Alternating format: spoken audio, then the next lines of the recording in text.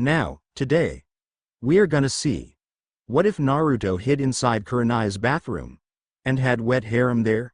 Join Patreon for early ACESS of Super Op stories, also adult and steamy Harry Potter stories too. Please subscribe this channel, because definitely I will try my best to provide a valuable content for you all.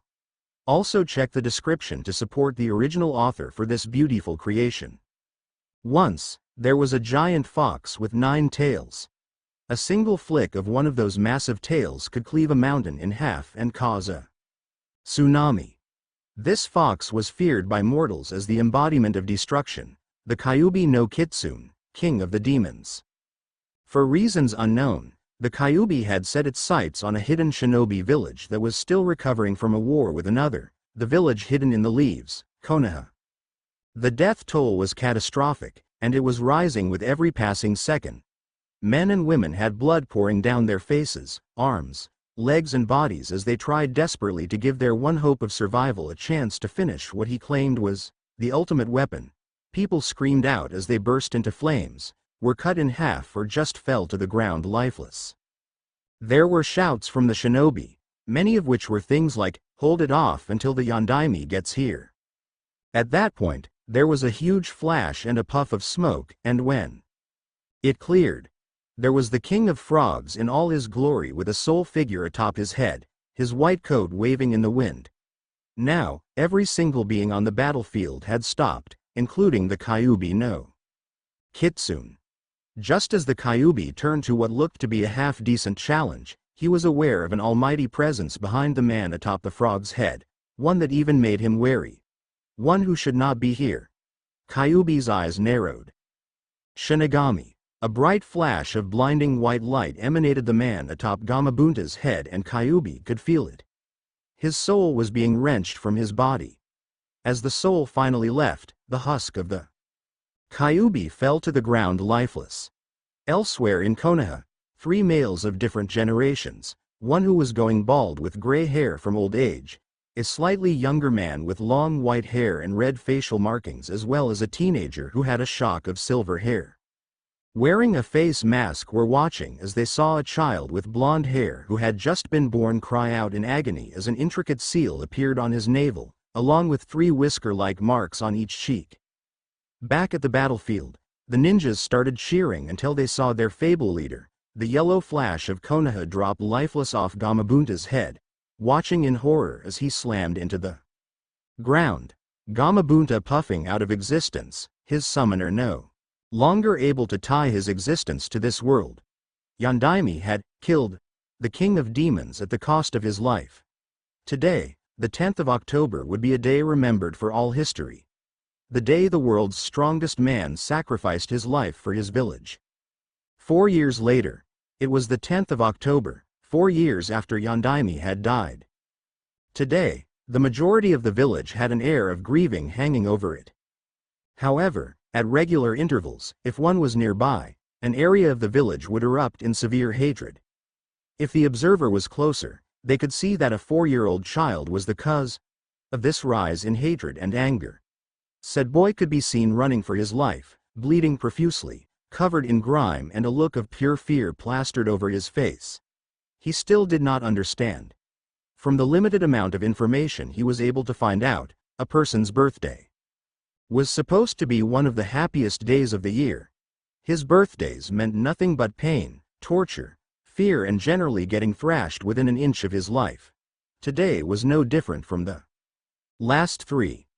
Normally, the villagers just glared at him, restraining from any obvious signs of physical assault. However, every year on October 10th, they let go of their anger and beat him practically to death, screaming things like, "Revenge! Kill him now!" and the like. Luckily, the past 3 years, he was saved by an old man in white robes who everyone seemed to respect. This year was different. That man hadn't arrived, and Naruto would not hold out much longer. He'd been running for hours, a highly commendable feat for someone his age.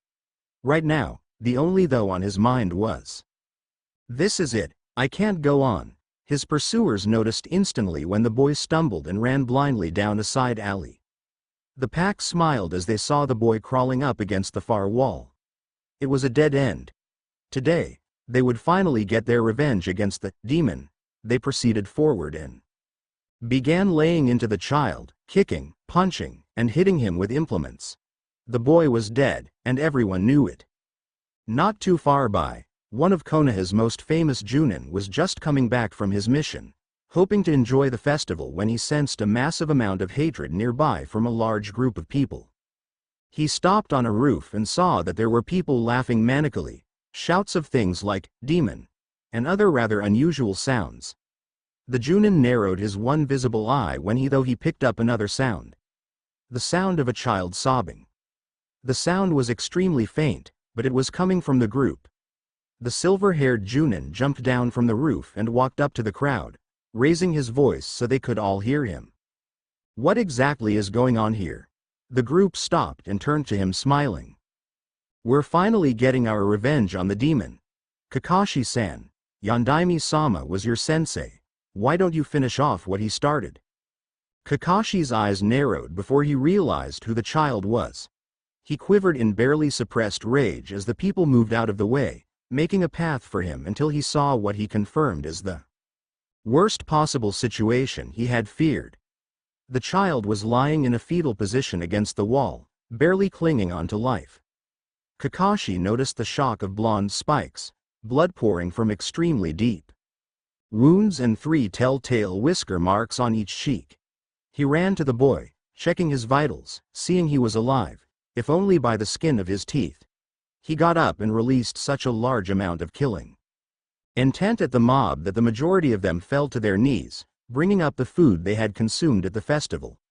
Kakashi had already revealed his Sharingan and couldn't take it anymore. What the hell do you think you pieces of trash were doing? He's a 4-year-old human child for Kami-sama's sakes. Are you so cowardly that you, full-grown men, both civilian and ninja, had to form a mob to do this? Get out of my way now before I have Hokage-sama execute all of you for treason of the highest order. The few men that were in Kakashi's way managed to crawl out of the way. Kakashi turned back and picked the child up, who prepared for the final blow from his assailant, but it never came. Naruto managed to open a blood-splattered eyelid a crack to see that it was not the old man who saved him, but a man with silver hair and a mask. Kakashi felt the child stir slightly and looked at him, his visible face contort with worry. Naruto? If you can hear me, hang in there, I'm getting you to the hospital. Naruto nodded ever so slightly, and closed his eyes. He didn't know who this man was, nor at the moment did he care. He had found the second person who actually cared about him. Little did he know, soon enough, he was going to find a whole group of people who he would soon grow to care for. And in about an hour later, Kakashi had dropped Naruto off at the hospital and had to force the staff to take care of him with threats. The staff knew that Hitaki Kakashi never made an empty threat, so they quickly got to work. Kakashi, in the meantime, stormed up to the Hokage's tower. He wanted to know things. And if anyone got in his way, so help them Kami, they were as good as dead. He met the Anbu at the door, who made to block him, but he glared at them. Get out of my way. Now. Unfortunately for these two, the man standing in front of them, while off duty, was still their superior officer. They stepped aside and Kakashi slammed the Hokage's office door open so forcefully that the hinges were barely holding the door up. The Hokage looked up from his desk at the fuming Kakashi. From his experience, few things made the normally cyclopean Chunin this angry. Kakashi stared at the old man. I think you had better explain yourself. You told me 4 years ago that Naruto died from the Kyuubi's influence after the sealing. Do you know what I just found? I found Naruto beaten to within an inch of his life by a mob of civilians and ninja. Start talking, old man. The Hokage's secretary was shocked. No one had ever talked to her superior like this before. The man didn't even call him Hokage, let alone Hokage-sama. Sarutobi sighed, taking a drag of his pipe and massaging his temples. This was going to be a long day. And 2 weeks later, Naruto had been discharged from hospital, and he started walking forlornly back to the orphanage. He really didn't want to go back, but he had no home. As he walked out into the bright mid-morning sunlight, he saw a figure leaning against a post, looking directly at him. Naruto flinched until he realized who it was. His eyes widened as the figure continued looking at him in a semi-lazy expression. One he would come to adopt himself. "Hey, aren't you that guy who saved me?" The figure got up and walked over to Naruto, bending down to put his face level with Naruto's. Naruto was unsure about what to do. Not even the old man Hokage bent down to talk to him unless he hugged him. Naruto saw that the teen, Kakashi was 18 at this time, had covered his left eye with his Hite-8. However, his visible right eye was crinkled in what most would associate with a warm smile. Kakashi looked at Naruto lazily. "That's me. How are you feeling, Naruto?" Naruto wasn't sure if this was some kind of trick or not, and he was scared of him slightly. Kakashi sighed and shook his head. "It's been that bad, huh?" Naruto looked at him questioningly. "What's been bad?" Kakashi looked back at him, a rather saddened look on his face as he stared at Naruto. Naruto had learnt what the majority of body language meant out of necessity. A few people had tried to be nice to him before to lure him in before they tried to make him disappear. Naruto saw that this wasn't just sadness, it was a mixture of things. Sadness, pain, and most of all, regret. The man looked up at him. "I meant that your life's been painful, hasn't it?" Naruto nodded slowly as Kakashi put a hand on his shoulder. When Naruto flinched, he took his hand away. "Sorry, I didn't mean to." "No, it's okay, it's just an automatic reflex?" Naruto raised an eyebrow at the man. He'd never heard of these automatic reflex things. He was only 4, after all. Kakashi sighed deeply. An automatic reflex is something you do without thinking. For example, if someone threw a punch at you, you would most likely throw your hands up to block without thinking, right? Naruto nodded. "That's an automatic reflex." Naruto thought about it. It made sense. Naruto nodded again. Yeah, it was. Kakashi sighed and stood up. "So, where are you off to, Naruto?" Naruto looked up at him. "I'm going back to the orphanage." Kakashi looked at the boy. He was still in the orphanage. No one had adopted him yet. Once Kakashi remembered how he found Naruto, it actually wasn't really surprising. Kakashi watched as Naruto looked at him. "Anyo, thanks for saving me, mister." Kakashi smiled at him. "It's Kakashi, Naruto. I'll be seeing you around, okay? If you need anything, just ask the old man." Naruto nodded and began walking off in a daze towards the orphanage, having no idea that Kakashi was secretly trailing him. When Naruto walked up to the front door, Kakashi was shocked.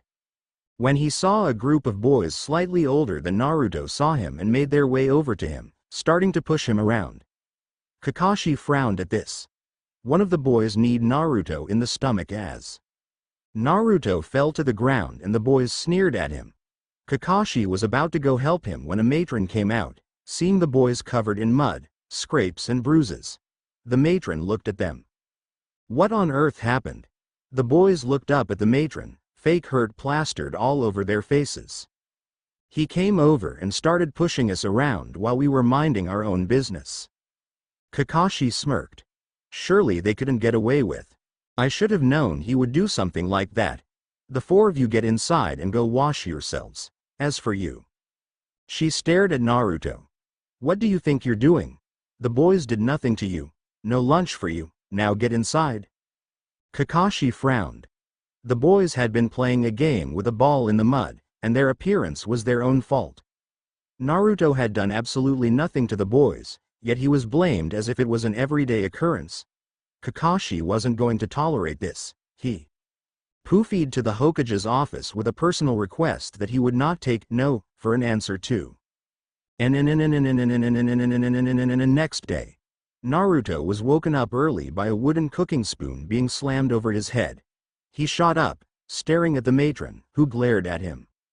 "I don't know why anyone would, but you've been adopted. Get your things and get out." Naruto paused for a minute, trying to process the sentence, "Adopted?" The matron sneered. "That's what I said, now get moving." Naruto jumped out of bed, packing the few clothes he had. All of his possessions that he ever had were quickly confiscated. Once Naruto had dressed and packed his only other set of clothes, he walked past everyone to the front desk, to see who had adopted him.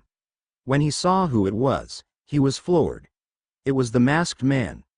Naruto's mouth dropped open as Kakashi held up a hand lazily, crinkling his one visible eye in a smile. Yo! Naruto's clothes dropped to the floor as Kakashi continued smiling. Naruto was in shock. Not only had he been adopted, but it was by the man that saved him. Kakashi's eyebrow raised as he saw Naruto's reaction before his visible eye once again crinkled into a smile. Naruto slowly picked up his things, begging, hoping for this to be real. Kakashi led Naruto out the door and down the streets to an apartment complex.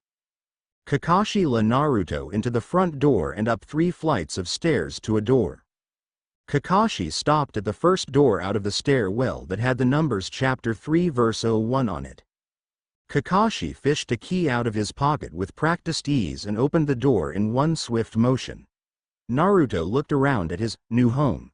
It was fairly devoid of colors for a home. The furniture was mostly washed out maroons, browns and whites. However, it still somehow retained a feeling of warmth to it. Kakashi closed the door behind him and went into the kitchen. Kakashi came back out a few minutes later to see Naruto still standing at the door, a large amount of uncertainty in his actions. Kakashi raised an eyebrow. Are you going to keep standing there? This is your home too now? Naruto looked up at Kakashi, tears forming in his eyes. Kakashi smiled as Naruto charged at him and latched onto his leg. Thank you, Kakashi-san.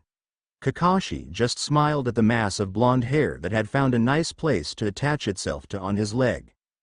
No problem, Naruto. Let's get you to your room. Kakashi led Naruto to what appeared to be a spare bedroom. After Kakashi had insisted Naruto take a shower, they shared a small breakfast before Kakashi looked up at the clock on the wall and then back at Naruto, specifically, his clothes. Naruto, we really need to get you some new clothes. How about we go and get some? Naruto waited for a moment before nodding slowly, and Kakashi smiled one of his lazy smiles that the majority of people found highly irritating, but Naruto considered very cool. Kakashi led Naruto out of the apartment, down the stairs and out into the morning sunlight. Kakashi led Naruto down the streets, acutely aware of the people glaring hatefully at Naruto, and then at Kakashi when Naruto clung to him. Kakashi stared coolly at them, almost daring them to say something or make a move against him or Naruto. When Kakashi got to a clothing shop, he opened the door and walked in, followed close behind by Naruto. The woman behind the counter smiled at Kakashi, but then glared at Naruto, who tried to ignore her when Kakashi spoke up. Is there a reason you're staring at the boy I've adopted like that? The lady glanced at Kakashi in confusion, looked back at Naruto, then at Kakashi again, muttering something under her breath. Kakashi smiled his irritatingly lazy smile, but Naruto detected there was something else to this smile. I'm sorry, I didn't quite hear you. Could you repeat that, please? The lady looked up and without thinking began to say what she had mumbled. I said who would adopt that filthy. She didn't get to finish as she found that Kakashi was nowhere to be seen. Naruto was staring wide-eyed at a spot just over her right shoulder when she heard a sweet voice laced with copious amounts of venom. I agree, he is rather filthy at the moment, which is why I'm shopping for new clothes for him. However, I know you were going to add something rather unpleasant to it. Remember the rule? The lady nodded slowly as Kakashi smiled and reappeared at Naruto's side, motioning him out. I'm sure there will be other stores that will be more than happy to service without me having to do something similar. Naruto, let's go. Naruto nodded dumbly and followed Kakashi to another store. When Kakashi pushed the door open, the man behind the counter smiled. Kakashi-san. Long time no see, what's been happening? Kakashi smiled lazily at the man. This is normally where Kakashi came to buy his ninja attire. Yo. I need some gear. The man laughed, still not having noticed Naruto behind Kakashi. Well, take a look around. Looking for anything in particular? Kakashi hemmed as he looked at a nondescript section of the ceiling, before smiling and putting a hand on Naruto's shoulder. I'm looking for some clothes for my friend here. The man looked at Naruto and his eyes widened, but not in hate but surprise. The man stared at Kakashi. Kakashi, is this Naruto? Yeah, it is. Naruto looked at the man, waiting to see his reaction. The man stared at Kakashi before looking at Naruto, shaking his head. Man, I heard you died on the day you were born. Well, the fact you're actually alive is a shock, to say the least. Don't worry, Naruto. From what Kakashi has told me, I can tell you're not what the others make you out to be. Hell, I think you're a better person than the majority of people in this village. If you ever need clothing or anything, just come here, alright? Naruto was shocked. There were people who would treat him nicely. Hell, this guy was even treating him with respect? Kakashi smiled as the guy got out from behind the counter and rubbed his hands together. Well, are we looking for anything in particular? Kakashi hemmed again before smiling. Let's see what Naruto wants. Naruto didn't get it. Why were some people being so nice to him? He was never given a choice in anything before. It was a very foreign concept to him. When Kakashi nodded, Naruto started looking through the racks of clothes. Kakashi came beside him and helped him, giving him advice on what to choose. Naruto eventually, with rather subtle persuasion, settled for a skin-tight black long-sleeved shirt, full-length black pants and several other things, such as a ninja utility belt where he could attach all manner of items onto, as well as several pairs of boxer shorts and some black ninja sandals. Kakashi insisted he get at least 2 pairs of everything but the sandals and belt, so Naruto reluctantly agreed. With these items purchased, they went back to the flat, where Naruto watched as Kakashi chucked his old clothes into the bin and smiled at Naruto's gobsmacked expression. You're not wearing those anymore. They're not even clothes. Kakashi got Naruto settled in and made lunch for the two of them. And nearly 1 year later, today was October 10th, Naruto's birthday. In the past year, Naruto had stopped being so shy and had taken an instant liking to Kakashi. He literally took Kakashi on as a role model, thinking Kakashi was the coolest thing since sliced bread. Naruto woke up, remembering what day it was, and tried to make the world swallow him up. He may have been with Kakashi for practically a year, but he had still not had a birthday with him, so he was still slightly fearful. After about 5 minutes, Kakashi came in after knocking on the door. Rise and shine, Oto. That was another cool thing. Kakashi didn't lord it over Naruto like he'd heard several people said their fathers did to them. He treated Naruto more as a younger brother, with the best parts of what Naruto guessed were paternal instincts thrown into the mix. Kakashi noticed that Naruto had a wave of fear rolling off him. Something wrong, Naruto? Naruto let out a tiny squeak and Kakashi realized what was wrong. Still worried that what happened the last 4 times will happen again? The fear increased, indicating that was exactly what Naruto was worried about. Kakashi smiled. Don't be. While you're here, no one's going to chase you except if we decide to play a game of tag. Naruto's fear stopped and Naruto froze for a second. Kakashi was slowly training Naruto to be a ninja. Kakashi had played games with Naruto that were actually designed to help him improve his senses and all-around basic skills. Tag was one of them. Kakashi would always start as it, while Naruto would go and hide, learning quickly how to keep him hidden, as well as figuring out ways of creeping to avoid detection. These skills would prove to be absolutely invaluable when Naruto became a ninja, for when he needed to use stealth to avoid detection by enemy ninjas. Kakashi was mildly surprised at the knack Naruto had for it. Naruto quickly figured out that staying in one place for the entire game was a very bad idea. He saw that Kakashi used a methodical searching pattern that would find him sooner or later. Naruto had figured out that it was best to wait until Kakashi had done a large section of the battlefield first before he moved to an area Kakashi had already covered by sneaking around him when he was patrolling one of the far streets away from where he was. Another one that Kakashi played with Naruto was Shugi. After being taught the basic rules of it and getting a very raw idea about the amount of strategizing that needed to be put into the game when playing a good player, which Kakashi proved to be surprisingly adept at, Naruto became a player with standard ability. Naruto slowly took a peek out from under the sheet of his futon and saw that Kakashi was smiling with his hands behind his back. Naruto's danger sense told him that Kakashi had something behind his back, so he hid again, much to Kakashi's surprise, until he realized how his hands were positioned. "Sorry, Naruto, I forgot how adept you were at ready body language at your age. I don't have a weapon in my hands. I'll leave what I have in my hands here for you." Kakashi slowly walked forward and placed the objects on the ground and stepped back. Naruto slowly took a peek again, and what he saw dumbfounded him. It was several brightly wrapped packages with a card on top. Naruto very slowly pulled the covers up a bit more and saw Kakashi smiling at him with a genuine smile. "Happy birthday, Naruto." Naruto stopped, his brain trying to process the words, "Happy birthday?" Kakashi looked to see Naruto was looking at him in a desperate, pleading look that practically shattered his heart. "Yeah, happy birthday. Forget about the past, Naruto, look towards the future.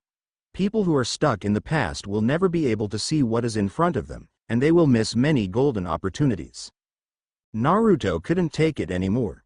The tears he had been holding back for 5 years came unbidden as Naruto jumped out of bed and tackled Kakashi to the ground, sobbing into his chest. Kakashi just smiled as he hugged Naruto. "Thanks, Aniki." "No problem, Naruto." Naruto's tears came for another half an hour, until the heaving of Naruto's small chest finally slowed to a STP.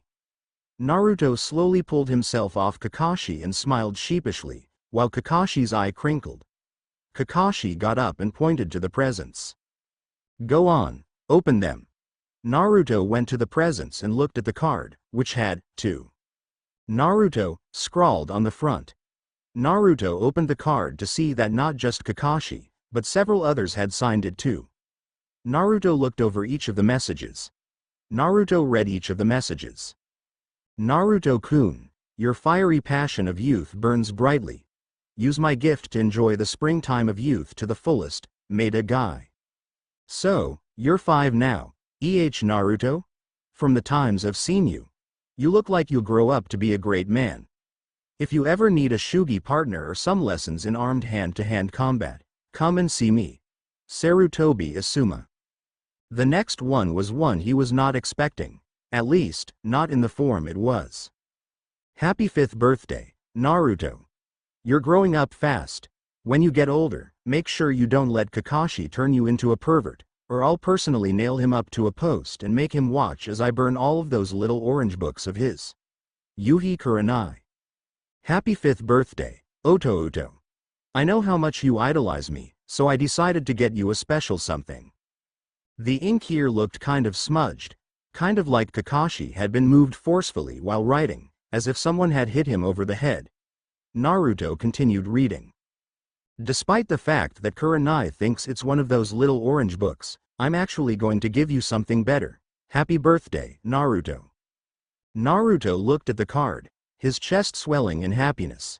He had only met each of the others several times, but they, like Kakashi had said would be, were nice people.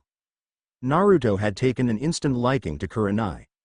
Even though Naruto had heard that she was Konoha's Ice Queen, she seemed pretty normal to him. Kurenai actually thought he was rather cute, to use the word she had used. Naruto had to agree with Kakashi that guy was weird, but Asuma was a cool guy. The fact that they had sent him birthday presents caused the feeling in his chest to swell to the point it hurt. Naruto reached forward to a particular present that was wrapped in green and orange. Take a guess whose that is. Naruto pulled off the paper to reveal a pair of odd objects that looked like they had layers of light weight metal formed in ridges and 2 straps coming down off each one. In the bottom of the box was a pair of similar-looking ones that were shaped slightly differently, but apart from that were the same. They weighed about as much as a pair of full soft drink cans each. Naruto looked up to see Kakashi smirking. "Training weights." Naruto nodded and put them down gently as he went for the next gift, which was wrapped in black and white stripped paper.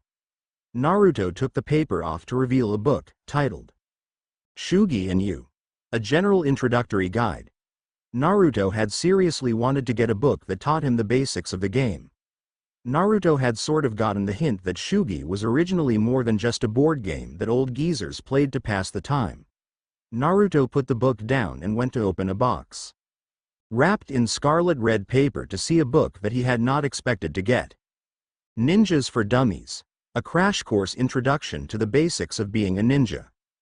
Naruto was secretly aspiring to be a ninja like his Aniki, which Kakashi very easily picked up on, but kept silent about it. Now, there was one present left. Kakashi's. Naruto reached towards the silver wrapping. Naruto undid it slowly to reveal a piece of cloth. When he pulled it out of the wrapping paper, he realized what it was. It was a face mask. Naruto's eyes widened and he looked at Kakashi, who was smiling. Naruto got up and hugged Kakashi while smiling. "Thanks, Kakashi-Nisan, this is the best day ever." Kakashi smiled as he saw Naruto look over his presents. "Put the mask on." Naruto looked at Kakashi, then the mask in his hand before his grin widened and he put the mask on, looking back at Kakashi, his eyes closed in a smile that reminded Kakashi so much of his younger self. The rest of the day was very easily the single most fun day Naruto had ever had.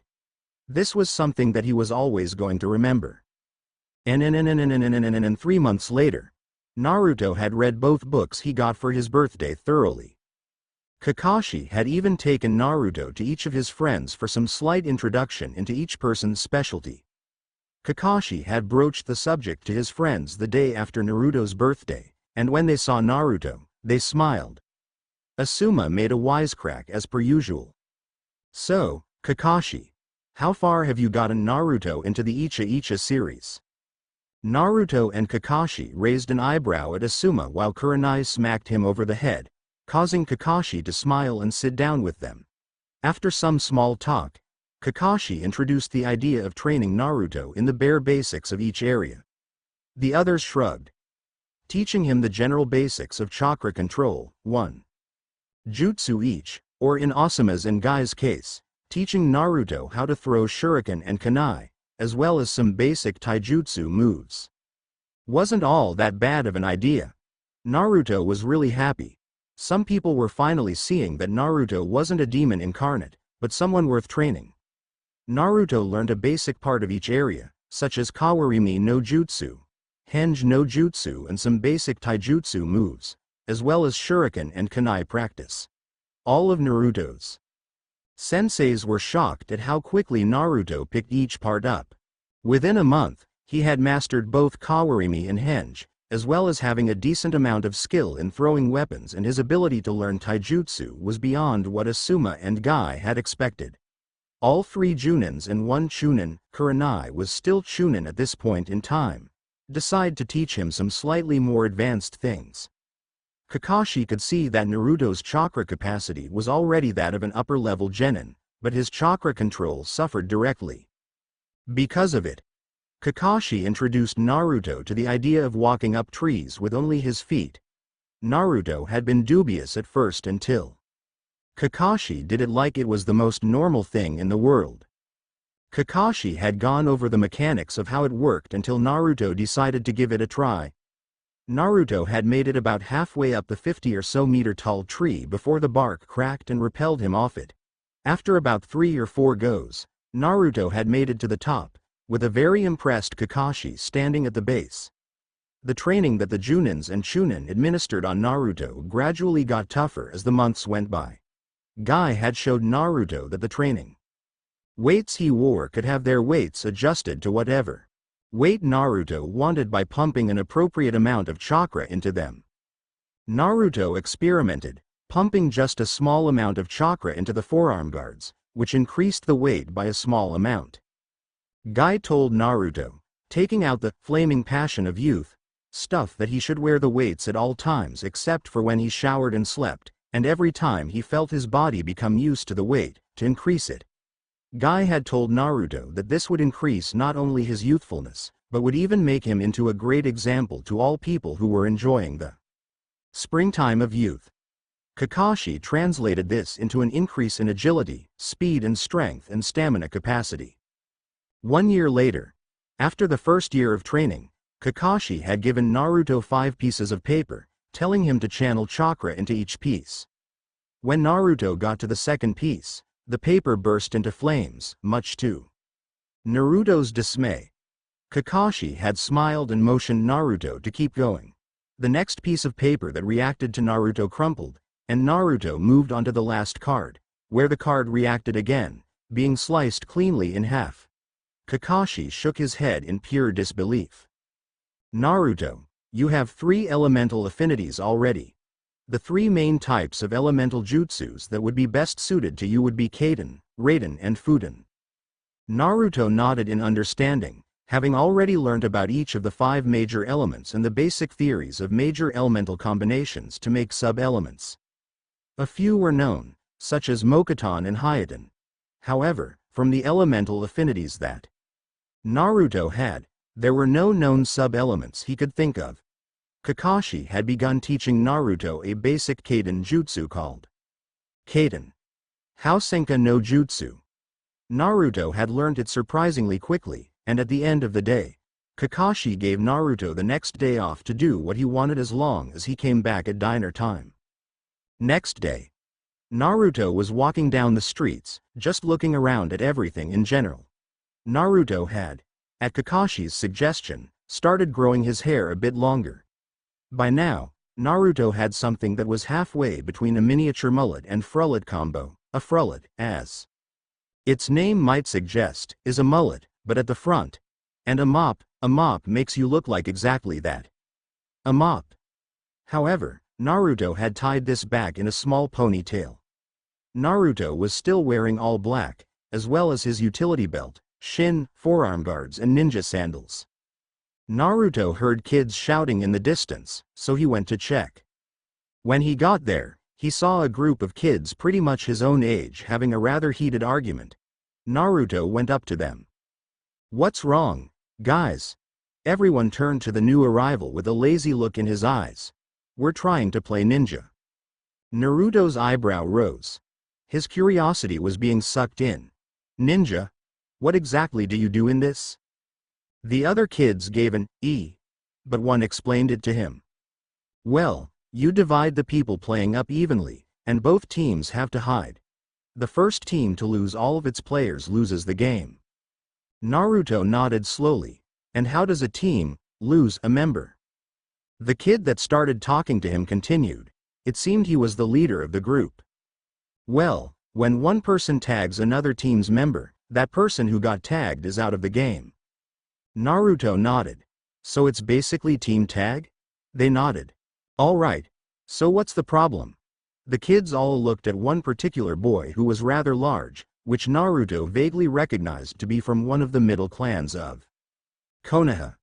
"The team that gets this guy automatically loses. We have an uneven number if he plays." "Why does the team that gets him automatically lose?" The boys smirked. "He has no idea how to hide at all. He also is too slow and he gives his position away when he moves." Naruto looked at the boy in question. "You're an Akamichi, right?" The boy's eyes widened as he nodded. Naruto turned back to the other boys. "According to your rules, yes, whichever team he would be on would lose. However, this is nothing more than a game of team tag. If it really were a game of ninja, once one of the other team's members has been spotted, you would have to not just tag them, but force them to submit. What do you think would happen in the real world if you ambushed another ninja, jumped out and tagged them? They'd laugh at you and kill you. If you added a second rule that forced the other team to make your members submit by force, then you could call it ninja. If that rule was added, I'd be willing to say whichever team had him would be guaranteed victory." They all looked at this kid in shock. One of the kids smirked. "Why would the team win?" "Because the Akamichi aren't known for their stealth. They're known for their power. I'd say that boy would have about 10 times as much chakra as most of you." Once you had an opposing team member cornered, he could literally kick them to the other side of Konoha. The boys looked at this new kid in fascination. He was smart, no doubt about that. Naruto turned to the Akamichi, who looked on the verge of tears. Naruto looked back at the others, deciding that a reciting of a line from his Aniki would suit the situation. Never underestimate an opponent. There are no weak soldiers under a strong commander. Naruto turned to keep going. Little did he know that the situation was being watched by quite a number of people apart from the boys that were involved in it and were quite impressed by the boys' level of knowledge for a 6-year-old. Naruto started walking up towards a stairwell that led to the top of a building that he sometimes liked to look out over Konoha from. He heard footsteps from behind him and saw the Akamichi and another boy running up to him. Naruto turned to them as they came up to him, smiling. The Akamichi talked first. "Thanks for that. Those boys are always telling me I'm fat or I'm slow." Naruto shrugged. "I think they have no idea about what they're talking about. By the way, I never got your name." The boy smiled. "Choji. Akamichi Choji." Naruto turned to the other boy. "I saw you there too. Could I get your name?" The boy nodded. "Shikamaru of the Nara clan." Naruto nodded and extended a hand forward. "Naruto. Uzumaki Naruto." Both boys shook his hand and they continued walking up the last of the stairs to see a much larger man with a huge mane of red hair sitting on the bench. The man turned to them and smiled. "Choji, Shikamaru. Who's this young man you've brought with you?" Choji smiled. "Hey Dad. Well, this is Uzumaki Naruto. He just came and defended me against those kids that always call me fat." The man looked to Naruto before smiling. "Thank you for that, Naruto. I happened to hear the entire conversation. You're very intelligent for a 6-year-old. Naruto smiled at him. "Thank you, but what I said was just the truth. Akamichi specialize in power, not speed from what I've read. Also, calling that game, ninja, was a stupid idea." The man chuckled. "Your logic was completely sound. There's no need to justify it." Choji sat next to his dad, while Naruto took a spot next to Choji and Shikamaru took a spot next to Naruto. Naruto's stomach growled as he smiled sheepishly, scratching the back of his head. "I wouldn't be able to get—" Choji smiled and pulled out a bag of potato chips, breaking the seal and letting Naruto pick the chips out of the bag. Naruto took a few, while Choji offered some to Shikamaru, and they all started munching on them. Choji turned to Naruto. "Naruto, I haven't seen you around before. Are you new to this village?" Naruto shook his head. "I was born here. Until the age of 4, I lived in an orphanage. A few weeks after I turned 4, someone adopted me. He's really cool. His name is Kakashi." Choji's father turned to Naruto in interest. "Kakashi? As in Hitaki Kakashi?" Naruto nodded. "That's him. He's a really nice guy. I've met a bunch of his friends, but I don't have any my own age."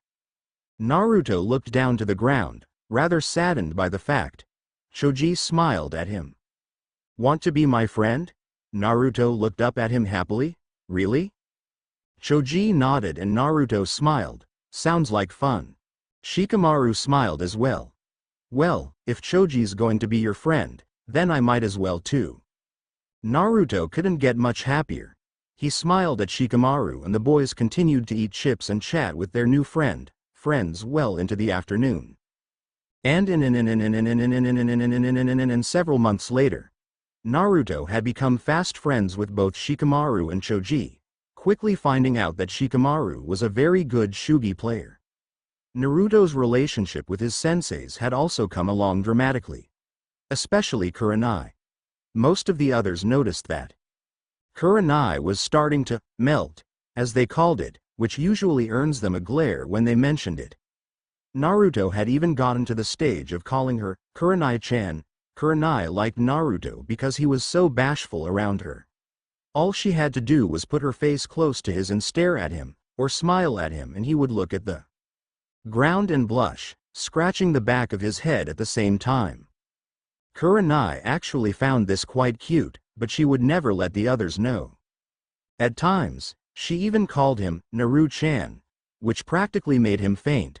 By now, Naruto had already mastered several ninjutsu from each element. He'd lapped up Kurenai's genjutsu lessons, and he was also becoming very competent in taijutsu, adopting some of the Guken, or Iron Fist style, into a mix of other various fighting styles that each teacher had. Kakashi was especially helpful with the styles he had copied with the Sharingan. Over the next 2 years, Naruto's unique taijutsu style had a massive number of flaws in it, until he individually worked the kinks out of the vast majority of the style. All of his teachers commented that his style needed a new name.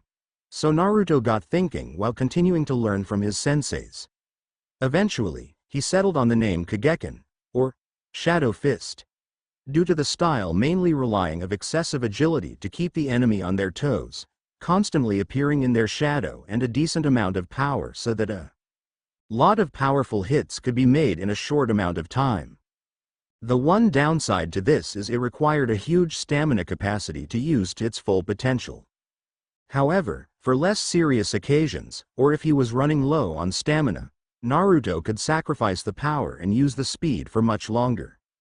By the end of that year, Naruto believed he was ready for the academy. However, Kakashi said to wait until next year. Naruto agreed, as if he entered now, he would not be able to be in the same class as Shikamaru and Choji, who had come over to his apartment to play quite a number of times. Shikamaru had proven he was Naruto's equal in Shugi. Shikamaru had never met someone who could play Shugi as well as Naruto, and was shocked at the boy's level of knowledge and foresight. During the next year, Guy decided it would be interesting to see if Naruto could open his celestial gates. Naruto had not too long ago inquired as to the mechanics behind the Reikiri, to which Kakashi had told Naruto that it relied on complete activation of the body, which was then concentrated into the thrusting arm.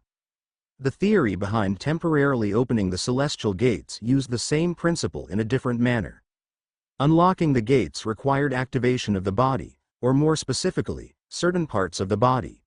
When Guy gave Naruto the theory behind the gates and told him to try it, Naruto wasn't able to do it, which was no surprise. However, when he came the next day after having studied all the scrolls on the gates, he believed he could open the first one. When Guy instructed Naruto to try, Naruto began to concentrate his chakra to his brain where the first gate was located. Naruto felt a surge of power, unlike anything he'd ever felt before. Guy's eyes widened as the ground under Naruto began to crack as red chakra leaked out of Naruto and formed a massive aura of chakra that gave off a feeling of pure utter dread to everyone who felt it. Within no time at all, Kakashi and the Sandaime Hokage were at the field, inspecting Naruto as he sat, panting on the ground. Kakashi looked at Naruto, his face full of worry. "Naruto, what just happened?" Naruto looked up at Kakashi and then at the old man Hokage. "Well, I opened the first gate, and then this red chakra poured out of me. Guy-sensei tells me that red chakra shouldn't come out until the third gate is opened." Kakashi looked at the Hokage worriedly, who looked at Naruto. "Naruto, did you feel anything unusual about the red chakra?" Naruto nodded. It felt both foreign and familiar at the same time, but the chakra was full of hate, anger and bloodlust. "I've never felt that much of it before." Sarutobi nodded slowly, taking this in. Naruto looked up at them for an explanation. "Aniki? Old man? What happened?" The old man rubbed his temples and directed everyone back to Naruto and Kakashi's place, where they all took a seat. Kakashi prepared some tea for the four of them while the Hokage thought about where to begin. "Naruto, do you remember your birthday?" Naruto nodded slowly, having no idea where this was going. "October 10th. The Hokage nodded. "Do you remember the story about the Kyuubi?" Naruto nodded again. "Yondaime defeated it, didn't he?" The Hokage didn't nod or shake his head, but took a puff of his pipe. "Defeated is the right word. Technically, the Kyuubi is still alive, but only in a spiritual sense." Naruto frowned. He didn't like where this was going. Not one bit. Then that red chakra was The old man nodded again. A Kakashi handed a mug to the other three and sat down next to Naruto with his own. Yes, that chakra was Kyuubi's. Naruto, a being such as the Kyuubi, could never be fully destroyed by a mortal. However, the Yondaime used a special jutsus that ripped the Kyuubi's soul out of its body, killing it in a physical sense, and the soul was sealed inside a newborn child. The Yondaime's wish was that the child be viewed as a hero, the jailer of the most powerful demon to ever walk the earth. However, people quickly started circulating rumors that the child was not the jailer, but the Kyuubi himself. The rumors were completely unjustified, but the rumors continued to spread. To save the child, I was forced to pass a law that the people who knew were forbidden to talk about it, especially with the child's generation, in the hopes the child could at least gain some friends with people his own age. Naruto shook his head slowly. It all fit. Every single thing. The hatred he received from everyone, the reason no one adopted him until Kakashi did, and the reason why the people feared and hated him. God damn it. Why was I the one? Naruto looked up at the Hokage. Why me? The two simple words had severe implications, but Kakashi looked at the Hokage and nodded. The Hokage turned to Naruto and began the final part of the explanation. Naruto, despite the fact that Yondaime used you as the container, there were very good reasons. I trust your sense of judgment will enable you to use this information wisely. You were the only child born on that day, and even if another one had, the Yondaime would not have dared ask for the other one. He wanted his own son to bear the burden and surpass him. Naruto just shook his head. The Kyuubi made sense, but now they were trying to insinuate that he was the Yondaime's son. This was stupid. Do you seriously expect me to believe that? Why not leave me a note, a picture, something to say I'm sorry? Naruto was known on his feet, tears threatening to spill from his eyes. Guy looked at the floor while the Hokage rubbed his temples, but Kakashi picked something out of his pocket and handed it to Naruto. It was a picture of the Yondaime, looking forlornly over a child who had a tuft of blonde hair. Standing with him were three others. Naruto recognized two of them instantly. One was the Sandaime, while the other was a teenage Kakashi. Naruto stared at it before Naruto flipped it over and couldn't hold the tears back. There was a message on the back addressed to him. I'm sorry, son. Your old man, Arashi. Naruto collapsed onto the chair and sobbed, the picture clattering out of his hands. At that point, there was a knock on the door, and Guy went to see who it was, surprised to find Kurenai and Asuma at the door looking very worried. When they saw Naruto in tears, they could guess what had just happened. They came in and closed the door. Asuma nodded to his father, the Sandaime, while Kurenai's maternal instincts took over and she hugged the sobbing Naruto. In all the years she'd known him, she'd never ever seen him cry. Kurenai noticed the picture on the floor and grimaced. She was not the least bit surprised at Naruto's reaction to the photo. Knowing that Naruto had just been told who his father was, the Kyuubi explanation would have come too, which would explain why they felt the Kyuubi's chakra. Naruto just leaned into Kurenai's chest and sobbed for the better part of an hour while everyone in the room looked extremely downcast, and for good reason too. Eventually, Naruto stopped crying and Kurenai let him go. Naruto looked up at her, his cheeks puffy with crying, but the hint of a smile playing across his face. Thanks, Kurenai-chan. Kurenai smiled as she hugged Naruto again. Naruto finally realized where exactly he was located. Right in between her sizable cleavage. Everyone could detect Naruto's embarrassment as Kurenai let him go, trying to keep herself from blushing. Asuma and Kakashi smirked. They were definitely not going to let Naruto live this one down. This was fuel for taunts and the like that would last for years. After several hours of explaining to Naruto that he was forbidden to tell anyone outside this room any of this information, everyone except Naruto and Kakashi left, Asuma giving Naruto a knowing smile, which turned Naruto bright red. Once the door shut, Kakashi turned to Naruto. So, what was it like? Naruto looked at Kakashi in confusion. Huh? Kakashi's visible eye crinkled as he smiled in that lazy fashion. Her chest Naruto flushed again as he crossed his arms while Kakashi just continued smiling at him. Pervert. Kakashi chuckled at the name and decided to eat out tonight before getting an early night. He took Naruto to a place that Naruto had recently come to enjoy. Ichiraku Ramen. They both sat down and greeted the owner. Hey, Oji-san. The man smiled at the boy. Ah, hey there Naruto. I see you've brought your brother with you this time. What can I get for the two of you?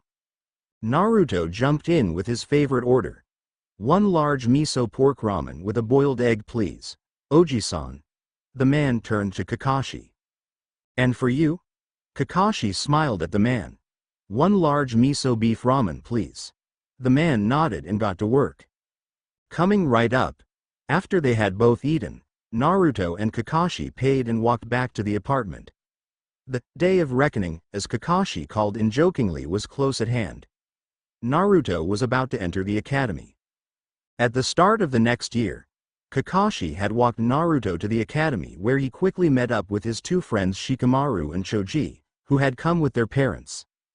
The boys greeted each other while the parents did the same. They turned to the Hokage as he addressed them, welcoming the students to the academy. Most of the parents were listening, but the children, being their age, let their minds wander. The majority of the children's eyes ended up on Naruto and Kakashi, while Naruto was specifically looking at a raven-haired boy and a brunette who was most likely his father.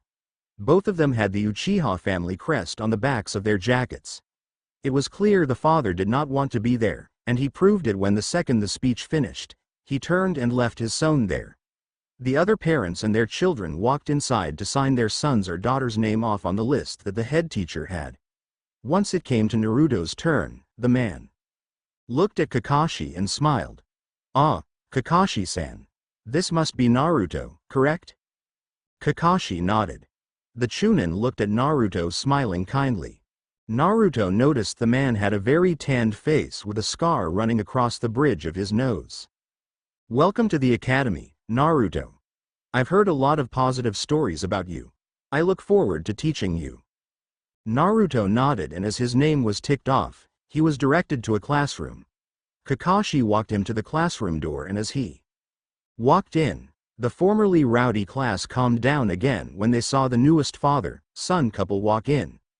However, the father was extremely young, and while they did both look similar, even their facial expressions were a carbon copy.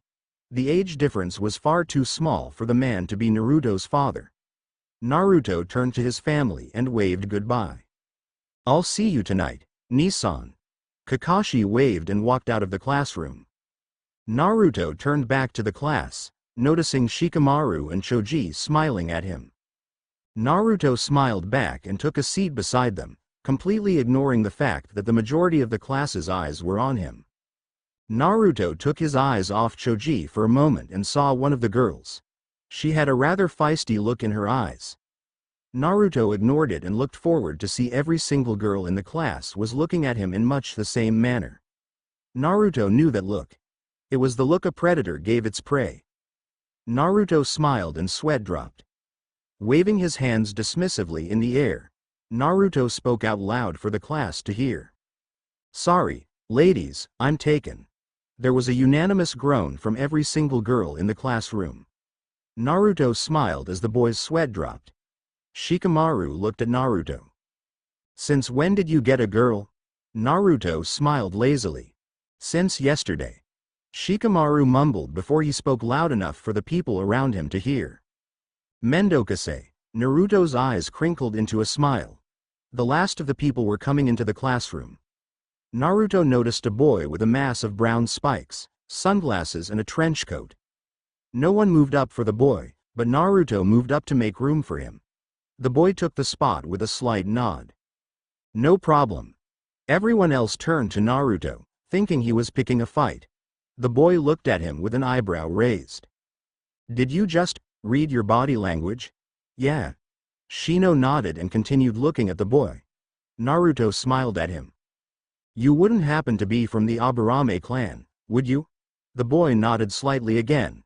Naruto smiled. I always thought having bugs as a weapon would be an interesting way of fighting. Most of the people looked at Naruto like he was crazy, but the Aburame heir just raised an eyebrow. Naruto smiled.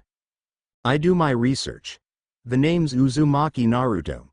Naruto extended a hand, as did Shino after considering it for a second. Shino. Aburame Shino. They let go of their hands and they noticed that the last student had entered the class. Most of the students looked at the boy suspiciously, but Naruto moved up again to make space for the boy who took the seat. Naruto could tell from the red facial tattoos and the dog with him that this boy was an Inuzuka. Naruto smiled as he held up a hand in greeting. Yo. You're an Inuzuka, right? The guy nodded, flashing some slightly longer than normal canines, which most of the others flinched at, but Naruto's group kept on. Looking at their new guest, Naruto stuck out his hand. Uzumaki Naruto. The guy accepted his hand. Inuzuka Kiba. Naruto looked at the small dog on top of Kiba's head. What's your companion's name? Kiba was shocked. Naruto wasn't looking at the puppy as if it were just a puppy, but as if it were almost human. This boy understood the Inuzuka's connection with their partners. He was definitely something else. His name's Akumaru. Naruto waved at the puppy, who gave a bark in greeting. Naruto looked at their group of 5 before their instructor walked in. It was the Chunin who had the scar across his nose. He looked at the class, rather surprised at the quietness. He usually had to tell them to keep it down before he started the lesson. Well everyone, from today for the next 5 years, you will learn the basics of being a ninja and to prepare you for the outside world. I'm Amino Iruka, or to you, Iruka-sensei. The day pressed on and quickly drew to an end. Naruto's group of 5 made it to the front door of the academy to see that the parents were waiting for them. Kakashi waved to him and Naruto waved to his new and old friends as he went to his brother. And 5 years later, it was the day of the graduation exam. Naruto's group had gotten together one night a week for the last few months to discuss what the exam could be, and how to study for it. Kakashi had hinted at them what the exam most likely consist of, and when Naruto heard the word, Bunshin, he sighed at the distant memories of his first few weeks at the academy. Kakashi had quickly found that Naruto could not do a regular Bunshin if his life depended on it. It had to do with the sheer amount of chakra he had. Naruto had figured out that the only way to do any Bunshin was to learn a higher level one that required a large amount of chakra. Kakashi had decided that teaching Naruto the Kage Bunshin was his best bet. Kakashi was not surprised when Naruto did it successfully on the first try, so when Naruto was required to do a Bunshin for the first time at the academy, he made a Kage Bunshin, completely shocking not only the entire class, but Iruka as well. Naruto looked up at Iruka and explained. Since my chakra capacity is so big, it's physically impossible for me to do a regular Bunshin. So Nissan taught me the Kage Bunshin. Iruka nodded dumbly as Naruto had returned to his seat, getting a high five from Kiba, a nod from Shino, a troublesome from Shikamaru and some chips from Choji. Since then, everyone in the class wondered how strong Naruto truly was. When Sasuke had inquired, Naruto told him bluntly, a ninja never reveals his true strength unless necessary. That answer had got Sasuke fairly riled up. The class progressed through the years, and Naruto was always number 1 in everything by a mile. On the day of the graduation exam, Naruto walked into the room, greeted his friends and took his usual place. Iruka informed them that the first test of 4 was a written. A lot of students groaned as the papers were handed out. They were told not to turn them over until the rules were explained and no questions were allowed to be asked. When Naruto got his paper, and the order was given to begin, Naruto turned the paper over and stared. This was not a set of questions a genin should be able to answer. Hell, high Chunins would have difficulty. Naruto looked around and saw that everyone was doing fine. Naruto looked questioningly at Iruka, who smiled. Naruto's eyes narrowed. He set this up. Naruto looked at the 10 questions on the page and proceeded to try and remember what the answers to these were. He'd either heard the answers or had been quizzed on them before at some point. Now it was all a matter of remembering. Naruto began to write the answers down and finally got to the 10th question, which he narrowed his eyes at. 10. Shinobi Rule Number 25. A ninja must keep his emotions in check at all times and put the mission first. Do you support this rule, or do you think it should be redone? Provide a reason for your choice, and if you chose to reconstruct it, provide the reconstructed version. Naruto sighed. This was a damn difficult question. However, Naruto got the feeling that if he got this one right, the others wouldn't really matter. Naruto had long ago heard this rule and thought it was absolute garbage. He had even constructed his own version. Naruto wrote his answer carefully. I believe that Shinobi Law Number 25 needs to be reconstructed. The current law suggests all emotion is taboo and that humans are mindless killing machines. No matter how much you suppress a person's emotions, you will never truly kill them completely. If you do manage to, they are no longer human. The rule should be reconstructed to say, a shinobi will face situations in his life that will destroy the souls of most men. At times like these, he must steel himself, no matter how hard it may seem. Naruto put down his pen, quite pleased with himself. He looked at the time. Less than 60 seconds to go. Naruto counted down until the seconds hand reached the 12 and Iruka called for the class to put their pens down. Iruka collected the sheets, stopping when he saw Naruto's. Naruto looked up at him lazily. Any particular reason you gave me a test that the majority of Chunins could never answer, Iruka-sensei? Naruto was aware that the entire class was staring at him.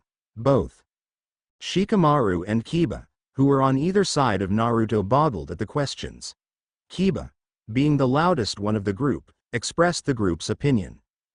What the hell? What kind of questions are those? Reconstruct the 25th Shinobi Law.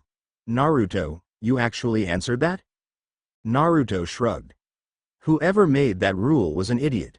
No human can be turned into a mindless killing machine without losing their humanity.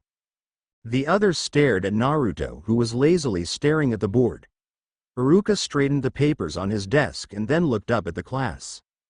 While the next two stages are being done, the papers will be marked. Everyone, please follow me to the training field. The training field was actually a very spacious area around the back of the academy used for shuriken and kunai practice. Iruka called them out alphabetically, starting from Z and ending in A. Apart from Yamanaka Ion, it put Naruto first. Although not as blatant as the first test, this gave everyone else except Ino an edge over Naruto. They would be able to see what he could do and then try and better him. After Ino, Naruto stepped forward, taking the designated number of shuriken out of his pouch and taking aim at the straw dummy that had several targets on it over vital points. Naruto was allowed to throw up to 8 shuriken, as long as it was in one throw of each hand. Naruto slipped the shuriken into the spaces between each finger and thumb with practiced ease and took aim. Naruto was aiming to get every single vital point with one shuriken. Naruto stated his targets for everyone to hear, as the rules asked. 8 targets. Liver, lungs, spine, subclavicle vein, jugular vein, brain, kidneys, heart. Everyone murmured amongst themselves. Naruto was going for an absolute perfect score, which had not been attempted since Hitaki Kakashi did the exam. Iruka motioned for Naruto to go when he was ready. Naruto closed his eyes and focused for several seconds. Everyone was dead silent as Naruto concentrated. He snapped his eyes open and launched the 8 shuriken at the same time. The shuriken spun in the air, letting out the sound of metal cutting air at extreme speed. The 8 metallic implements of death struck their intended targets dead center, and everyone was speechless. Naruto had just done something that had not even been attempted for the last 14 years. Naruto turned back to Iruka. It kind of helps to be trained by the last person to do it. Naruto walked back to his little group, receiving pats on the backs, and girls swooning over him. Sasuke went next, still extremely peeved at Naruto's skill, going for only 5 targets, getting every one of them. The rest of the test went without incident, and they were moved to the final 2 tests were on. They lined up for the henge test, again going by reverse alphabetical order. Naruto went second and saw that the class was watching expectantly. The corner of Naruto's lips twitched as he saw something the rest of the class did not. Iruka was wearing a small knife strapped to his leg, which the table hid from view. Naruto didn't even form the seal, he was so familiar with the jutsu. The cloud of smoke expanded off Naruto to reveal a perfect copy of Iruka, knife and all. The students were commenting about the knife being incorrect when Iruka sighed. "You even saw the knife, Naruto?" Naruto released the henge and nodded. After the test was done, the scores were announced for the written test. Naruto had not surprisingly come first, Sasuke second, and Sakura third. They were told to move one person at a time into the next room for the Bunshin test as their name was called out. Naruto was unsurprisingly called first, as it seemed this time it was not going via any order in particular. As he walked into the room, he felt his chakra affected just barely by something. Looking around the room, he saw nothing suspicious and put his fingers together to dispel the genjutsu. Kai. Iruka sighed. That was the final hurdle that the Hokage had ordered placed for Naruto. Naruto was home free once he made the 2 Bunshins. Naruto looked at Iruka and formed the seal. Kage Bunshin no Jutsu. The room filled with smoke, and when it cleared, the room was filled with naked busty blondes. They smiled and made very provocative poses at Iruka and Mizuki, whose eyes widened and they flew out of their chairs, leaving twin trails of blood ejecting from their nose. Little did Naruto know that several others were watching him that were not inside the room. The Hokage had passed out from nosebleed, watching from his crystal ball in his office, while Kakashi and Asuma both fell unconscious for the same reason, using camouflage jutsus to hide themselves just outside the window. Naruto laughed as he dispelled the clones and the henge on himself. Judging by the fact that I single-handedly knocked out 2 Chunins, 2 Tokubetsu Junins, and most likely the Hokage at once, I think I deserve this. Naruto picked out a Hite-8 that had long black pieces of cloth attached. Naruto looked at them on the ground and suddenly, Naruto had a plan. He whipped out his trusty digital ninja camera and took a few shots of both the Chunin. He fastened the Hite-8 around his head and went back to the class, opening the door, where everyone looked at him expectantly. Naruto scratched the back of his head, smiling sheepishly at them.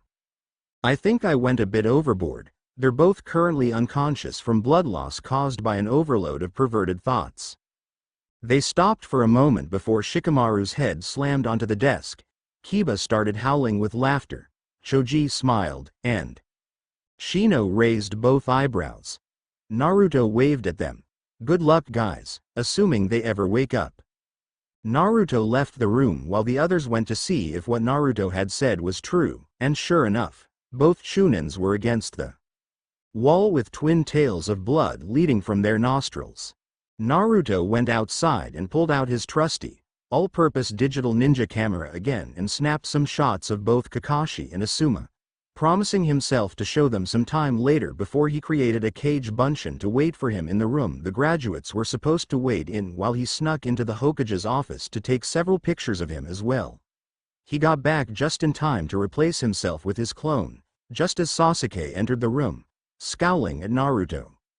And later that afternoon, both Chunins had eventually recovered and finished off the rest of the examinees, before they walked into the room, glaring at Naruto who smiled innocently at them. They stood in front of the class. Congratulations to those here who have passed. We will now announce the top 3 rankings for the exam, the year and the academy class, as well as Rookie of the Year. First place for the exam, Uzumaki Naruto. Second place, Uchiha Sasuke. Third place, Haruno Sakura. First place for the year, Uzumaki Naruto. Second place, Uchiha Sasuke. Third place, Yamanaka Ino. First place for the class, Uzumaki Naruto. Second place, Uchiha Sasuke. Third place, Yamanaka Ino. Rookie of the Year is Uzumaki Naruto. For the rest of you, the total results will be posted in the reception of the Academy. I would like all of you to report back here at 7 a.m. sharp so that I may assign your teams. Again, congratulations on passing. Iruka left the room, giving one last good-natured glare at Naruto before the class got up to leave. Just as Naruto was about to leave the row, he was stopped by Uchiha Sasuke. Everyone in the class stopped at this. Naruto's lazy expression turned to the Uchiha. You could have just called for me if you wanted something, Sasuke. Shut up. Fight me. Naruto pushed Sasuke aside and continued down the aisle and was about to walk out the door when Sasuke taunted him. Scared, Uzumaki? Naruto smiled at him, but his interior was not happy. He would show the Uchiha why he was the Rookie of the Year, and not the Uchiha of someone who lost to his brother and ran, screaming like a baby. No, not really. Everyone sensed the temperature in the room drop by several degrees as Sasuke charged Naruto, only to get slammed into the wall. He stumbled back up and prepared to attack again until Naruto slammed him back onto the ground and twisted his arms behind his back, stopping him from doing any seals, keeping his knee in the small of his back to make sure he wasn't going anywhere. I won in 2 moves, Uchiha. You let rage and hate overcome you. You are weak. You know why you are weak. It's because you lack love and compassion for others. Remember that well, Sasuke. Naruto let Sasuke go and continued out the door as Sasuke stared at Naruto. Sasuke hadn't received such a beating since his brother killed his entire clan. His brother had told him that he needed to hate and detest him, while Naruto told him to have love and compassion for others. Considering that Sasuke had been practically 5 years younger then, he'd gotten beaten in 2 moves. 5 years on. Naruto had beaten him in 2 moves. His confused mind made the only logical conclusion it could. Naruto was stronger than Itachi. It was completely inaccurate, but it was the logical conclusion that most people would draw in that situation. Sasuke slowly got up and began pondering Naruto's advice. He continued home, not aware of his surroundings in the least. When he got to the Uchiha Manor, he stopped, looking at the symbol his older brother had cracked with a kunai many years ago. Love and compassion. Sasuke walked into his house and continued pondering this. I definitely have to say, this is by far the longest introductory chapter to any FIC I've ever written. Again, kudos to Anti-Assassin Guy and CSI Eka for giving me the inspiration to write this FIC. Also, big thanks to Darth Monkey X for the modified 25th Shinobi saying. Sorry if I kinda stole it, but it's a damn fine rework of it. Props go to you for that. If you have any friendly comments, please post them. No friendly equals bananation from reviewing my stories. Until next time, my avid readers. Yane, Specula. Formation of Team 8 in the Wave Mission. A.N. Yo, I'm not late, considering I posted the last chapter less than 5 minutes before starting this one. I really hope you guys, girls are enjoying this FIC so far. BTW, this chapter contains spoilers for issue 317 of the manga. Well, kind of. Now, for comments, questions, suggestions. Demon Sword. Yo, thanks for your comments. Remember that Kurenai in the early stages was known as the Ice Queen of Konoha. Kurenai is starting to warm to Naruto, as this chapter will show. I can't have too much fluff between a 19-year-old and a 5-year-old, can I? When Naruto gets to 12, I'll start introducing fluff. Once he gets to 16, well, you'll see. The part about the melting was that Kurenai in my FIC never showed much emotion towards guys, and Naruto was the first, even if he was just a boy. The others joked that she was melting, not being serious. As for the celestial gates, yes, it has to do with Kyuubi's chakra, however, it has nothing to do with his forms. I'm not going to make him a super-duper overpowerful guy that can make the world self-destruct. I will allow him to access either, but not both. So, gates or tails. Should he try to access both? Well, let's just say that he's going to go splat, As for jutsus learnt from each Chunin, he learnt 3 elemental jutsus from each element that he has an affinity for, as well as the basics such as henge, kage bunshin, etc. For genjutsus, he learnt, let's just say a few, wink wink. Hint hint. Taijutsu I've explained, plus he learns a new move this chapter for taijutsu. As for armed taijutsu, I've taken an example from the latest manga issue and given Naruto a pair of Asuma's trench knives. Why? If you want to know, read this chapter or the manga. It has more to do with Naruto than you think, as I said. Naruto's good in this, but he's not the next Itachi. I was actually thinking of making him high Chunin, low Chunin level for the exam when his card is read out. As for updating, don't use that jutsu. Is sucked in by the ultimate genjutsu, BWARG. Fine, here's your chapter. Ancella. Thanks for picking me up on that. I'm getting kind of bored saying this in all of my fics, but whatever, my word processor, OpenOffice's spell check is completely stuffed. It's physically impossible to spell check it unless I copy the entire document onto another computer and copy-paste it into Word and then back. Only then will it register spelling errors. The mistakes you see here are the ones I've missed. Apart from that, it's not spell checked. I personally think I'm not a bad speller considering I make so few errors, but whatever. Ryoko Tenchi. Know what I think of Pokemon? Pikachu runs up, Pika Pai Shi Ne. Uses Gaara's sand, Sabaku Q, Sabaku Soso. Watches gleefully as chunks of red and yellow rain from the sky. That's what I think of the damn teams. Again, thanks for picking my up on those grammar issues. FF Lover HP1. Nah, Naruto only learned the theory. Remember, without the Sharingan, it's an incomplete jutsu, so Kakashi didn't take the risk. Dragon Noir. Yo, did I say super genius? If I did, I'm going back to change it to regular genius. As for learning armed Tai from Asuma, there was a very specific reason for it. Read the latest manga issue or this chapter to find out why. Those chakra trench knives aren't regular ones, that's for sure. Well, considering how long the actual chapter was, do you really blame me? If I included a more detailed overview of Naruto's training, it would have been the longest chapter I ever wrote, as well as the longest I'd probably ever write. As for the rankings, I have to agree with you. I've changed it to something more believable. Oh, the Kurenai's cleavage incident. No, they're going to shut the hell up about it. Read this chapter to find out how. Well, you're right about Naruto's team. Naru Shika Cho. Remember, not all genin teams have to consist of 2 guys to every girl. There were plenty of all-guy genin teams in the Chunin exams in canon. I've also thought about it. Naru Shika Cho actually makes a hell of a lot of sense.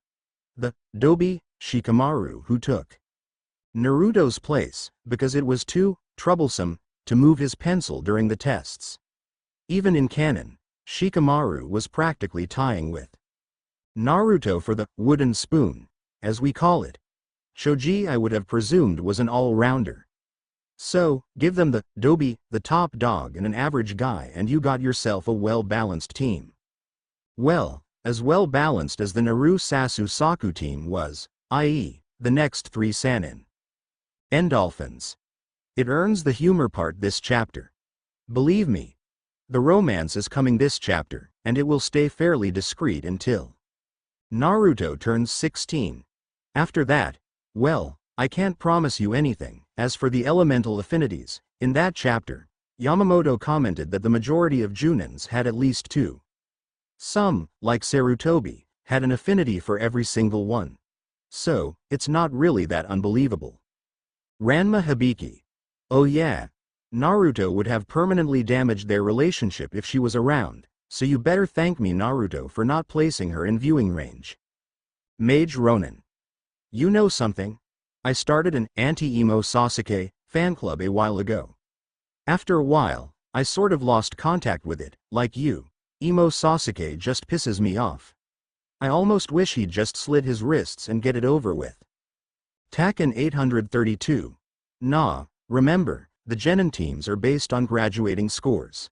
In the official story, Naruto was the Dobi, Sakura was middle of the class and Sasuke was Rookie of the Year. Considering that Naruto is Rookie of the Year, Sasuke was second and Sakura was roughly third, it'd make no sense to put them together, according to the Academy criteria.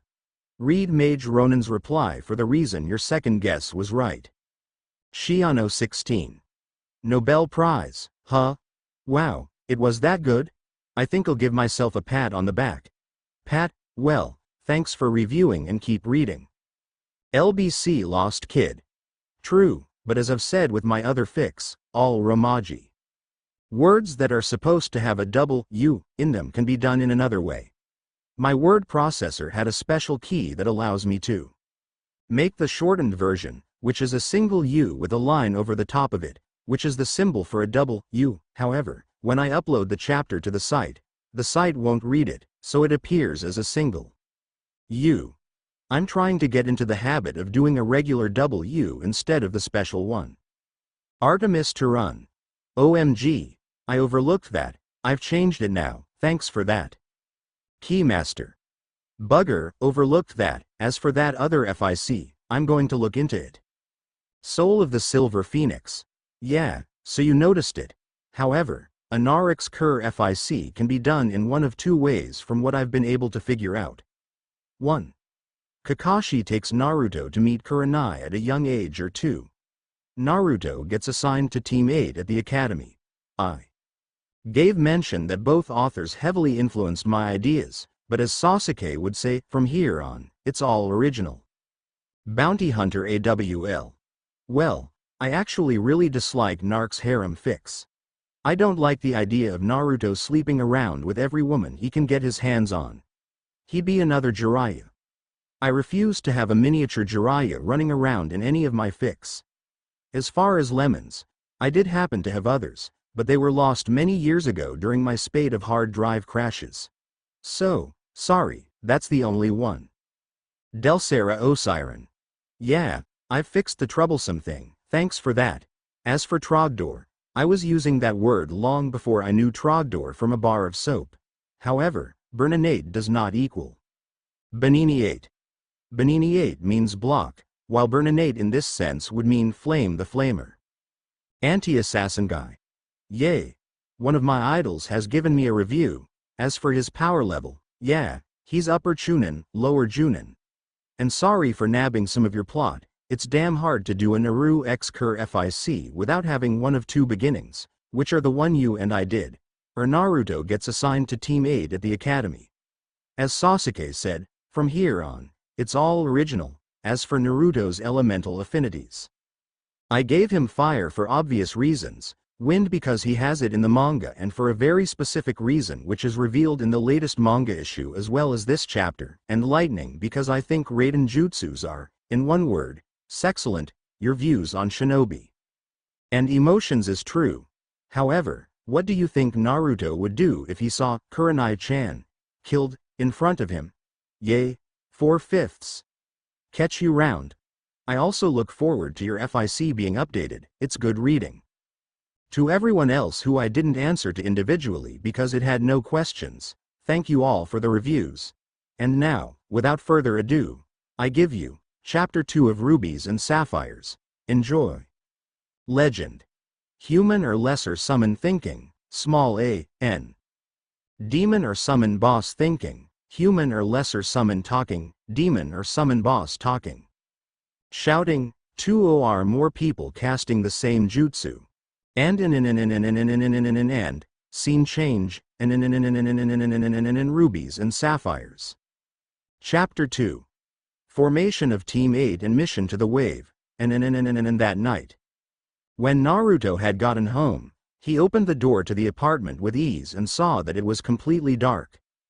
Warily, Naruto flicked the light switch on to reveal a group of people smiling at him. People he was rather close to. Kurenai smiled and gave Naruto a hug. Congratulations on getting Rookie of the Year, Naruto. We're proud of you. Thanks, Kurenai-chan. They all congratulated Naruto, both Asuma and Kakashi, giving him jokes about Naruto's new home being in Kurenai's cleavage when she was out of earshot.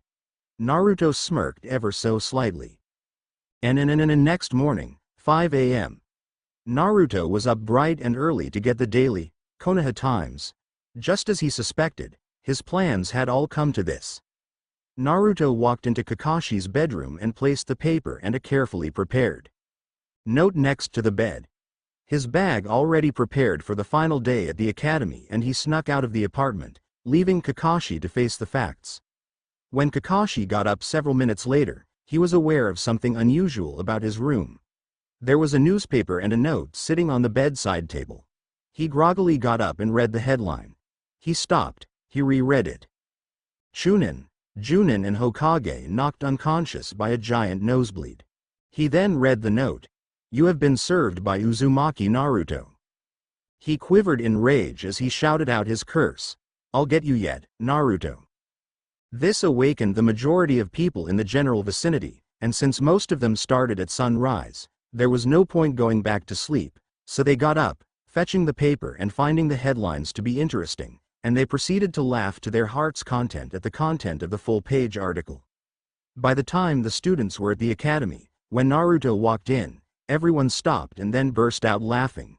Many calls of things like, "Great job, Naruto. That was genius," and the like could be heard. The door flew open and Iruka entered the room, apparently just controlling himself from attempting to kill Naruto. Naruto smiled sweetly at him. I hope you learned your lesson, Iruka-sensei. The class laughed again at their teacher's expense, so Iruka decided to just get on with it. All right. Again, congratulations on passing. I'm sure you'll all make me proud to have been your teacher. Iruka shot a pointed glare at Naruto and the class snickered again. Now, you lives as a real ninja begin. There will be many difficult missions that you will need to work together for. Now, I will announce the teams. Everyone sat to attention at this. I'm leaving out all non-important teams. Team 7. Yamanaka Ino. Uchiha Sasuke. Haruno Sakura. Your Junin instructor will be Hitaki Kakashi. Sasuke slammed his head on the table as the two girls began bickering as they did so well. Team 8. Uzumaki Naruto. Nara Shikamaru. Akamichi Choji. Your Junin instructor will be Yuhi Kurenai. Naruto choked on his own spit as he began coughing, making everyone look at him. Naruto glanced at Iruka. Who's our Junin instructor? Iruka-sensei. Yuhi Kurenai. Naruto. Is something wrong? Naruto about the question. Was there something wrong? His crush was going to be his sensei. But then again, they were going to be seeing a lot more of each other. Naruto shook his head, a slight flush tinting his cheeks, which did not go unnoticed by most people near him. She could have at least warned him. No, nothing's wrong, Iruka-sensei. Iruka nodded and continued. Team 10. Aburame Shino. Hyuga Hinata. Inazuka Kiba. Your Junin instructor will be Sarutobi Asuma. Everyone looked at Naruto and Iruka's eyes narrowed. Naruto, how did you know that? Naruto smiled. The fact that I can feel his presence just outside the door and that he hasn't been mentioned yet. Naruto saw the door open and the man walked in. That's right, Naruto. Just thank Kami that you weren't on Kakashi's or my team. I'm going to get you for that. Naruto smiled lazily at the man as the others recognized who he was and began snickering. Sure thing, Asuma-sensei. Asuma got his team and left. Naruto waving goodbye to Kiba and Shino as they left. Next came Kurenai. As soon as Naruto felt her chakra presence, his cheeks fully flushed and he tried to shrink into his chair, much to the dismay of the others. When Kurenai stepped inside, she saw people looking between her and Naruto. Shikamaru whispered to Choji. Hey, doesn't she look like the girl Naruto likes, according to his description? Choji nodded. The woman smiled at Naruto. That was a great prank, Naruto. I'm Kurenai, Team 8's instructor. Follow me, you three. Shikamaru and Choji had to practically drag Naruto out. Just as Naruto got to the door, he looked at the last remaining team. You guys are in for a long wait. Kakashi Nissan's always 2 hours late to everything. The remaining 3 genin sweat dropped as Naruto left and closed the door behind him. Kurenai had led the team to a nearby tree and she stood up against it while the 3 sat on a bench in front of it. For the first time, Choji and Shikamaru got to see the woman Naruto had a crush on. To tell you the truth, she was a stunner. Long silky brunette hair, dazzling ruby red eyes, creamy white skin, perfectly toned body and one hell of a cleavage. Naruto was trying not to stare at her, but it was hard. Kurenai chuckled at Naruto. Naruto, I'll never get tired of your pranks. Naruto blushed more and scratched the back of his head as he looked down. Choji and Shikamaru were unsure of what to make of Naruto's actions in the classroom concerning their new sensei. I think we should introduce ourselves. Although I indirectly know of you from Naruto's descriptions, I want to get to know you personally. So, start with your name, likes, dislikes, hobbies and dreams. Kurenai looked at Choji. You first. Choji nodded. My name is Akamichi Choji. My likes are eating, hanging out with my friends and playing pranks. My dislikes are people who underestimate others because of their appearance or rank, people who have to pick on one person as a group and Sasuke's fangirls. My hobbies are training, playing with my friends and taste testing food. My dream is to reach my full potential and show the people who doubted me that I'm not a pushover. Kurenai nodded, and turned to Shikamaru. My name is Nara Shikamaru. My likes are watching the clouds, playing shugi with Naruto and sleeping. My dislikes are troublesome things. My hobbies are hanging out with my friends. My dream is to become an average ninja, settle down and have kids. Kurenai raised an eyebrow at the mention of troublesome things, but nodded as she turned to Naruto. Naruto. Naruto looked up, trying desperately to maintain his resolve. My name is Uzumaki Naruto. My likes are ramen, playing shugi with Shikamaru, hanging out with my friends and... Naruto broke off at the thought, blushing slightly more heavily before restarting. My dislikes are arrogant people, and people who look down on others. My hobbies are playing pranks, training and making friends.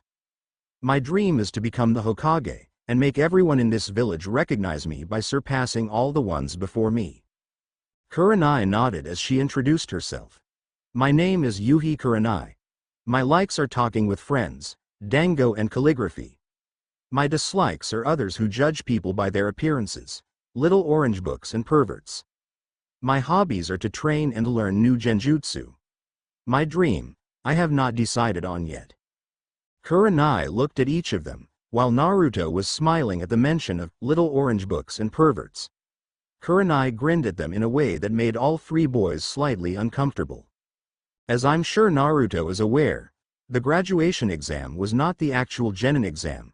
It only selected those who would be allowed to take the exam. The test given depends on the Chunin. Usually, the test is the same one that their Chunin sensei gave them as genin. My test is going to fall into this category. I need all 3 of you to meet me at Training Area 19 tomorrow morning, 5 a.m. sharp. Until then, you are dismissed. The 3 could have sworn she gave Naruto a wink as she poofied somewhere else. The 3 boys got up, and they turned to Naruto. What kind of a test will this be, Naruto? Naruto thought about it. Surprisingly, Kurenai had not told Naruto what her test was, but Naruto understood the meaning behind it. Naruto looked at the other 2 lazily. I'm not sure of what the actual test is, but as with every one of the tests, they try and get you to be greedy, but the hidden message is always teamwork. Both Shikamaru and Choji smiled, which caused Naruto to smile. We've been working together for 6 years. Teamwork comes easily to us. Both Choji and Naruto nodded as they turned to leave. Naruto thought about something. You 2 want to go get some lunch? They both nodded as Naruto looked at them. Ramen okay? They both smirked. Naruto without his ramen was not Naruto at all. They both nodded and headed to the best place for ramen in Konoha, Ichiraku's, and in the next morning, at 4:55 a.m., all 3 boys turned up at Training Field 19 with an assortment of weapons. Naruto had barely any sleep for being paranoid about Kakashi getting his revenge on him while he slept, but he was used to going several nights without sleep. They sat under a tree and waited. Right as Naruto's watch beeped to indicate it was 5 a.m., Kurenai appeared in a puff of smoke in front of them. Naruto smiled at her. As always, on time, unlike Nissan. Kurenai smirked at this before the three boys stood up. Kurenai grinned at them and reached into a pocket, withdrawing 2 bells. Naruto's sweat dropped. How popular is the bell test? The other two looked at him while Kurenai flashed them a smile. Most of the current Junins use it. Naruto, why don't you explain how this works to them? Naruto sighed. There are 2 bells. This test has a 66% failure rate for the graduating teams. Only 3 teams will make it. We have to get a bell from Kurenai-sensei before the time she specifies. The one who doesn't get a bell will be sent back to the academy to redo their final year of training. The other 2 frowned. This wasn't what Naruto told them, but he looked at Kurenai as she smiled. Exactly. You have until noon to get these bells. She put an alarm clock on the stump and started it. Oh. All 3 boys disappeared. Naruto looked at the 2 next to him from their hiding place. Forget what I said back there. The main reason for this test is teamwork. If we can prove to her that we can work together as a team, we'll pass, no matter if we get the bells or not. Both boys nodded and Choji turned to Naruto and Shikamaru while they began planning. Once they had come up with a viable strategy, Naruto reached into a sash on his belt and withdrew what looked to be a pair of trench knives. Naruto put them on, channeling chakra to the knives, and the boys watched as the knives' blades were surrounded by an extended chakra blade. Choji looked stunned, and Shikamaru raised a lazy eyebrow. What's with the knives, Naruto? Naruto looked at them. I have an elemental affinity for wind, as does Asuma-sensei. He uses a pair of these knives too. I'll create the initial distraction while Choji, you basically keep Kurenai dodging. While this is happening, Shikamaru, you get into position for the Kage main, okay? I'll get the bells. The other 2 nodded and Naruto turned to where he could sense Kurenai.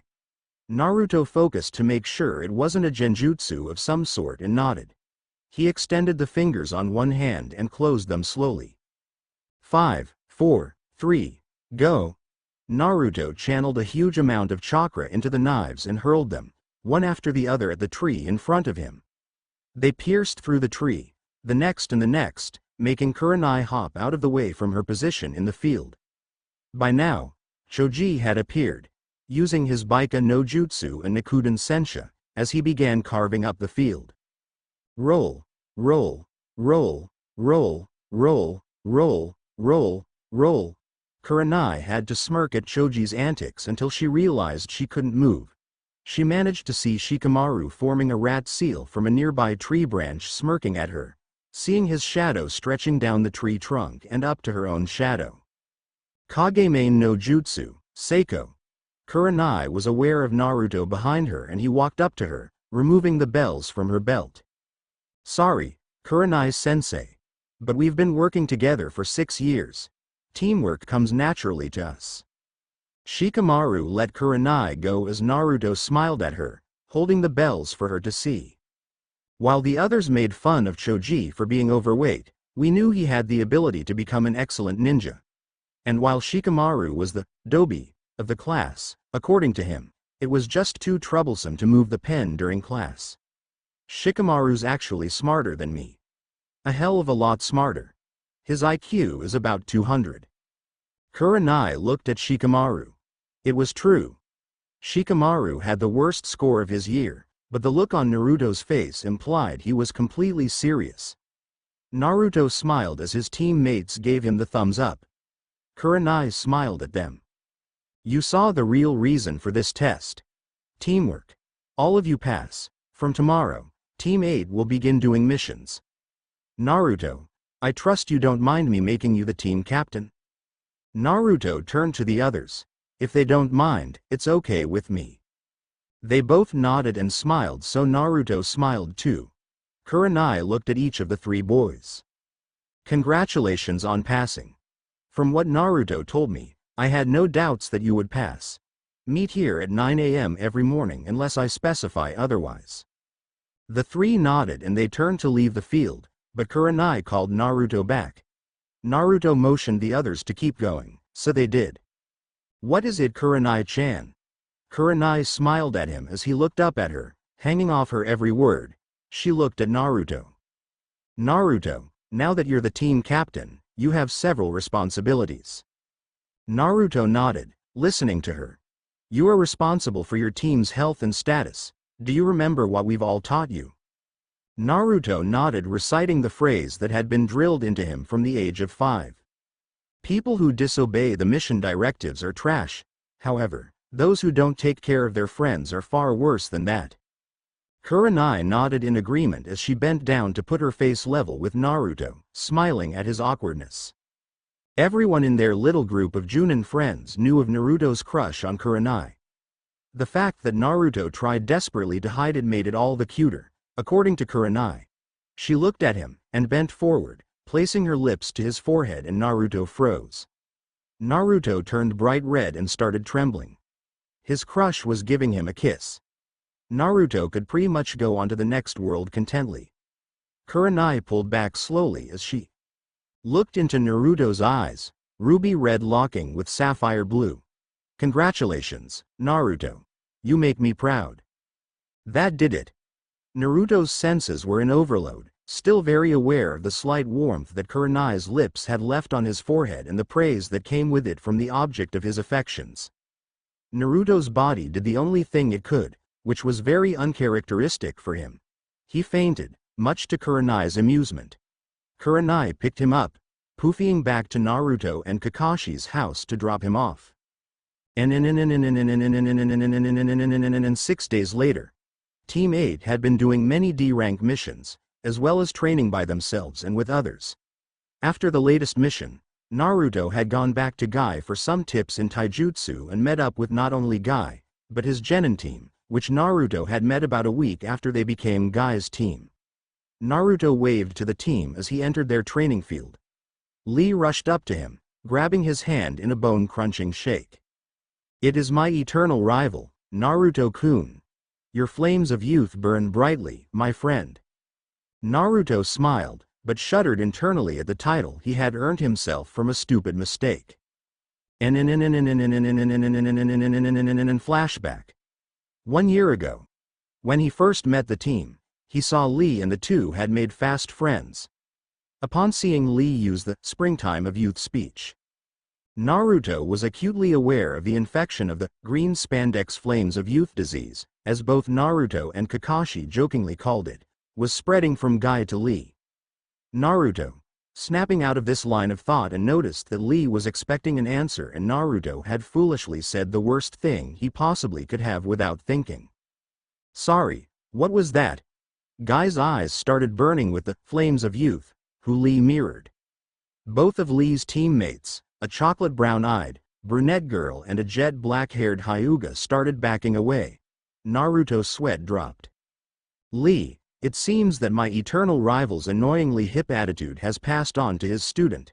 It seems you now have your own eternal rival. Yosh. I will prove with the explosion of youth that hard work will defeat genius every time.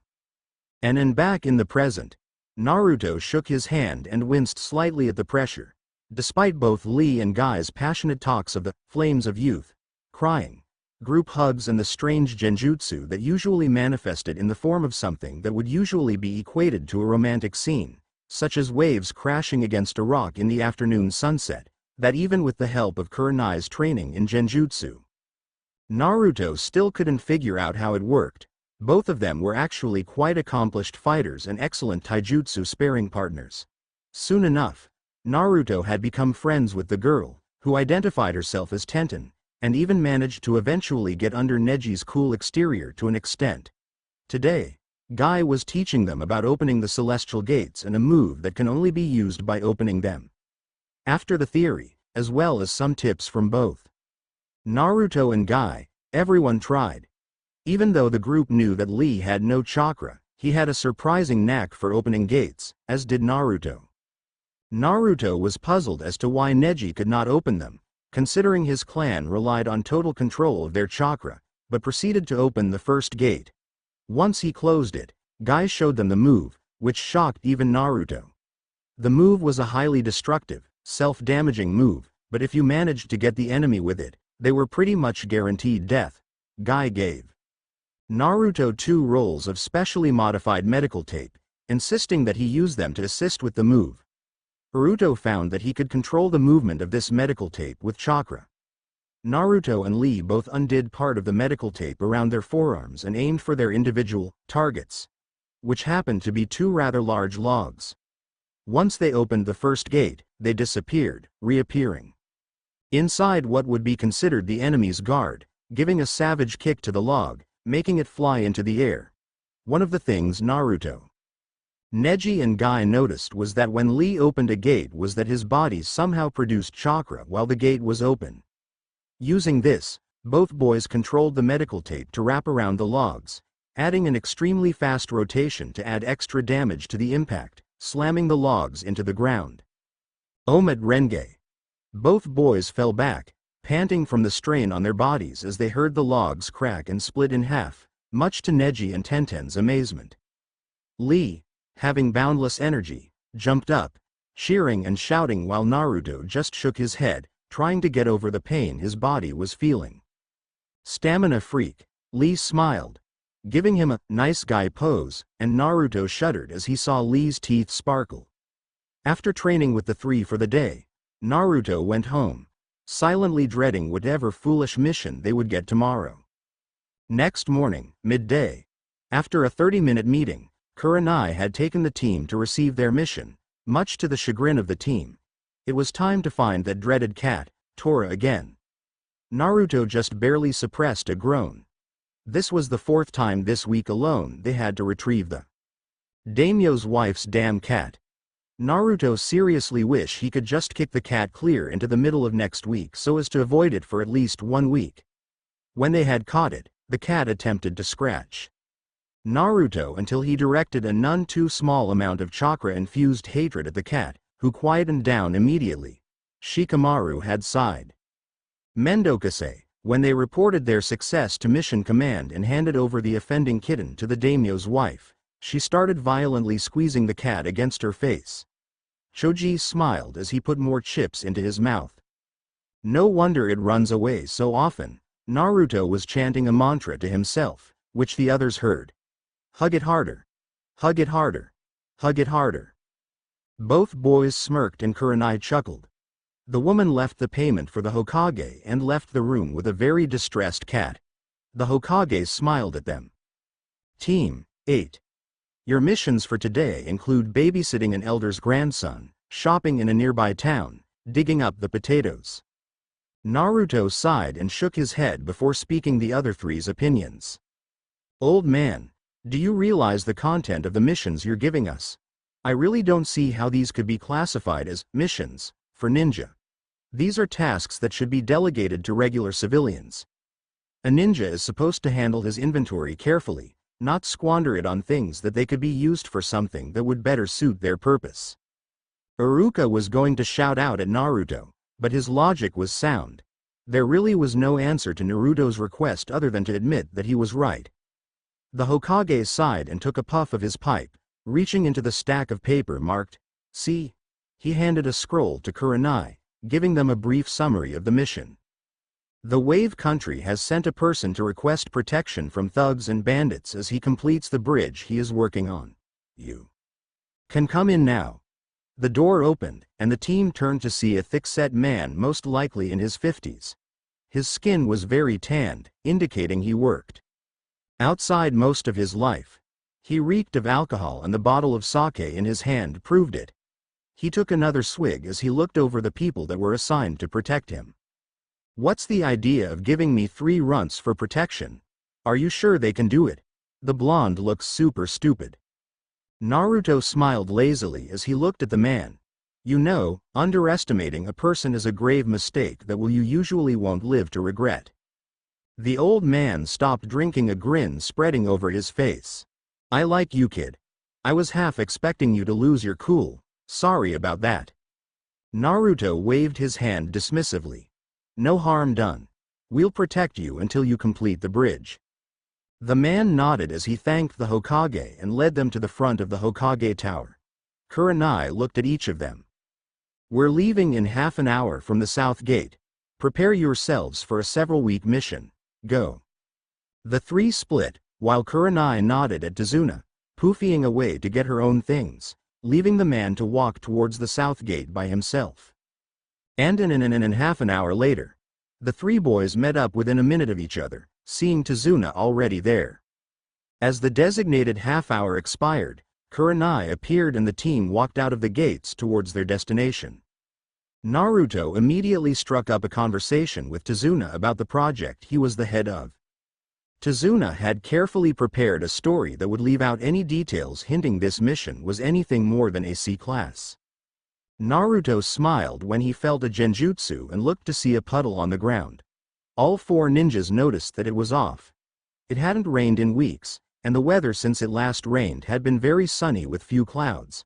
They kept walking and both Naruto and Kurenai felt the genjutsu dispel and two ninjas charge at them. Naruto flicked his trusty trench knives onto his hands from their hidden pouches in his sleeves and activated the chakra knives. Kurenai smiled at the team. Go for it. Tazuna looked up to see two ninjas wearing face masks, cloaks and a gauntlet on opposing arms that were connected via a chain with their eyes right on him. Shikamaru jumped in front of Tazuna, extending his Kagemane to catch the two Chunin-level ninja unaware. Naruto charged forwards, slicing the chain connecting the ninja in half while Choji used his combo to turn into a ball of meat while he began rolling towards them. Roll, roll, roll, roll, roll. The ninja looked at Choji with a look of surprise, fear and a hint of total confusion. Just as Choji was about to impact them, Shikamaru let go of the Kagemane to ensure he didn't receive friendly fire. Choji squashed the two ninja and came to a stop. Naruto looked at the two ninja who had stars in their eyes. Naruto took out some ninja wire from his pack, dragging the pair to a tree and tying them to it. Tazuna looked at the three young ninjas in surprise. No wonder the Hokage had assigned this team to him. These guys were good. Naruto slapped the ninja awake to start questioning them. After he thought he'd gotten all of the info out of them he could, which was very little, he used a genjutsu to knock them unconscious for quite some time. Naruto turned to check that his teammates and sensei were uninjured, and they all turned to Tazuna. Naruto spoke for them. We really don't mind taking on enemy ninja, but it's not a good idea to hide that info. Judging by the description you gave us of the Wave Country, I can understand the problem with the payment needed for a B or an A rank mission, but if you had told the Hokage of your circumstances, I'm sure you could have come to some agreement. Tazuna sighed. The boy was smart, no doubt about it. He looked up with a fake smile. Sorry about that. So, will you still continue the mission? They all looked to Kurenai, who just shrugged. I may be their sensei, but if they don't want to, I can't force them. Tazuna looked at each of them before Naruto's eyes crinkled into a lazy smile. Not doing something that you know is right is the coward's way. We all want to continue. Tazuna looked genuinely happy as he led them further down the road towards the wave. And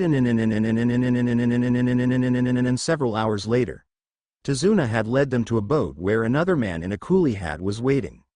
The man nodded to Tazuna, and when Tazuna introduced the four Konoha ninjas as super powerful, the man smiled and bowed, introducing himself as Kaji. Once everyone was on board, Kaji started the motor and they made their way upriver into a thick mist. At an apparently random point, Kaji cued the engine, stating that Gato's men regularly patrolled this area, asking them to keep it down as he brought out an pole and began pushing the boat the last leg of the journey. Soon enough, the silhouette of the bridge came into view. Shikamaru studied it in a calculative fashion, as did Naruto and Kurenai. Choji looked at it in awe. That's a large bridge. Tazuna smiled, keeping his voice low like Choji had. Yeah, that's the super bridge I'm building. Once it's completed, the Wave Country will return to its former state of prosperity. Naruto nodded as they passed under the bridge and arrived at the shore.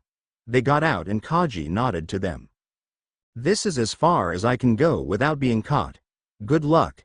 Tazuna nodded. Take care, friend. Kaji nodded and began rowing back the way he had come while the others continued on towards the wave. After several hours of walking, both Naruto and Kurenai stiffened slightly and Naruto hurled a kunai into a bush. After whatever was in there stopped moving, Naruto went to check what the person wanted. When he cleared the bush, he saw a snow-white rabbit looking at him, glassy eyes. Tazuna raised an eyebrow, but Naruto knew there was something off. Rabbits that were this color only came from one country, and wave wasn't it. Naruto felt his danger sense tingling and he jumped to the ground, as did Kurenai and Choji, while Shikamaru took Tazuna down just in time to avoid having their heads separated from their bodies. The massive sword embedded itself into a tree and a figure appeared on the hilt, staring at them over his shoulder. Everyone recovered and looked at the man. Kurenai's eyes narrowed at him in recognition. Momochi Zabuza, S. Class Nukanen, former member of the 7 Shinobi Swordsmen. This is the last place I expected to run into you. Zabuza feed and turned around fully, focusing on Kurenai. Yuhi Kurenai, Genjutsu Mistress of Konoha, A. Rank. I see you've brought some brats with you. How long do you think they'll last? Kurenai raised an eyebrow. Longer than you think. Zabuza raised an eyebrow, that is, if he had one. Instead, the skin where his eyebrow would be just lifted. You seem to have a lot of confidence in these kids. Kurenai smiled coldly at Zabuza. I do. Especially since I've trained them. Zabuza laughed mirthlessly as he yanked the sword out of the three and landed, forming a single-hand seal. Kiri ga Kure no Jutsu. The light mist around them rapidly intensified into a severe fog, making them incapable of seeing more than 2 meters in any direction. A disembodied voice floated out from all around them. 8 points. Shikamaru and Choji raised an eyebrow. Naruto smiled. Silent killing. He's going for the 8 vital points of the human body. There was laughter from all around them.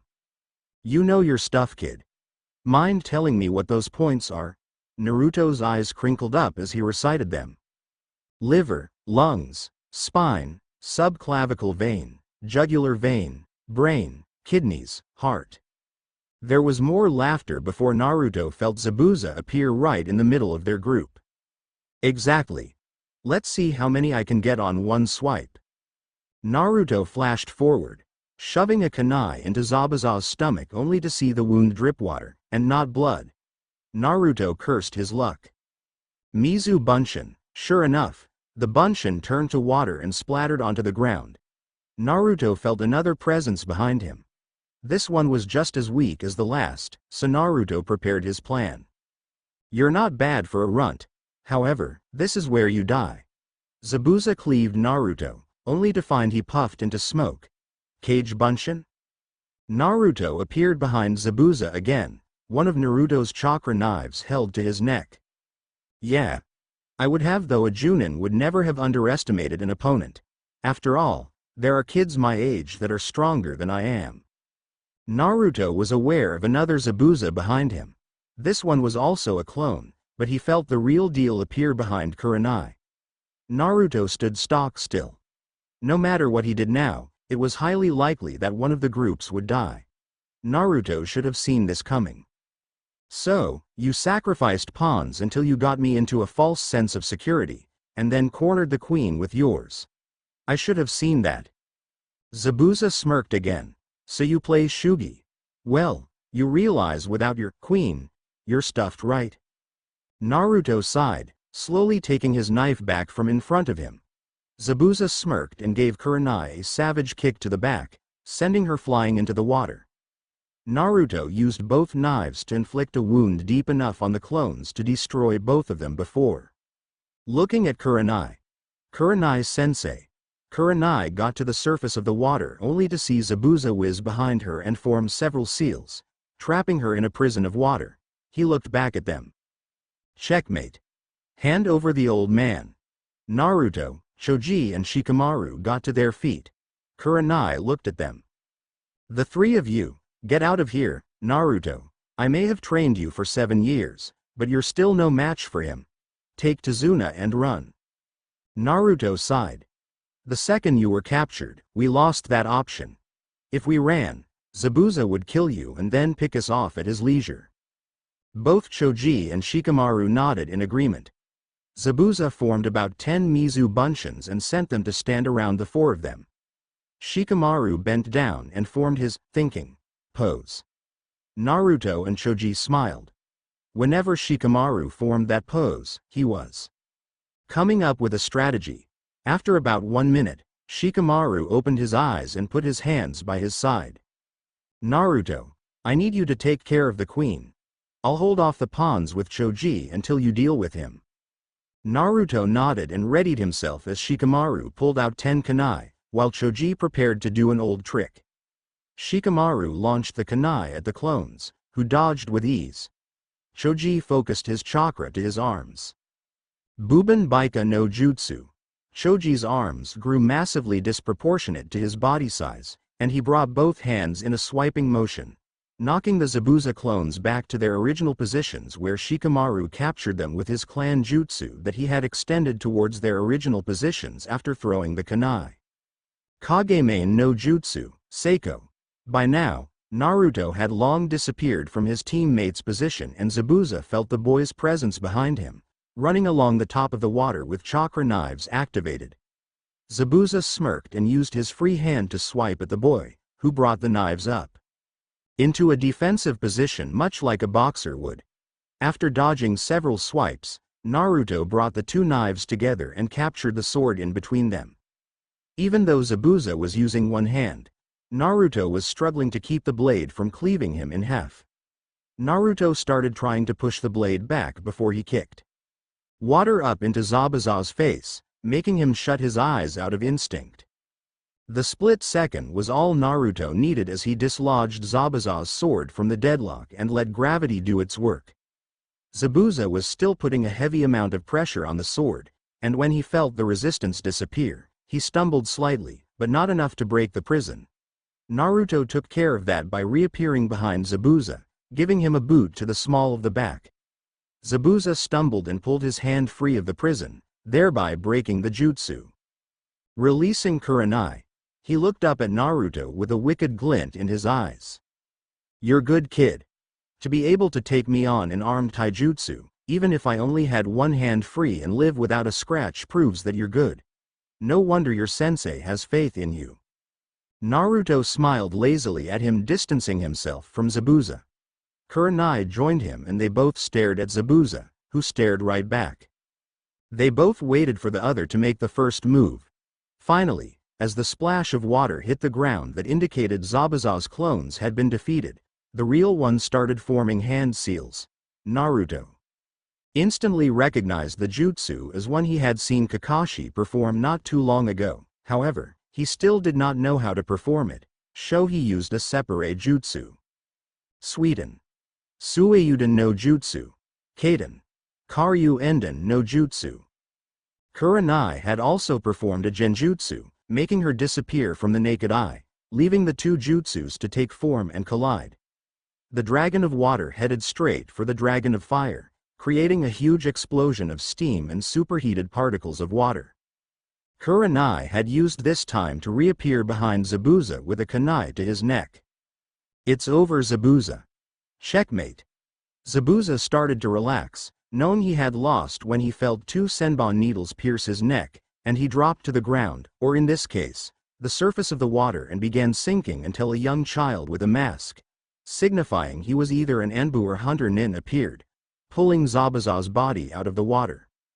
"Indeed, it is checkmate. I have been hunting Zabuza for several months now.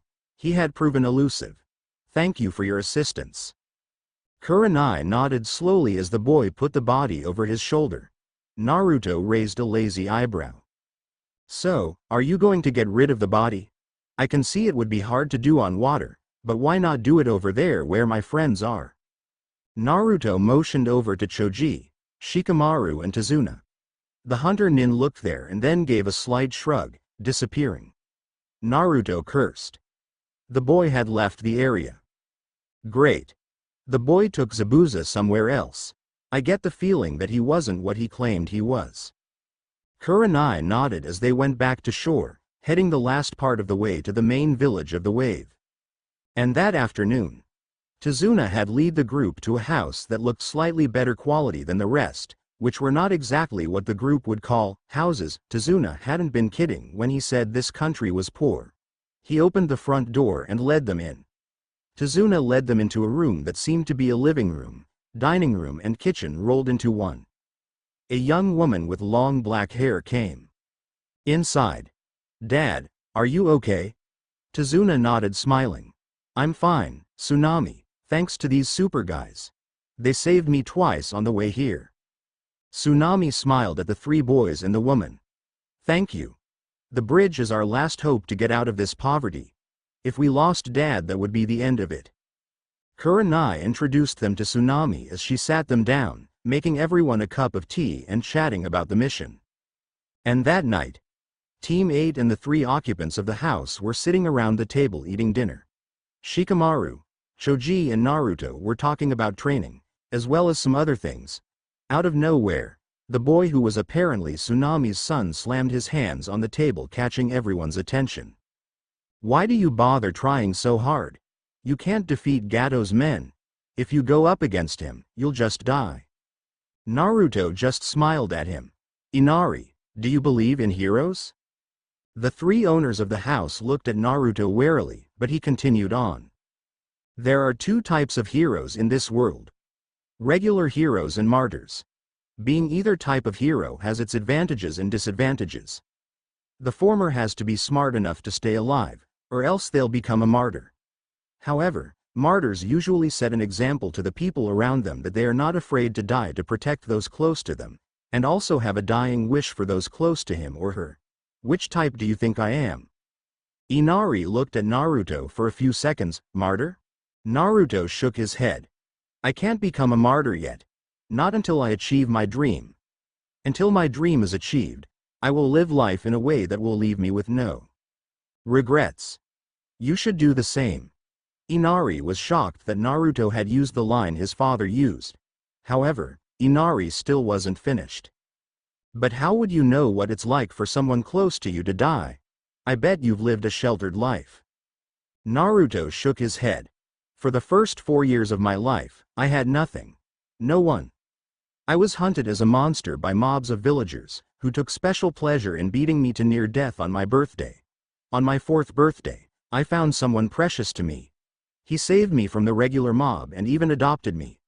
From that moment on, I vowed to protect the people important to me with all my strength. Inari, we're the exact opposite in some ways. I started with no family and gained them. While you started with a full family and lost some. Neither of us have had it easy, but we should never judge another by first appearances."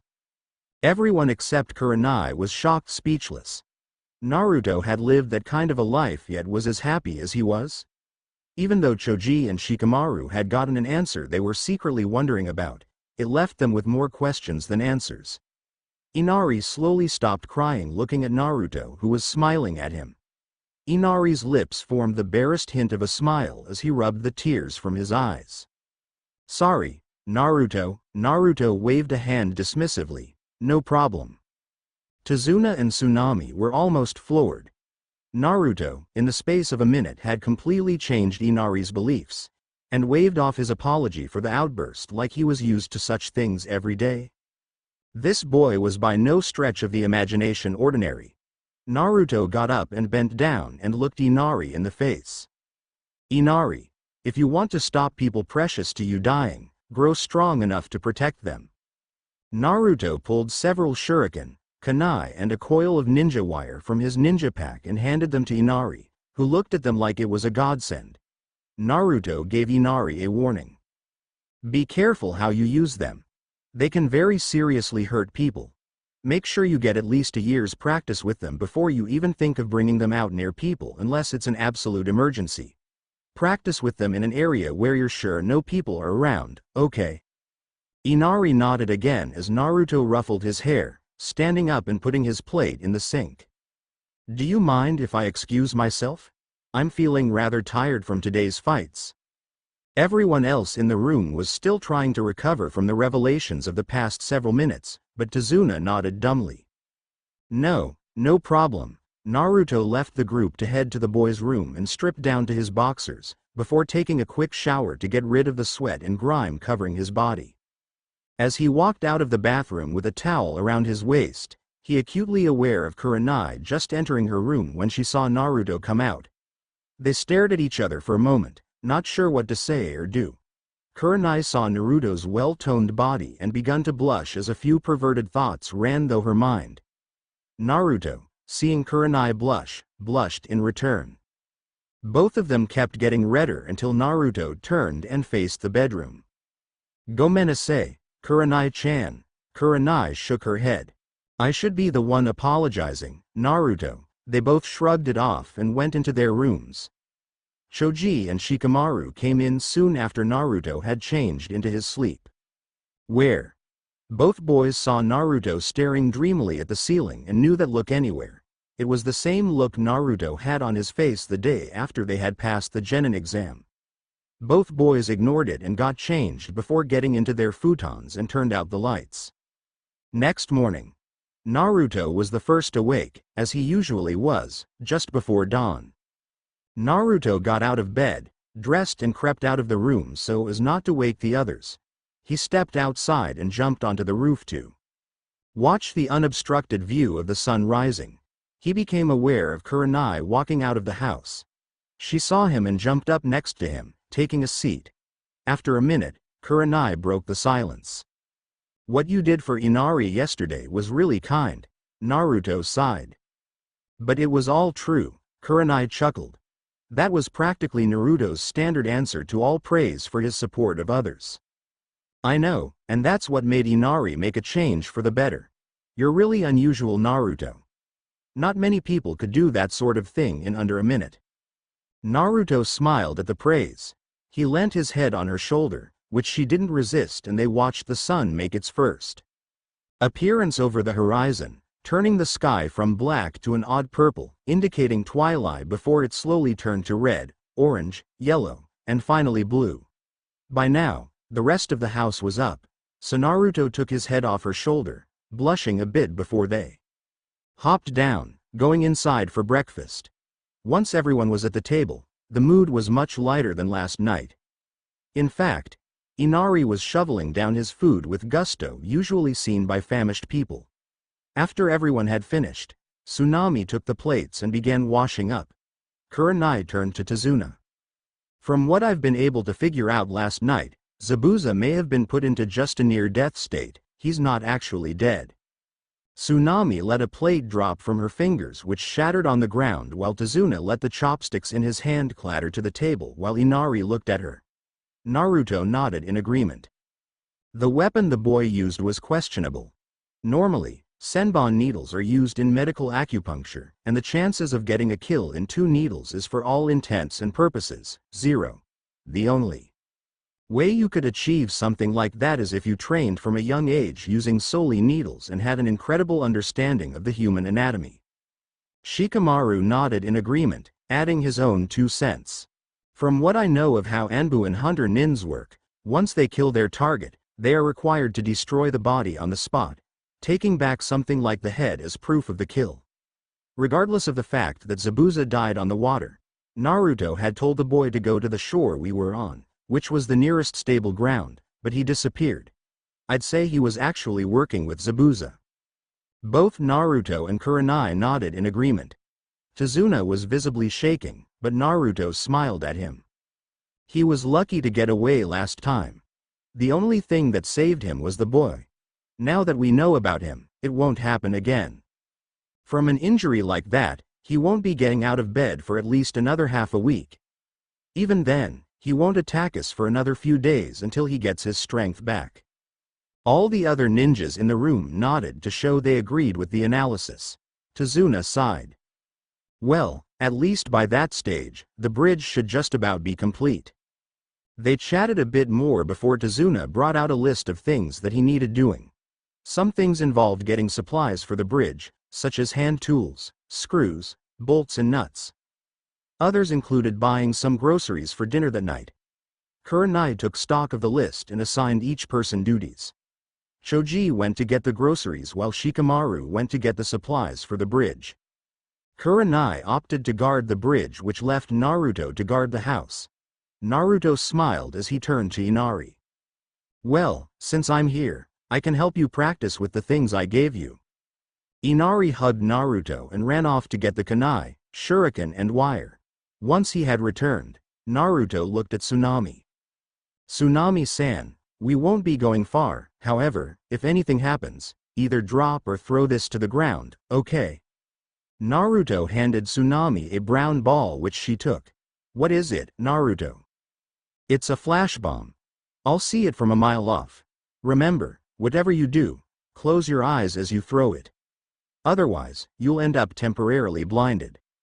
Tsunami nodded slowly and put the ball in her dress pocket, and Naruto led Inari out the door to a nearby tree, making sure no one was around. Naruto began instructing Inari on how to throw each implement and also a few things he could do with the wire. By the time it was dusk, Inari was amazed at the patience Naruto had with Inari's constant stuff-ups. Naruto stood up and packed away his own gear. "Come on, Inari, it's almost dinner time." Inari stood up. "Asu." Inari grabbed his weapons and followed Naruto back to the house just in time to see Kurenai and Tazuna returning as well. And about a week later, for the next 5 or so days, everything was pretty much the same.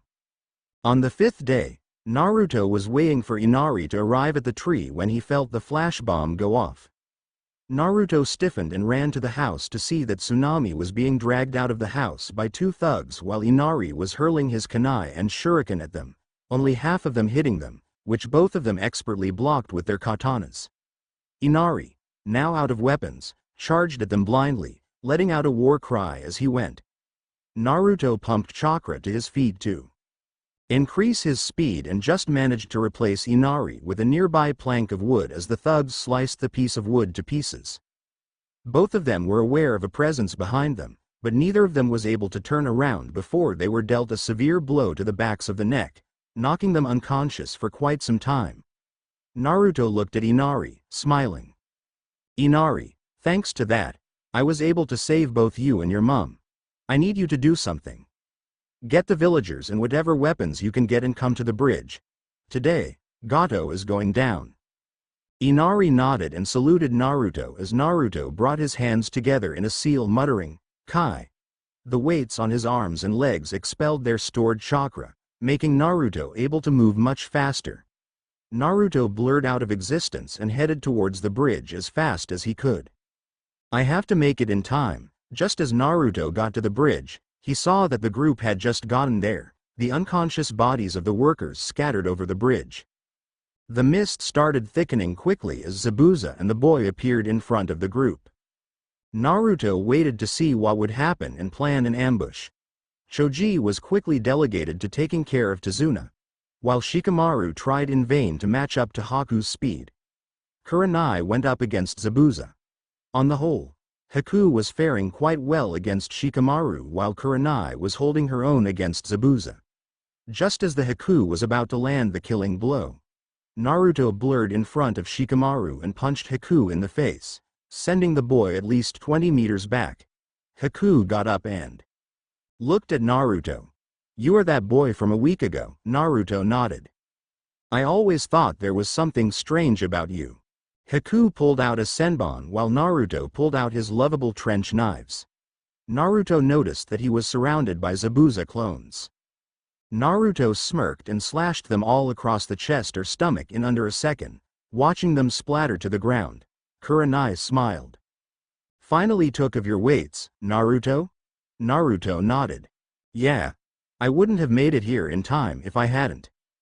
Zabuza chuckled. "Seems like you've got a match for your speed, Haku." "Indeed, Zabuza-san." Haku charged forwards, as did Naruto. Trench knife met senbon as they tested each other's strength before spinning around, trying to find an opening in the other's defense. Neither of them found one, So they clashed again, and again. Finally, Naruto blocked Haku's senbon with one hand. Now that I have one of your hands occupied, I am at an advantage. The first part was the water from the clones littering the ground. This is the second part. Naruto watched in amazement as the boy started doing one-handed seals. The water rose up, forming a dome of water drops, which turned into water senbon. They froze and hovered ominously around Naruto. This is it. Haku sent the ice senbon into Naruto, making a cloud of fine mortar-like dust cover Naruto and Haku. Tazuna gasped, but Shikamaru, Choji and Kurenai smiled. When the dust cleared, Naruto had a knife to Haku's neck. Haku turned around to try and block the knife, but Naruto kicked Haku in the back, sending him sprawling. Zabuza sighed. You know you're going to get beaten like this, Haku. I know, Zabuza-san. Haku got up and looked at Naruto. Naruto felt the air around him drop at least 10 degrees, so he discreetly replaced himself with a cage bunshin he had been keeping out of the fight in case something like this happened. The water around the clone began forming panels which promptly froze and formed a barrier of mirrors. Haku melted into one of the mirrors and appeared in all of them. This is my true speed. There is no way you can match this. The clone just sighed, hoping this jutsu would work like it was supposed to. He forced his chakra into his innermost coils and concentrated. He let it all free in an instant, turning the clone into a living bomb. The mirrors shattered and Haku was sent flying. Everyone looked at Naruto in fascination of the jutsu. The real Naruto appeared beside Shikamaru. Kage Bunshin Deibakuha. Kurenai smiled at Naruto, amazed with his progress. Zabuza saw this distraction and held Kurenai around the neck. Naruto looked in horror as Kurenai gasped. He was strangling her. Not a good trade, was it? A pawn for a queen. You lose, brat. Zabuza stabbed Kurenai in the stomach with a kunai and threw her to the side like a piece of trash. Naruto reappeared beside Kurenai, who was breathing sharply and blood poured out of her stomach. She looked at Naruto in pain, sorrow and regret. I'm sorry, Naruto. Don't, you can't, not yet. Kurenai painfully raised a hand to Naruto's face, brushing her hand against it. I'm sorry, Naruto. With that, Kurenai fell limp, as good as dead. Naruto's emotions stopped. He was staring as the last vestiges of life of the one and only woman he would ever love slip away. Zabuza laughed. First death, brat? Get used to it. Naruto lowered his head and hugged Kurenai to him, willing her to come back to life. The body remained motionless as Zabuza turned to the others. Now that she's dead, you lot will die just as easily. Shut up. Zabuza, as well as everyone else, stopped at the voice. They turned back to its source to see blood-red chakra pouring out of Naruto. Zabuza stared at Naruto in a mixture of fascination and horror. You killed her, you bastard. You have no idea how much she meant to me. I'll kill you.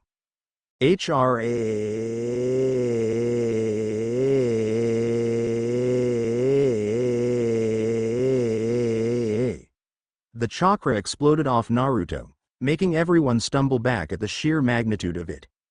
Even the water of the river sent shockwaves out from Naruto's position above it, while the bridge around Naruto began cracking and buckling under him. When Naruto turned to face Zabuza, everyone's blood ran cold. Naruto's eyes were no longer the calm blue they were used to. They were blood red and they screamed bloody murder. Naruto's hair was no longer neat. It had a very feral quality to it. The chakra around Naruto began to form a single helix and then condensed about 10 meters above him, forming the face of a fox. The chakra subsided and Naruto hunched over, tears spilling from his eyes. You think you're a demon? You're just a pathetic piece of trash. Why don't you find out what a true demon can do, huh? Naruto thrust his fist forward, sending a wave of rock and dust at Zabuza, blinding him before Naruto charged in, and landing a sickening combo to Zabuza's face, chest and stomach, ending with a kick to the chin, which sent him flying back.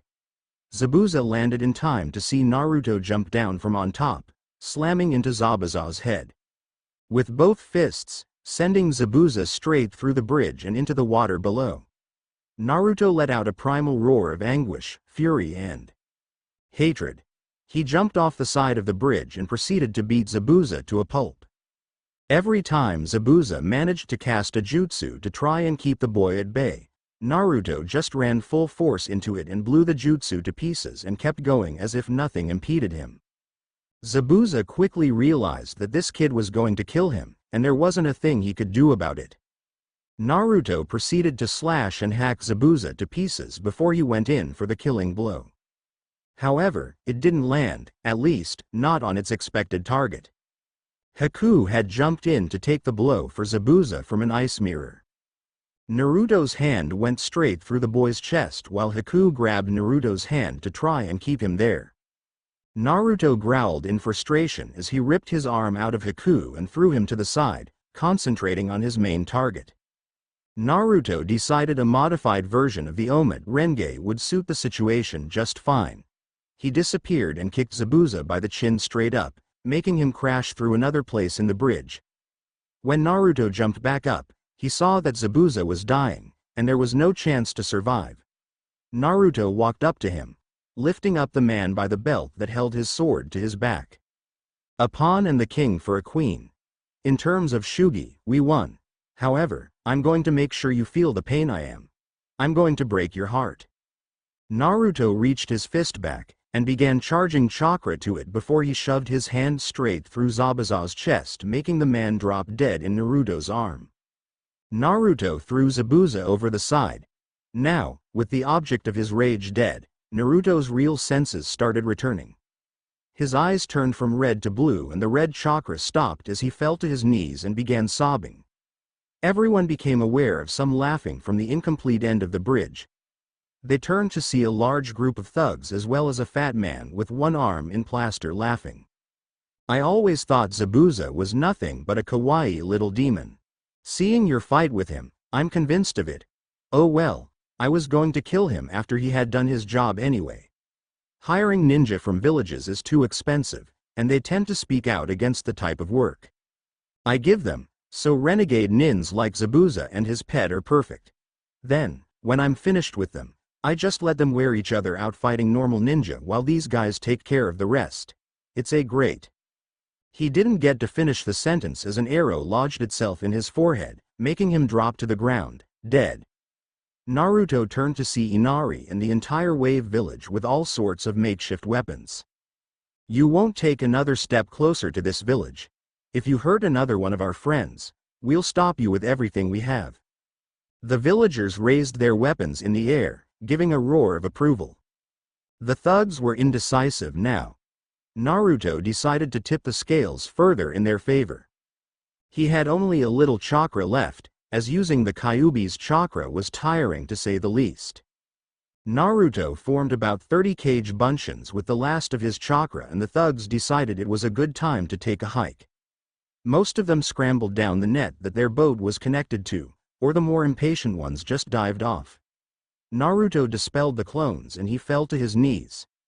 He then remembered Kurenai and forced himself to go and check on her. Just as he got there, he collapsed. The last of his chakra expended and entered a deep sleep.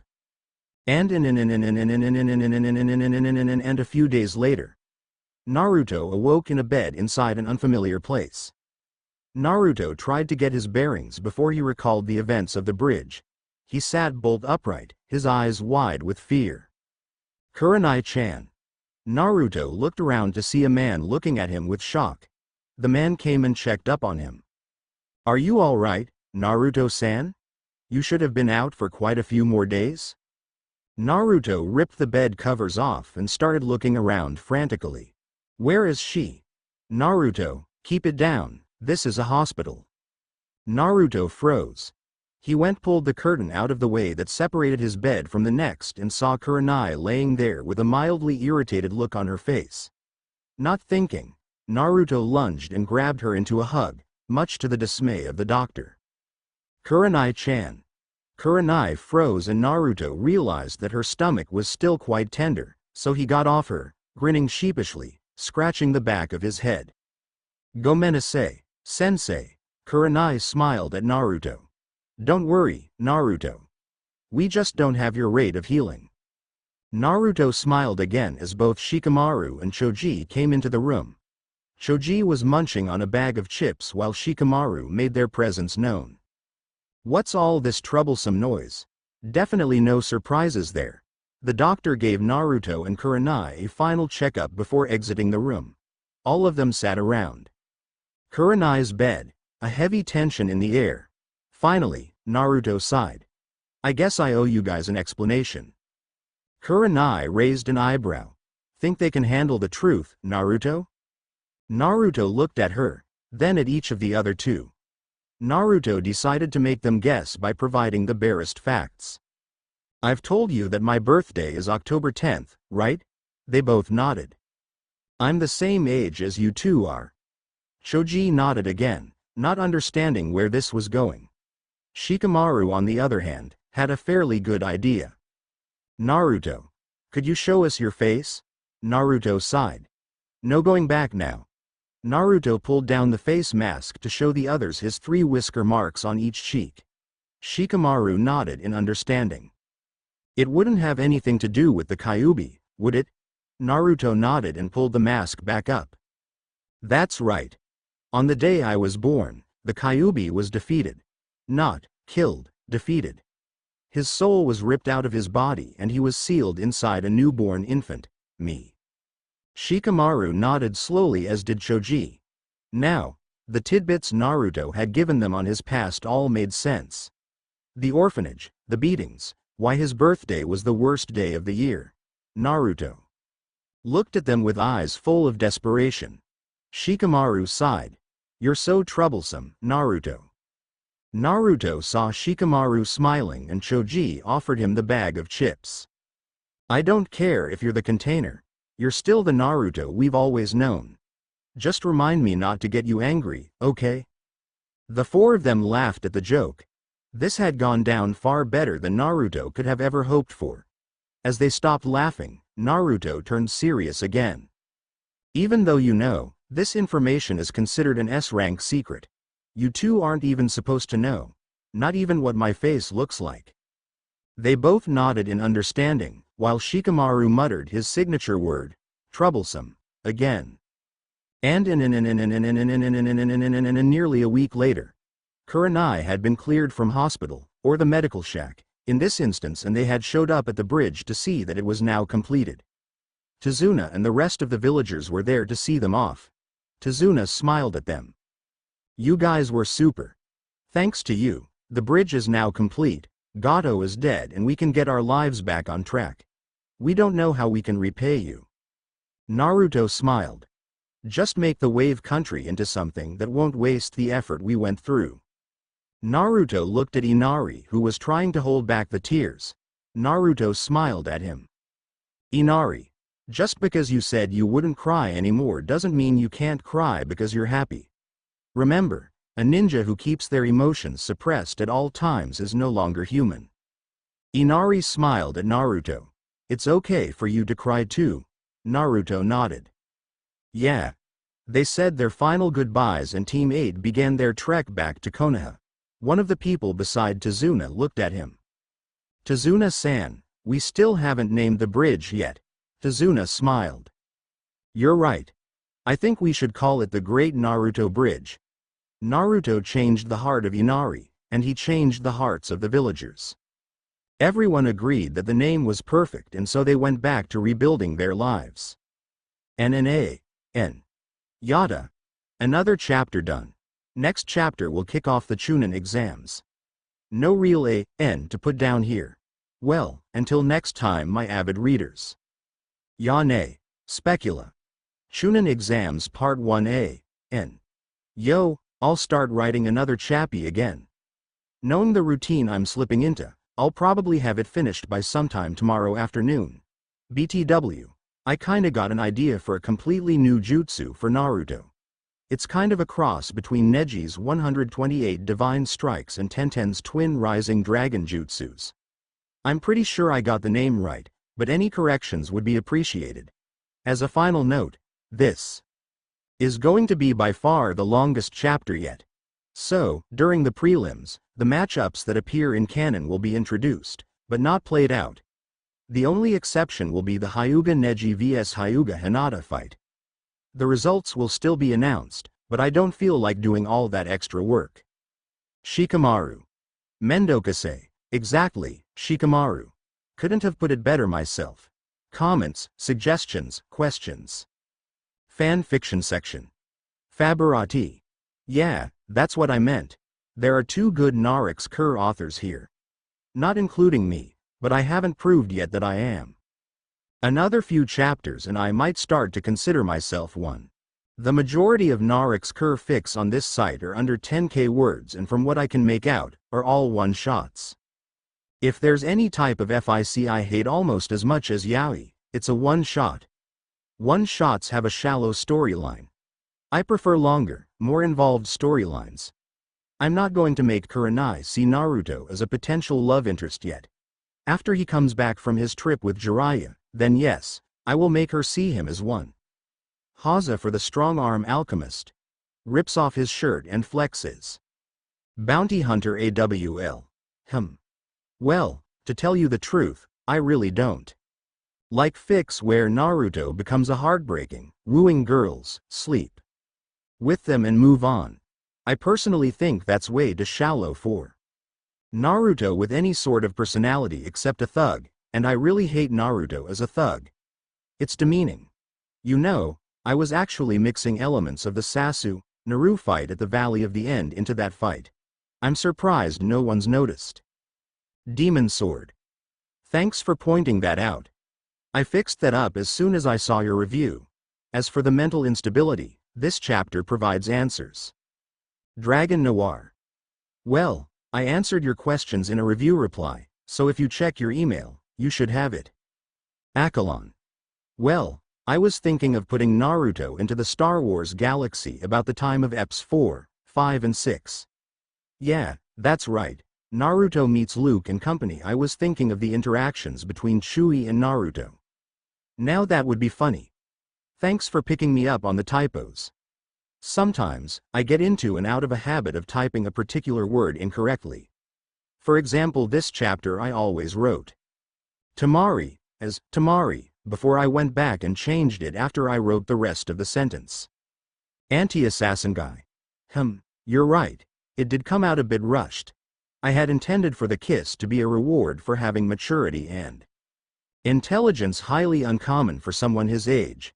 As for the genre, I was kind of wondering why this site only allows 2 genres while others such a media minor allow like 6. So, a general is kinda like everything rolled into one. Thanks for the advice. As for the smart Naruto, I think this chapter will prove just how smart he really is. The only person I like bashing is Sakura. I really hate her. I'm trying to refrain from Naruto chewing her out. It's hard, but I should be able to. Ferrerith 3. Yeah, Sasuke's still going to defect. The main reason he defected was because he was intimidated by Naruto's progress. He has all the more reason to be intimidated now. All hail Chibi Itachi. Nope, Sarutobi is the Sandame's surname. There was a hint in a recent chapter that Asuma is Sandame's son, meaning that Konohamaru is Asuma's son. Also, when Asuma recommended his team for the Chunin exams, he identified himself as Sarutobi Asuma. As for where I translate jutsu names, it depends. If the jutsu exist in either canon or fanon, meaning the original story or fillers, movies, I go to Wikipedia. It had a list of every single jutsu from the series. As for my own jutsus, after many years of searching the internet for some sort of free translating device that doesn't give shoddy answers, I came across what I believe is the single best one on the net. It's accurate and gives alternatives, letting you translate both ways. However, a lot of the more complex words like twin rising dragons are not in there, so you have to divide the words and use them separately. Apart from that, it's practically flawless. I'll put the link up on my profile. Kyuubi-sama. No growing tails for Naruto this time, and no fusing with Kyuubi either. I did those in my other 2 storylines. Cute pup lover. Hey, well, I'm not doing much else at the moment, and I did those 2 chapters in the space of about 32 hours. The chapters were 34 pages each, give or take a page. Full Metal Sosuke. Yeah, Naruto's going to do both of those. Naruto's going to learn more than just Kachiyose no Jutsu and Rasengan. I'm going to teach him Yondaimi's version of Shushin no Jutsu, and get him started on Hiraishin no Jutsu. Onikaze. As I said to someone last chapter, from here on out, it's all original. I've enabled non-user reviews. Hoyt. You know what? Just for that, I'm going to go back the Return of the Bijus last. I want to kill people who try and send me on a guilt trip. My parents have done it to me all my life and I feel like strangling them when they pull an "I'm so badly done by" on me. Oddies. Sorry, but I've got to progress with this story carefully if I want it to work. I can't just have Kurenai just appear one day and make out with Naruto. That would ruin the entire FIC. Patience, young Pad 1. Cokeboy. I'm not going to answer either of those questions until you read the latest manga issues and this FIC again carefully. The answer to both questions are located there. Media Minor section. Rhydon. Glad you like them. Dustin Imthern Dog Demon. Thanks for the review and rating. Hope you continue to enjoy it. Legend. Human or lesser summon thinking, small a, n. Demon or summon boss thinking, human or lesser summon talking, demon or summon boss talking. Shouting, 2 or more people casting the same jutsu. And scene change, and rubies and sapphires. Chapter 3. Chunin Exams Part 1, and several weeks after the wave. Team 8 had made it back and reported the entire mission in great detail to the Hokage, much to the chagrin of the old man. After the team had been dismissed, the Hokage asked that Naruto remained behind. Naruto did as he was asked. Naruto, now that you've revealed the secret to your teammates, I want you to stick to the law for everyone else. Not until they've reached the rank of Chunin are they permitted to know. Understood? Naruto nodded. Sure thing, old man. The old man sighed as he took a puff of his pipe before telling Naruto the next part of why he detained him here. Naruto, the secret is far too deadly to be let out. Although it pains me to do this, I'm authorizing you to use any force you deem necessary to stop the spread of the rumor.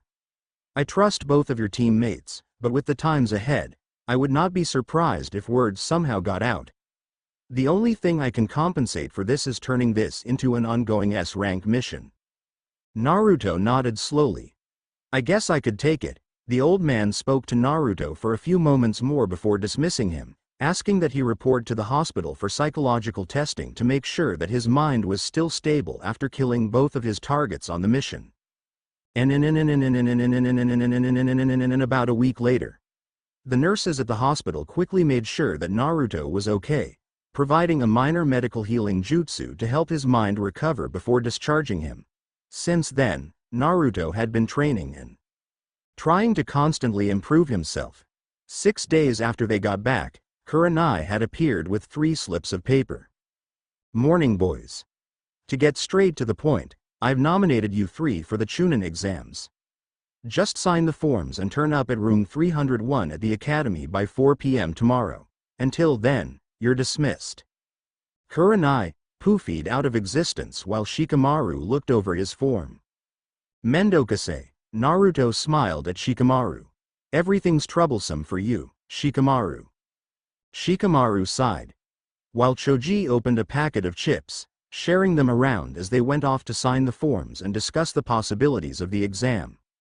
Next day, 2 p.m.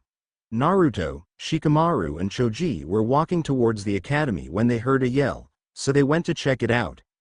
When they got there, they saw a pair of Chunin, a guy and a girl, facing off against 3 academy graduates.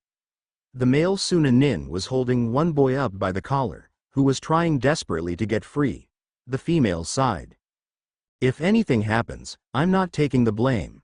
The black-clad ninja smirked and drew his hand back for the punch when he felt 3 people staring at him from behind. He turned around to see 3 Konoha genins staring at him. "What do you 3 want?" Naruto looked lazily at the boy. "We want you to put him down." The boy smirked. "Are you going to make me?" Shikamaru sighed. "Mendokase," Naruto shrugged. "For once, I agree with you, Shikamaru." Kankuro was aware that the blonde masked kid was no longer with his friends, but directly behind him, holding a very sharp weapon to his throat. The Suna Nin and the 3 academy students hadn't even seen the boy move. "Put him down. Now." Kankuro dropped the kid, who fell on his butt. Kankuro was unfastening the straps of the object on his back when Naruto became aware of a very disturbing aura very close by. "Kankuro, stop. You're a disgrace to our village." "But Gaara, they started it." "I don't care. Shut up or I'll kill you." Both the black-clad boy and the girl seemed to flinch at this, while the redhead turned to Naruto. "I apologize for his actions." Naruto dismissed it. "No problem. Only a few egos were bruised, nothing too bad." Gaara's eyes narrowed at Naruto. "I'm interested in you. Who are you?" Naruto looked at the boy. "Uzumaki Naruto. And you are?" "Sabaku no Gaara." Naruto nodded. "I see. I look forward to seeing you in the Chunin exams, Gaara." "As do I." Uzumaki Naruto. Gaara used Shushin to disappear, leaving the rest of them to clean up. Naruto turned to the boy who Kankuro had been about to knock out. "You all right?" The boy nodded slowly. "Well, I'll catch you around. By the way, I don't think I've seen you before. What's your name?" The boy's eyes lightened up. "Konohamaru." Naruto smiled at the boy. "Nice to meet you, Konohamaru. Unfortunately, I can't stay for too long. I have to go and take the Chunin exams with my friends." Konohamaru nodded and got back up, staring in awe at the first person who had ever called him by his name except his grandfather. Naruto turned to the 2 Suna Nin. "Could I get your names?" The boy nodded. "Kankuro." The girl flushed slightly as she answered, "Tamari." Naruto nodded to each of them. "Well, Kankuro-san, Tamari-san. Good luck in the exam." Choji and Shikamaru caught up with Naruto as they got the academy, waiting for the doors to open. Team 8 took this time to survey the potential opponents. They quickly dismissed the ones who bragged about themselves to their teams and others instead paid attention to the teams either talking quietly amongst themselves or who said nothing at all. Finally, the doors were opened and the teams made their way inside. After walking up 2 flights of stairs, they needed to change to another stairwell to get up to the final floor. However, Naruto's genjutsu senses were tingling as he saw what it was. 2 people under rather decent henges for the genin they were posing as were guarding a door that was apparently 301. But Naruto could tell, not just by the shoddy genjutsu around it, but from the fact they had only gone up 2 flights of stairs. The genin tried to go past the pair, only to be shoved back by the genin. Naruto realized what was happening immediately. They were trying to weed out the truly weak ones from even taking the first test. Naruto was fine by that as he kept his team walking. However, one particular Uchiha happened to do something fairly stupid. "It's nice to see you're guarding, but aren't you guarding the wrong room? This is only the 2nd level, not the 3rd. Drop the genjutsu." People started murmuring amongst themselves as Naruto slapped his forehead. Naruto could feel the genjutsu being undone and after a small fight between the genin guarding the door and Sasuke, which Lee put an end to, Naruto turned back to the others. Naruto called out lazily to Sasuke. "Sasuke, you do realize what that genjutsu was meant to do, right?" All eyes turned to the boy. "Yeah. It was meant to stop us from getting to 301. Naruto nodded. "Exactly.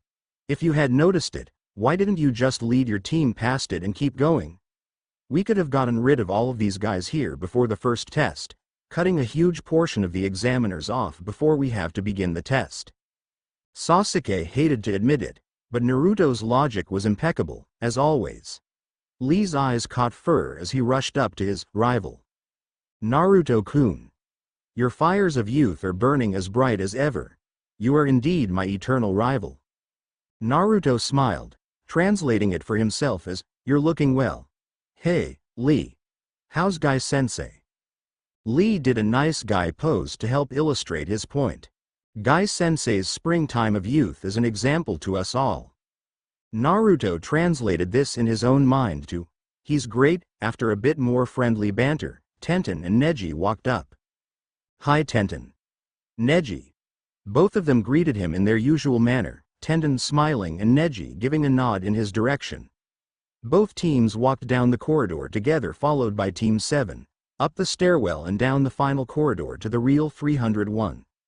Once they pushed open the doors, they were acutely aware of the entire room with their gaze on them. Team Guy ignored the gazes, taking a free seat. Team 8 just stood there, sizing up the people in the room. The doors burst open and Team 7 came in, Ino and Sakura having one of their all too frequent arguments again, but they stopped when they felt the atmosphere of the room. Naruto smiled at them. Glad to see you made it as well. They all nodded and they turned as Kiba rather loudly introduced the presence of his team coming through the door. Naruto. Choji. Shikamaru. It's been a while since I've seen you three. Naruto smiled at Kiba. Hey Kiba. Shino. Hinata.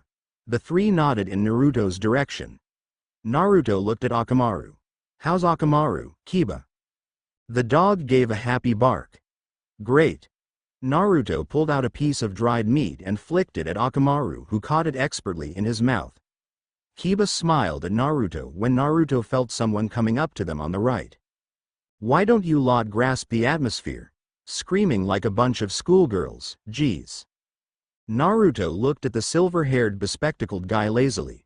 We already did. Is it a crime to catch up with old friends? The boy smiled at him. Not really, but there's a better time to do it. Anyway, there are a lot of powerful people here. Many of who have taken the exam before. I've taken the exam before as well. Naruto looked at the man. How many times? 7. Naruto nodded. You seem to have a purpose for coming here apart from the whole, grasp the atmosphere thing. The boy nodded. How about I give some tips to my cute underclassmen? Kabuto reached into his ninja pouch and took out a deck of cards. I've collected information on a lot of the exam's entrants and burnt the information onto these cards with my chakra. Kabuto pulled the top one off, but it was blank. Sakura, being the smart one, pointed out the obvious. Kabuto-san, how could those have information on them? They're blank. Naruto shook his head. A genjutsu of fuinjutsu of some kind. Kabuto nodded in agreement. He put his finger to the card and began swiveling it around before a small puff of smoke covered the card. Once it cleared, the card was no longer blank. In fact, it had a map of the world overlaid with a three-dimensional bar graph. Almost everyone looked at the card in wonder as Kabuto explained. This shows the number of participants each country has sent. I have information on all of the people attending this exam. The only unfortunate thing is that I have practically no information on the three from the Hidden Sound. This is the first team they've sent to an exam, so I haven't had the chance to find out much about them. Sasuke saw his chance. Can you show us some? Kabuto looked at him. Any in particular? 3.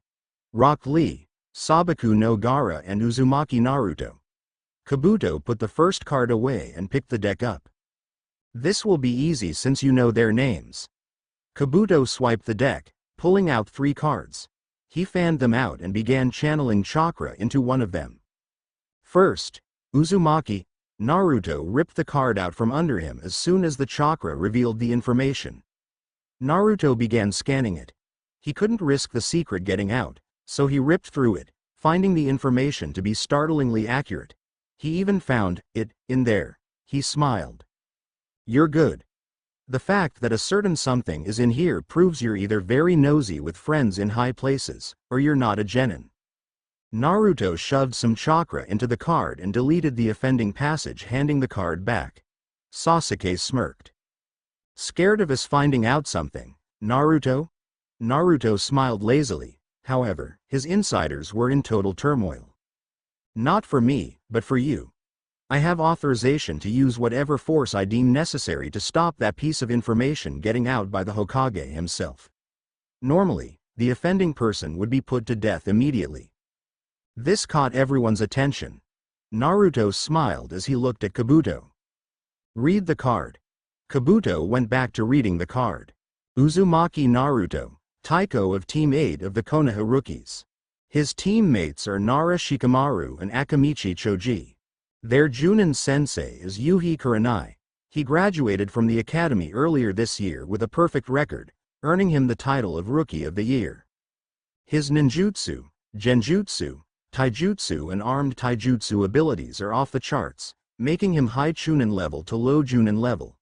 It's rumored that he also has a knack for fuinjutsu, making him the first academy graduate in 14 years to have learned how to make his own seal scrolls and explosive notes before he even left the academy.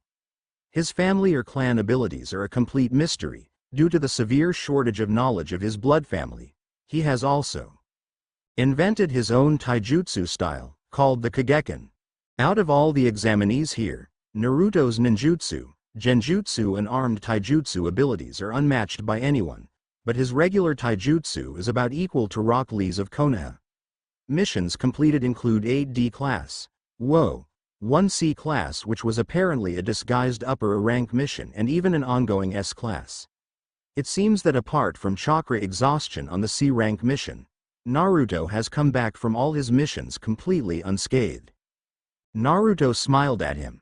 The fact that only myself and my Chunin senseis know the full extent of my abilities makes me wonder exactly who you are. By now, the majority of the room were quaking in their boots at this boy. Even with his abilities, coming back from an A-rank mission completely unharmed, suffering from only chakra exhaustion. This kid was scary. Kabuto put the card away and activated another card. This was Rock Lee. Rock Lee. Member of Team Guy. He's 1 year older than all of you. Teammates are Hyuga Neji and Tenten. Their Chunin sensei is Maeda Guy. Rock Lee's ninjutsu and genjutsu abilities are non-existent, as are his family or clan jutsus, but his taijutsu both long range and short are about equal to Uzumaki Naruto's.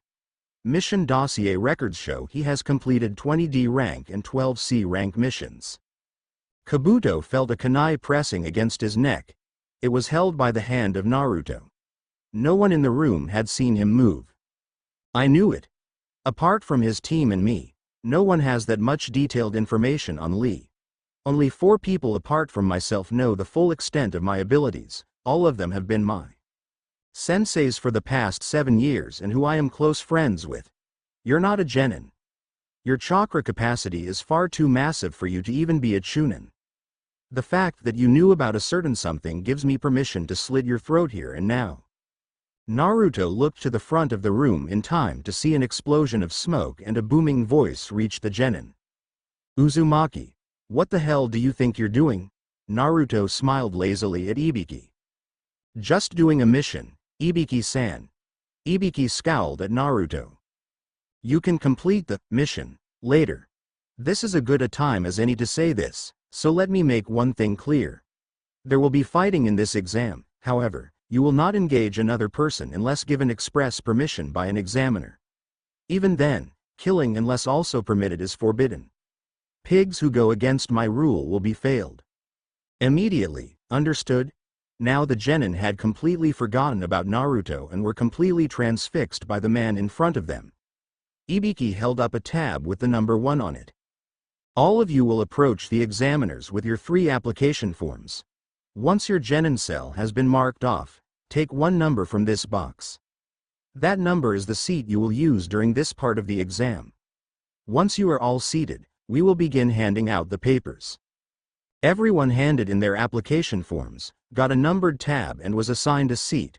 Once everyone was seated, the examiners began placing the tests face down on the desk.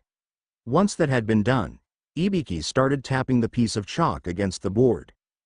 I will now explain the rules of this test. Listen carefully, as I'm not going to repeat it and I will not answer questions. Rule 1. Each of you will start with 10 points. This test works via a subtraction method of marking. For example, if you answer one question wrong, you get a single point deducted. 5 questions wrong and you lose half your points. Rule 2. The overall pass/fail is determined not by your individual scores, but by the combined score of your team. Rule 3. If you are found to be conducting any suspicious activity that could be associated with cheating, you will have 2 points deducted. Meaning, even if you get all the answers right, but get caught 5 times, you fail. This isn't so much a rule as the result of what will happen should someone fail. Until the third part of the exam, everything relies on teamwork. If one of you fails, so does the other 2 members of your team. This test will be done in the space of an hour. At the 45-minute mark, I will give you the 10th question, regardless of whether or not you have completed the rest of them. Now, begin. No one failed to hesitate with the order and turned the pages over. Naruto smirked. Why did this situation seem so familiar? Probably from the graduation written test. These questions were much harder to answer than your average genin should be able to answer. Naruto sighed. The purpose of this test was to cheat. Since he didn't have much to cheat with, he decided to use his own head to write the answers. Naruto was aware of 3 other people writing with him, namely 2 nobodies and Haruno Sakura, which was quickly joined by 3 more, both Hyugas and Sasuke, who had their bloodline limits engaged. After Naruto answered the first 9 questions, he sat back. Naruto felt the familiar chakra of Shikamaru reaching out with his Kagemane and take hold of Choji, writing the answers to the test on his paper. After a while, Naruto saw one of the examiners throw a kunai straight past his head, which he leant out of the way of and heard a thunk behind him. Naruto looked around to see that the kunai had pierced the exam paper of the genin behind him. The boy stood up. Wah! What's the meaning of this? The examiner smirked. I've caught you cheating 5 times. You fail. Get your teammates and get out. 2 other genins, none too happy with their teammate, got up and left along with the one that had caused them to fail. Straight away, another examiner spoke. Number 23, fail. Numbers 43 and 27 fail. The 3 got up. After that, a steady stream of genin were caught and left the room. By the time the announcement of the 10th question came around, the overall number had been reduced to just over 100. Ibiki strode to the front of the room and turned to face the genin. Now, it's time for the 10th question. However, before I give it to you, I need to know whether you will even take it. The genin started murmuring as Ibiki continued with the explanation. If you chose not to take it, you and your teammates will be failed. Immediately, however, if you do decide to take it and get it wrong, you will have the privilege of taking this exam stripped permanently. Everyone started crying out in disbelief. Kiba was the loudest. What kind of a stupid rule is that? There are people here who've taken this exam before. Ibiki laughed heartlessly. That's true, however, when they took this exam, I wasn't the examiner. Seems you lot are out of luck. However, the rules have been stated. Will you, or will you not take it? If you are uncertain as to your abilities, you should quit now and try again next time. Raise your hand if you don't want to suffer the consequences. For a moment, no one did anything. However, the man next to Naruto raised his hand. I won't take it. An examiner marked off him and his 2 teammates as they left the room. This set off a chain reaction. At least 5 more people raised their hand and they were marked off along with their teammates. Finally, there were 78 people left in the room. 80 if you included the plants, as they were called. Ibiki looked around the room. Will anyone else give up? This decision will change your life. People in Naruto's general vicinity became aware of his chuckling, which turned into full-blown laughter. Everyone stared at Naruto in disbelief. Naruto looked at Ibiki, smirking. I don't know about the others in this room, but your act isn't scaring me. I have absolute confidence in myself and both of my teammates that we will answer this question perfectly. There are no weak soldiers under a valiant commander. Get on with the question. Ibiki sighed. Naruto had blown the fear and uncertainty of every single genin in the room away and laughed at him to boot. Ibiki looked around and confirmed what he had thought and felt. Ibiki tried one last time. "This is your final chance. Will any of you give up?" Naruto smiled at him. "We're not afraid." It was clear that no one was going to budge until they had passed the exam, so Ibiki sighed. "Then, for the first test of the Chunin exams, you all pass." Every one of the genins except Naruto stopped and tried to work out exactly what he had meant. Naruto smiled and shook his head. "I was kind of expecting something like this from you, Ibiki-san. Let me guess, the take or not take was the 10th question." Ibiki smiled at Naruto. Exactly. The 10th question was the choice of taking a life-altering decision or not. The first 9 questions severed the purpose of testing your information-gathering abilities. I'm sure there were some of you who could work out the answers for yourselves, but the majority of you would have realized straight away that this was not your average paper test and came to the conclusion, I have to cheat to pass. Most of you would have also realized, there is 80 people left in the room, which would imply that there's something wrong. We had 2 Chunin planted in the room to be the sources of the answers for your cheating attempts. Those of you who cheated like amateurs were weeded out. They won't survive the next stage of the exam with that kind of effort. Now, the 10th question. Once we had separated the wheat from the chaff, I put you in a hopeless situation. Take or not take. Either choice had dire consequences. Not take it and fail immediately. Take it and get it wrong, and never take it again. Let's put this into a real-life situation. Let's go with the scenario that all of you become Chunin.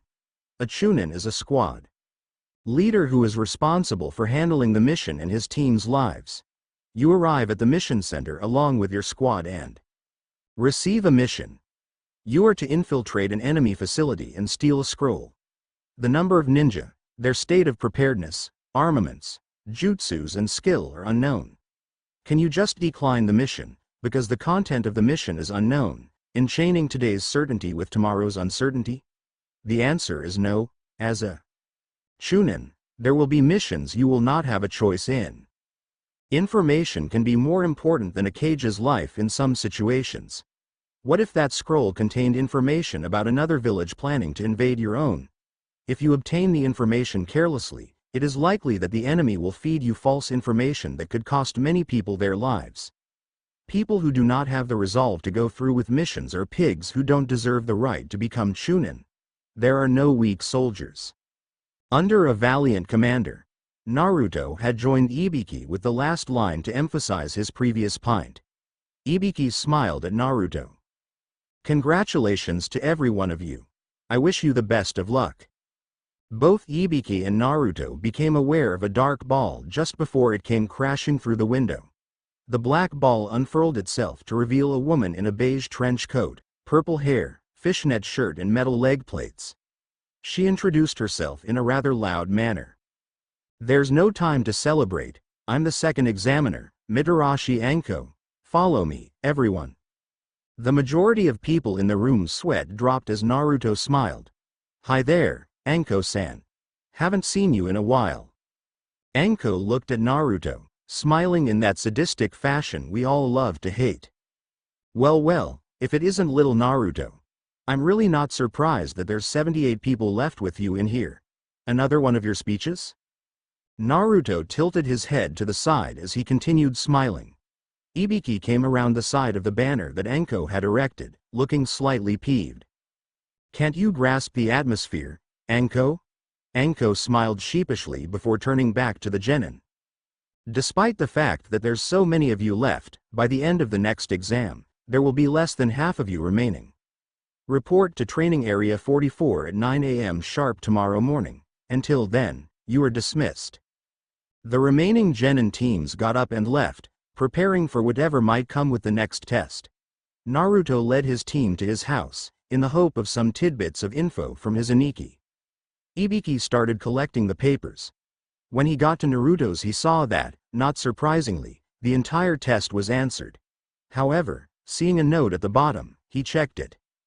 Ibiki-san. The mission I was about to complete involved the Sandame's law, which was about to be breached by that boy. Watch him carefully. He's not who he says he is. UN. Ibiki scowled at this. He was definitely going to be checking the boy out. He'd already had his suspicions from past exams, but having them backed up by Naruto just proved it. This boy was going to be watched very carefully.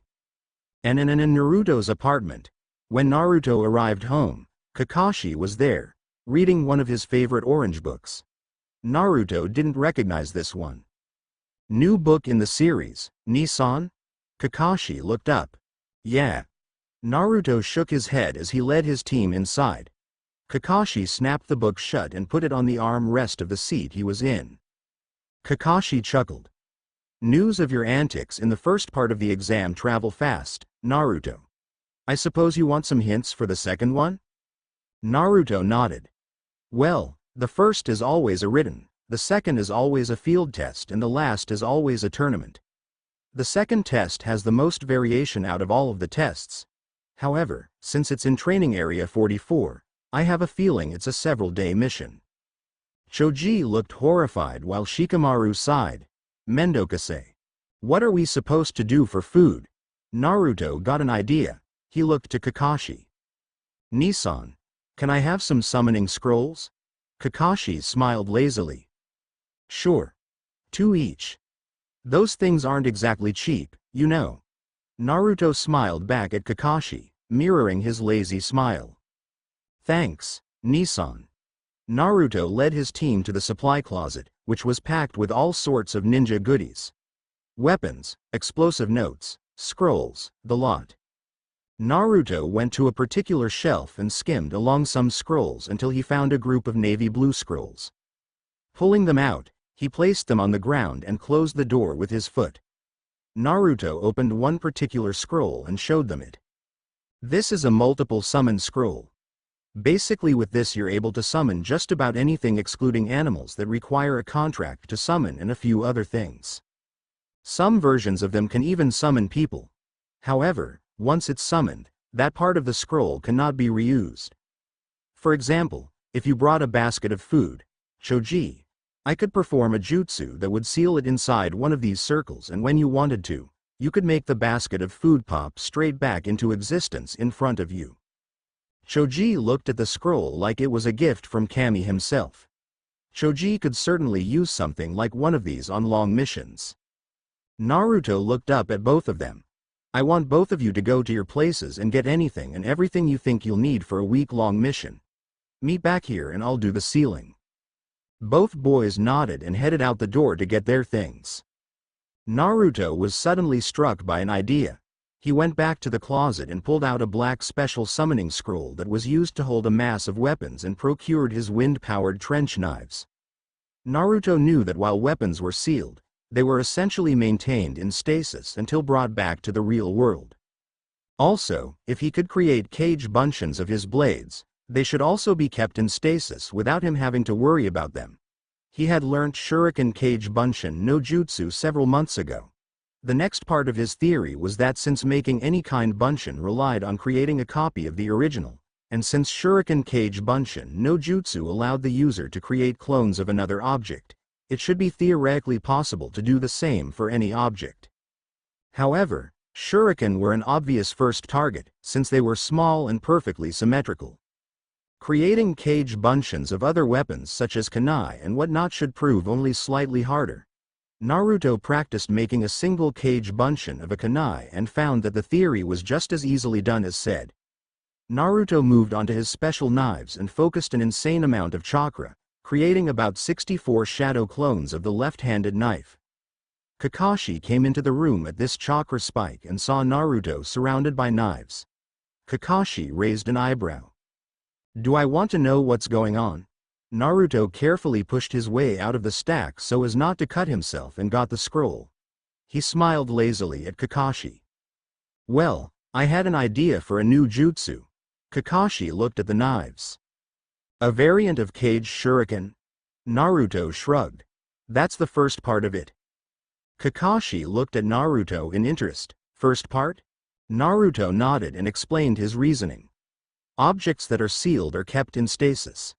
I theorized that if I created a huge number of weapon clones and sealed them, they would stay there without any effort from me and I could summon them at will. Kakashi saw the logic in this. Sure, a number of people had probably given the idea a passing thought, but Naruto had just in the space of 3 minutes brought it into reality. Considering Naruto's talent for Kage Bunshins and Fuin Jutsus, it really actually wasn't that surprising he had made it. Naruto went back to sealing other objects into his other 2 scrolls like food, water, a medical kit, and several other things. After about 15 minutes, there was a knock at the door and when Kakashi answered the door, Shikamaru and Choji came in with an assortment of different things. Choji naturally had brought what most people would consider a lifetime supply of snack foods. After Naruto led them to his room, he showed them how the process was done. He even allowed both boys to have a go. Neither of them managed it though, but Naruto smiled at them. Don't worry. It took me 3 months to learn how to do it without stuffing up. After everything had been sealed, Naruto handed the scrolls to the 2 boys. The 3 of them discussed possible plans for the second test until well after dark. After the boys left, Naruto got to bed and went to sleep. And next morning, training area 44. Team 8 had made it to the area with 5 minutes left to spare, as was their custom. Anko waited another 5 minutes before she saw that every team had made it on time and began her explanation with a snicker. Now you will experience why this place is called the Forest of Death. Naruto came back to attention and stared at her lazily. What was that? Sorry. People snickered and Anko smiled, hiding her true intentions. She pushed a kunai into her hand and hurled it at Naruto, who took it smack in the forehead, much to the chagrin of the others. However, Naruto poofed out of existence and the real Naruto appeared behind Anko. Did the clone really deserve a kunai to the head? He was just theorizing about the possibilities of a new jutsu. Shikamaru slapped his hand to his forehead. Mendokase. Choji smiled while the others stared wide-eyed at Naruto. Anko smiled. Not bad, Naruto. Naruto smiled and reappeared beside his 2 teammates. Anko reached into her coat and pulled out a stack of papers. Naruto looked at them. Consent forms? So we are allowed to kill in this test? Anko smiled and nodded. Everyone decided it would probably be a good idea to stay out of Naruto's way. There will be deaths in this test, guaranteed. I need you to sign these so I don't get the blame for your deaths. I hate paperwork, especially the ones for a death I'm responsible for. Anko passed the stack of forms to Naruto, who took one and passed it on. I will now begin the explanation for the second test of the Chunin exams. To sum it up, you will all go through an extreme survival match. First, I will explain the area's geographical features. Anko unrolled a scroll that had a map of the training area on it. The area is roughly 20 kilometers in diameter with 44 entrance gates spaced evenly around the side. The entire area consists of a thick forest. There is a river running roughly north to south with a tower at the center. The tower is about 10 kilometers from any gate. Once you are inside, you will be required to complete a mission. The mission directive is this. You will do anything necessary to fight for these scrolls. Anko pulled out a pair of scrolls. One scroll was white and marked with the Heaven kanji, while the blue one was marked with the Earth kanji. Anko continued explaining. There are several rules to this test. Rule 1. To successfully progress to the final test, you must obtain 1 Heaven and 1 Earth scroll and make it to the tower within the time limit. Rule 2. If you complete the first rule, but produce a missing or unrecoverable teammate, you fail. Rule 3. You are not allowed to open these scrolls until you have entered the tower. Rule 4. Once the test has begun, you will not be allowed to leave the forest until the end of the test. Rule 5. The time limit is 120 hours, or 5 days. Ino smirked at Choji. Worried about food? Choji smirked back at her. No, I have more than enough food to last me 7 days. Everyone who knew Choji's eating habits that were not on his team looked at him dubiously. A week of food for Choji consisted of junk food that most people would eat over the space of 5 or so years. There was no bulging pack of food. In fact, Choji had a single bag of chips in his hand and that was it, from what they could see. Anko restarted with her explanation. Once you and your team have signed the forms, you will hand 3 forms in for a single one of these scrolls which will be chosen at random at that stand there. She pointed to a stand where 3 examiners were sitting. Anko looked back at them. You have 15 minutes to sign the forms. Once those 15 minutes is up, you will be assigned to a gate with your team and you will have a final 10 minutes to plan your strategies before the exam will commence. As a final piece of advice, don't die. And 25 minutes later, Team 8 had signed the forms and handed them in as soon as they were allowed. They received the Earth Scroll and were directed to gate number 8. After a final 10 minutes of strategizing, the gates were open and they charged in, hoping to get this over and done with. Naruto extended his senses and tried to detect chakra signatures. He found a non-familiar group not too far away and Naruto made a hand signal in the target team's direction. They changed course and jumped up into the trees, making a beeline for the team. Once they were about 50 meters away, Naruto saw that they were a team from Suna. Luckily, it was not Gaara's team. The team seemed to be arguing over something and they pulled out their scroll, which was luckily the Heaven Scroll. Naruto had an idea as he pulled out a spare scroll and used a very discreet Kawarimi no Jutsu to replace the scroll they were stupidly waving about with a very similar scroll and they made their way towards the tower with the Suna team none the wiser. At the command center in the tower. Anko had just gotten to the tower in the 3 hours since the exam started when an examiner rushed out the door to greet her. Anko-san. A team has already passed. Anko looked at the man skeptically. The previous record was around 5 hours, yet he was claiming that a team had finished in fewer than 3. The man saw the look and explained. It was Team 8 of Konoha, Anko-san. Team captain was Uzumaki Naruto. They're just entering the tower now. Anko sighed. She should have guessed. She walked into the control hub of the tower and saw from the security camera in the room that indeed, Uzumaki Naruto and Team 8 were just entering the tower, completely unscathed. And with Team 8, Naruto pushed open the door and broke the paper seal holding it shut. They walked into the room and saw a quote written on the wall. Naruto recognized it vaguely as a quote from one of the Hokages. Looking at the scrolls, he gave one to Shikamaru and they both opened them, revealing summoning scrolls. Naruto saw the main symbol on the scrolls form a lump and smoke began emitting from it like a miniature volcano. Naruto nodded at Shikamaru and they threw them to the floor where a cloud of smoke appeared. Naruto smiled as he felt the familiar chakra signature. It's been a while, Iruka-sensei. The smoke cleared to indeed reveal it was Iruka. Iruka looked rather startled to be summoned so early, and even more startled to see that Team 8 was completely unscratched. Hey Naruto. It's good to see that you guys made it. You've smashed the previous record by several hours. I doubted Kurenai when she accepted the mission to the wave, but now I can see why. Naruto, you make an excellent commander. I have little doubt that you will become Chunin. Naruto smiled as he looked up at the wall. Iruka-sensei. I remember that quote from somewhere, but it's broken. Iruka smiled. That was my other mission. Each team that passes will be greeted by a Chunin, congratulated and then told the meaning of the quote. Read it. It's the quote Sandaime-sama thought you should keep in mind for this exam and as a Chunin. The heaven, in this quote, indicates the head of a person. The earth indicates the body. If you do not possess heaven, gain knowledge and be prepared. If you do not possess earth, run through the fields and seek strength. For example, let's say Choji's weakness was his brain, he should study every day. Choji smiled sheepishly and chuckled at the good-natured joke. If Shikamaru's weakness was his body, he should train himself every day. Shikamaru sighed. Mendokase, and if you possess both qualities like Naruto, dangerous missions will become safe ones, possibly even easy. Naruto smiled lazily at the compliment.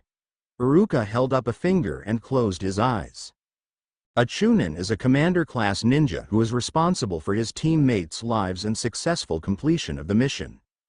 Remember this principle and go forward. I'm proud of you three, congratulations.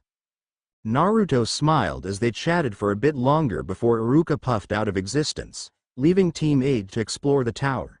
They found a room not far away that had 3 futons as well as some other things. They left it and proceeded to the central part of the tower, finding a wide open space with a giant statue of a pair of arms and hands that were forming the ram seal. Naruto decided to sit down here and work on some things for the upcoming third exam, while Choji and Shikamaru sat down next to him. Choji pulled out his food scroll and used a bit of chakra to pull a large shopping bag full of packets of chips out. He opened one packet and began eating, sharing chips with both Naruto and Shikamaru. Naruto pulled out his own scroll that held the mass number of trench knives to see that they were still firmly held in stasis. An hour of catting and eating later, Naruto became aware of 3 chakra signatures at the entrance of the room. Naruto turned to see Gaara's team, completely unscathed. Naruto raised a hand lazily in greeting. "Yo. Good to see you made it." Gaara nodded and led his team out, going somewhere else in the tower. Naruto looked at the scroll that had his trench knives sealed into it and decided to try and replicate it. Opening his utilities scroll, Naruto pulled another green-colored scroll out of the scroll as well as a calligraphy brush and a bottle of ink. Naruto looked carefully at the real scroll and began painting it to make a mirror copy. Both Shikamaru and Choji looked on in interest as about 15 minutes later, Naruto finished, admiring his handiwork. Naruto pulled out his real trench knives from their hidden location in his sleeves and formed a ram seal, focusing a huge amount of chakra before there was a huge puff of smoke and Choji and Shikamaru's eyes widened in disbelief. Naruto had made 64 copies of the right-hand knife. They both reached out and touched them to see that they were all indeed real. Naruto looked at them and picked up one of the knives before doing 2 hand seals to seal the weapon clone inside the scroll. About 10 minutes later, Naruto sealed the last one inside the scroll and rolled it back up, tying it up with string. Naruto noticed the look on their faces and smiled. "It's a new jutsu I invented. I knew that while something is sealed, it is essentially in stasis. I know how to perform the shuriken cage Bunshin no jutsu, and creating the knives is only slightly more difficult than shuriken. I put 2 and 2 together and tried sealing the weapon clones inside the scroll for later use. I don't need to maintain concentration to keep them active until I resummon them." Choji and Shikamaru nodded slowly. Naruto put a finger to his chin in a pose that they recognized as thoughtfulness. "I still haven't made a name for this jutsu yet." After throwing some names around, they decided to leave it for later and they got back to practicing, eating and studying. End of the 5th day. The other teams that had arrived had trickled in and every one of the Konoha rookie teams had made it. The team from Otto had as well. There was also Kabuto's team. No surprises there. At the end of the time limit, they were assembled in the main hall. All of the Chunin instructors from the Konoha teams except Kabuto's team, as well as all of the main examiners for the 3 tests and the Hokage were present. Anko looked at them. "All right. Line up in your teams, we have an announcement to make. First of all, congratulations on passing the 2nd test. We will now have an explanation on the 3rd exam from Hokage-sama. Everyone listen well." The Hokage stepped forward, cleared his throat and began. "The 3rd exam will begin, however, before that, there is something that I want to make clear to all of you." Several people in the room knew what was coming next. Kabuto's team were some of them. Naruto had a fair idea, but he kept his mouth shut. "It's about the true purpose of the exam. Why we do a joint exam with the allied nations." Naruto knew exactly where this was going now. To maintain good relations with the allied nations and to heighten the level of the ninja. Do not let those reasons deceive you. This exam, so to speak, is really just a replacement for war. A lot of the genin gasped. Tenten asked the question nearly everyone wanted to. What do you mean? If we go back into the pages of history, the current allied nations now were in fact bitter enemies, fighting for the right to rule. To avoid the massive waste of military power that is the result of war, they agreed to localize the fighting to one area. This was the beginning of the Chunin selection exams. Ino still didn't understand. What? So this isn't for Chunin promotions? This exam is indeed examine those who are worthy of the Chunin title. But on the other hand, it is also a place where ninja fight and carry their country's dignity. In the third exam, feudal lords and famous people from varying countries who may be potential clients are invited here as guests. Feudal lords from countries with hidden villages and ninja leaders will see your battles. If there is a significant difference in power, the strong country will be flooded with jobs. If a country is seen as weak, their jobs will decrease, and at the same time, countries are able to show how their village has grown, and possess excellent military power to the adjacent countries. In other words, they can put foreign pressure on them. Kiba obviously still didn't get it, and proved it by questioning the Hokage further. So why do we have to fight with the risk of losing our lives? Naruto looked lazily at Kiba before turning back to the old man. He answered him. A county's power is the village's power. The village's power is the shinobi's power, and a shinobi's true power is only manifested in life or death situations. How true that is, he tuned back into the Hokage's speech.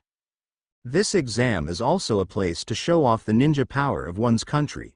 Since this is an exam where you fight with your lives on the line, it has a meaning, and your predecessors have fought and dreamed of being in the Chunin exam because of it. Apparently, no one had any more questions. However, Gaara was obviously impatient. I don't care. Tell us the details of this life or death exam. The Hokage nodded. Then I will begin explaining the details of the third test, but... The Hokage was interrupted by a Chunin who appeared in front of him. Excuse me, Hokage-sama. I, Gecko Hayate, the judge, will explain. Please do. Hayate slowly stood up, not turning to face them. It's nice to meet you, everyone. Before the third test, there's something I want you to do. Fight in some preliminary matches to see who gets to progress to the main matches.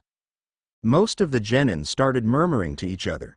Sakura wanted a further explanation. Sensei, I don't understand. Why can't we just progress to the main matches with the remaining examinees? Hayate coughed again, and looked over them.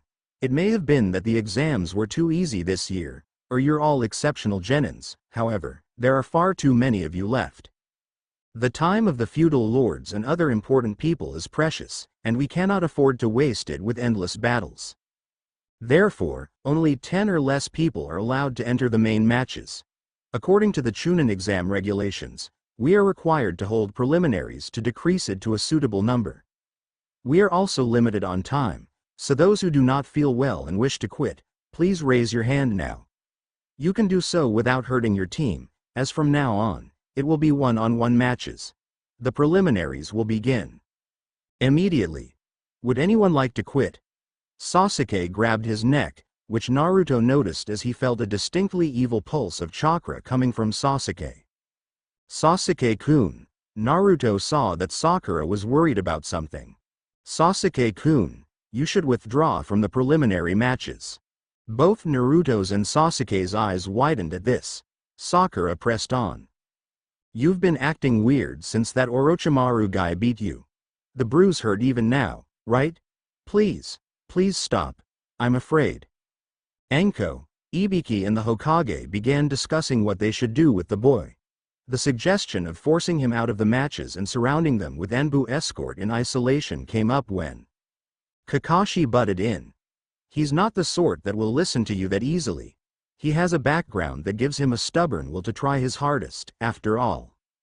Anko got pissed off and started chewing Kakashi out for his lack of seriousness at the situation. Stop fooling around, I'll make him quit, even if I have to use force. The cursed seal reacts when you try to mold chakra, and it will try and extract power from him. It's a forbidden jutsu that undermines the affected person. It amazes me that he's able to withstand it. A normal person would be dead. Anko turned to the Hokage. Hokage-sama. Sakura still hadn't let up crying to make him quit. You aren't in any condition to fight. You should just— Sasuke turned to her, glaring at her despite the pain. Shut up. I knew it. Sasuke whispered to her. Just be quiet. Sakura couldn't take the hint. You've been bearing this pain the whole time. Sasuke tried to make her see the point. Sakura, learn when to take a hint and shut it. Sakura still didn't get it, and decided to go to the next level. Whatever you say, I'm still going to tell the teachers about it. Sakura started raising her hand, but she stopped when she saw Kabuto had already raised his own. The Hokage looked at him. What is it? I quit. Everyone stared at him and Hayate flipped through the clipboard's paper, stopping at a certain page. You're Konoha's Yakushi Kabuto, right? Okay, you can leave.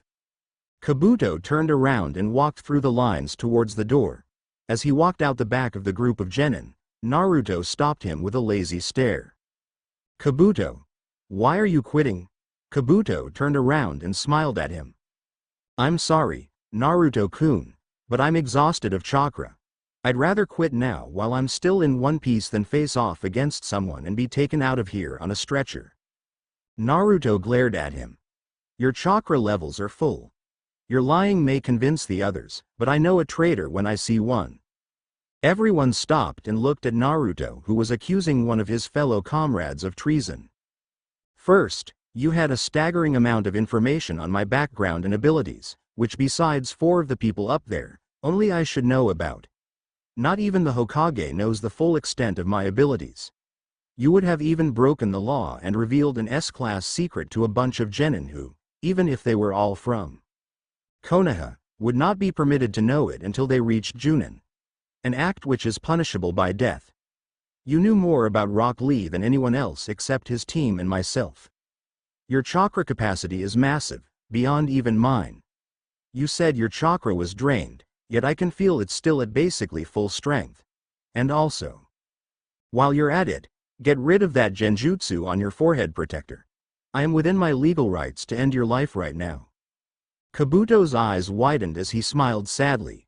You are indeed observant, Naruto-kun. Ibiki's eyes narrowed as he snapped his fingers and Kabuto and his teammates were surrounded by 3 squads of Anbu. Ibiki nodded at them and the squads took hold of Kabuto and his 2 teammates, disappearing. Everyone was silent for quite some time, trying to figure out exactly what had just happened. Naruto looked up at the Hokage. Old man, I want to know more about that boy. The fact that he knew was incredibly disturbing. With a cough, Hayate caught their attention. Hayate pointed to one of the panels on the back wall. Said panel slid up to reveal a display screen. Then, let's start the preliminaries. It will consist of one-on-one matches. In other words, it will be like real combat. Now that we have exactly 18 people, we will have 9 matches. The winners will be able to progress to the 3rd test. There are no rules for engaging in combat and you will fight them until they die, are knocked out or admit defeat. However, if I decide the match is over, you will stop immediately. The electric bulletin board will choose 2 names at random from the participants. Without further ado, I will start the selection for the first match. The screen flashed yellow before the names of the remaining contestants began cycling through, settling on the first pair. Uzumaki Naruto vs Sabaku no Tamari Naruto side. Right off the bat, huh? Hayate coughed and looked at the 2 people. Would the 2 participants step forward please? Both of them separated from their teams and stood face to face. First match is between Uzumaki Naruto and Sabaku no Tamari. Are there any objections to the participants? No one spoke, so Hayate coughed. Then would you please proceed to the stands with your Chunin senseis and wait for your turn to start? Once everyone had left the field except Tamari, Naruto and Hayate, he coughed again. First match. Hajime. Tamari jumped back and eyed Naruto carefully. Naruto smiled at her. Judging by that battle fan you have, you're one of the few wind users of Suna. Tamari's eyes widened as Naruto took out a scroll, opened it and began reading. Temari's sweat dropped. What are you doing? Naruto didn't look up. I'm thinking about the possibilities of a new jutsu, if I was to put a modified seal on. A vein on Temari's forehead was pulsing before she took out her fan and let a massive gust of wind fly. When the blast hit the wall Naruto was in front of, the wall crumbled and gave off a huge cloud of dust. When it cleared, Naruto was gone. Temari smirked. If you don't take me seriously, this is what happens. Naruto was still looking at the scroll from behind her. You know, for a wind user, your skill with wind isn't all that great. Temari whipped around and let off another gust at point-blank range, only to see Naruto in his original position. Naruto rolled the scroll up and put it away, pulling out two other scrolls. A green and a black one. Shikamaru and Choji's eyes widened at this, as did everyone else's. Naruto smiled at his opponent. Naruto focused some chakra and said a single word. Kai. Team 8 and Team Guy's eyes widened even further. Whatever Naruto was going to do would require a great deal of speed. I think it's time I tried this new jutsu, however, I need to think of a name for it. Naruto closed his eyes before opening them several seconds later, smiling. Naruto stood both scrolls upright and got into a crouching stance. Ninpo Kachiyose. Hyaku Niju Hachi Kage Kase no Yeba. Everyone's eyes widened at the name. Kurenai stared at Naruto in disbelief. Ninja Summoning Art, 128 Shadow Blades of Wind. The area around Naruto exploded into a small cloud of white smoke from which 9 swirling trails spiraled around. A few seconds later, a pair of smoke pillars shot upwards. One green and the other black. They wrapped themselves around each other before the smoke dispersed, revealing the green and black scrolls. Naruto jumped up in between them and began using gliding motions with his hands to get the first 2 knives out of the scroll. He poured a huge amount of chakra into them and smiled at Temari. 2 blades. Naruto hurled the blades at Temari, who dodged them, and everyone's eyes bludged as they impacted the ground and went through it, completely disappearing from view, leaving nothing but a slit in the ground where they had impacted. The other wind users in the room, namely Baki, Temari, Asuma and the Hokage, realized that these blades were still made of metal, but it was a metal heavily influenced by the wind property. Naruto smiled and procured the next 2. 4 blades. Naruto hurled the blades at her and Temari again dodged. Naruto continued smiling. 8 blades. Naruto got 2 blades, pumped a huge amount of chakra into them, threw them, and then did the same with 2 more. Temari dodged them and stared at Naruto, who kept smiling. 16 blades. Temari's eyes widened. He was increasing the number of blades with each round using a Fibonacci-like method, and there were apparently 128 in total. She wouldn't be able to dodge for much longer. The 8 knives flew at her as she just managed to dodge them. For the next one, she had no choice but to block or deflect them. 32 blades. Naruto's speed was increasing dramatically as the latest salvo came at Temari. By now, Naruto was rotating his body so fast to get the knives that the chakra blades left a trail around him that to Neji and Hinata looked disturbingly like the Kaden.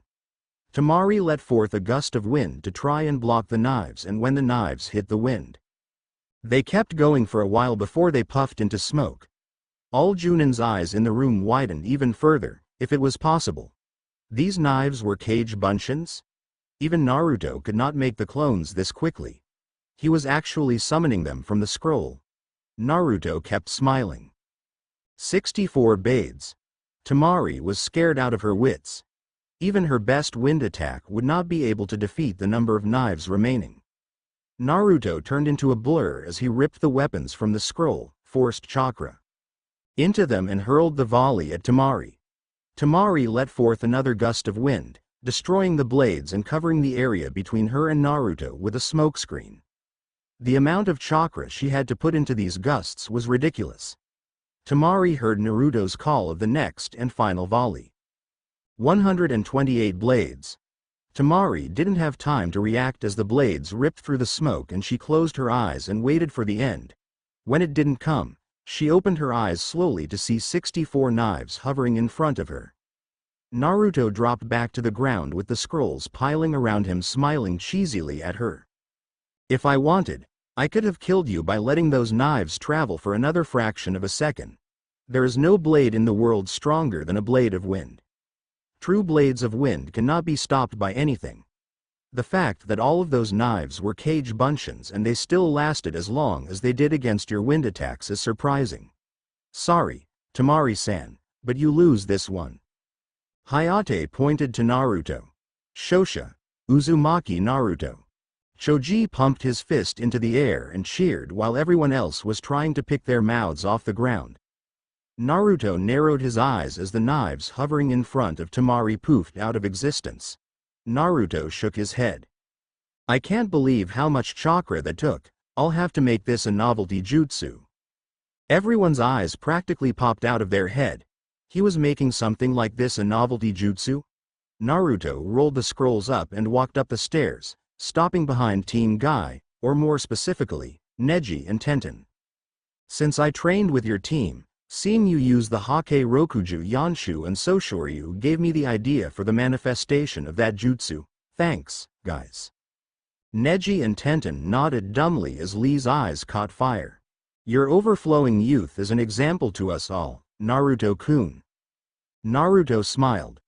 Thanks, Lee.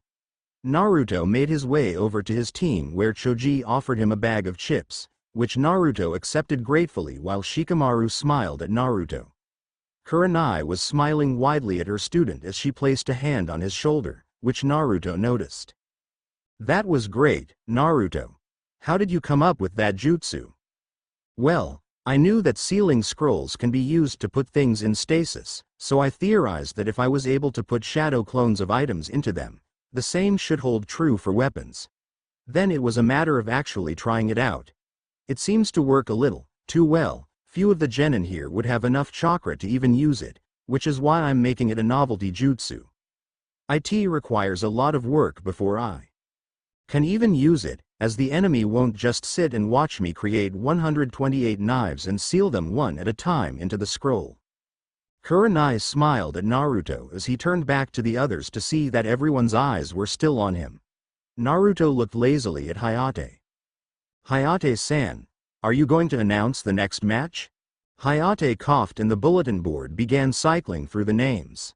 Akamichi Choji vs Uchiha Sasuke. Choji smiled as he started shoveling in chips by the handful. Sakura stared at him. Why is he eating chips at a time like this? Naruto looked at her lazily. You'll see. Sasuke was about to be schooled. Naruto thought about which way Choji was going to flatten the Uchiha. As Choji finished the bag, he ran down the stairs following Sasuke and they stood face to face. Once Hayate made sure they were ready, he brought his hand down between them and jumped back. Second match. Hajime. Both Ino and Sakura started cheering for their teammate. Choji smiled as he pulled out his weapon scroll. Naruto's not the only one who's been learning new jutsus. Choji put his palm to a particular pair of symbols to reveal a mass of kunai that were threaded through a pair of wires by the pommel. Choji wrapped the wires around his chest and smiled. Naruto smirked. Inventive. Very clever. Everyone around Naruto looked at him waiting for an explanation. Watch. Choji put both arms in front of him and started with a clan jutsu. Baika no jutsu. Choji's size increased dramatically and the kunai stretched around Choji. Naruto had a fair idea of what was coming next. Choji drew his arms, legs and head into the body, letting out plumes of chakra as he announced his combo jutsu. Nakuden Hari Sensha. Naruto smiled as Choji started spinning rapidly, rolling forward far faster than ever before. Naruto had been right. As I thought. Choji used the kunai to improve his family jutsu, dramatically increasing not only his destructive power, but also his speed and maneuverability. They looked back to see Choji rolling all over the field, chanting his usual mantra. Roll, roll, roll, roll, roll, roll, roll. Sasuke was dodging the rolling ball of green, not entirely sure about what to make of it. He gave himself some distance and thought about how to attack it. He could not use chakra, therefore no jutsus or Sharingan. He took out a kunai and threw it at Choji, watching in dismay as it shattered on impact. If that's what it did to metal, there was absolutely no chance in hell he was going to try physically attacking it. He was pretty sure even if he managed to stop the rotation, punching him would be like punching the wall of a padded room. He'd just bounce right back. He just had to wait until Choji wore himself out. However, Naruto knew something Sasuke was forgetting. Akamichis do not tire easily. Choji was no exception. Naruto sighed. Sasuke's had it. If he could, he would have used jutsus by now or the Sharingan, but he hasn't. There is no way Sasuke can win this unless Choji gives up.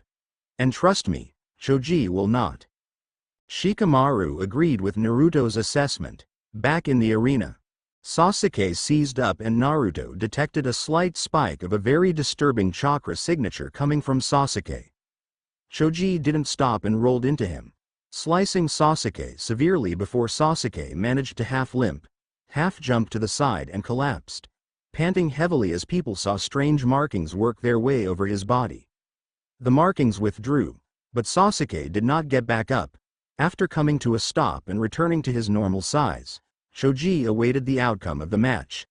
Hayate coughed. Shosha. Akamichi Choji. Choji was extremely pleased with himself as he ran back up to his teammates. Shikamaru patted him on the back and Naruto pulled out his food scroll and brought forth a packet of chips, which he handed to Choji.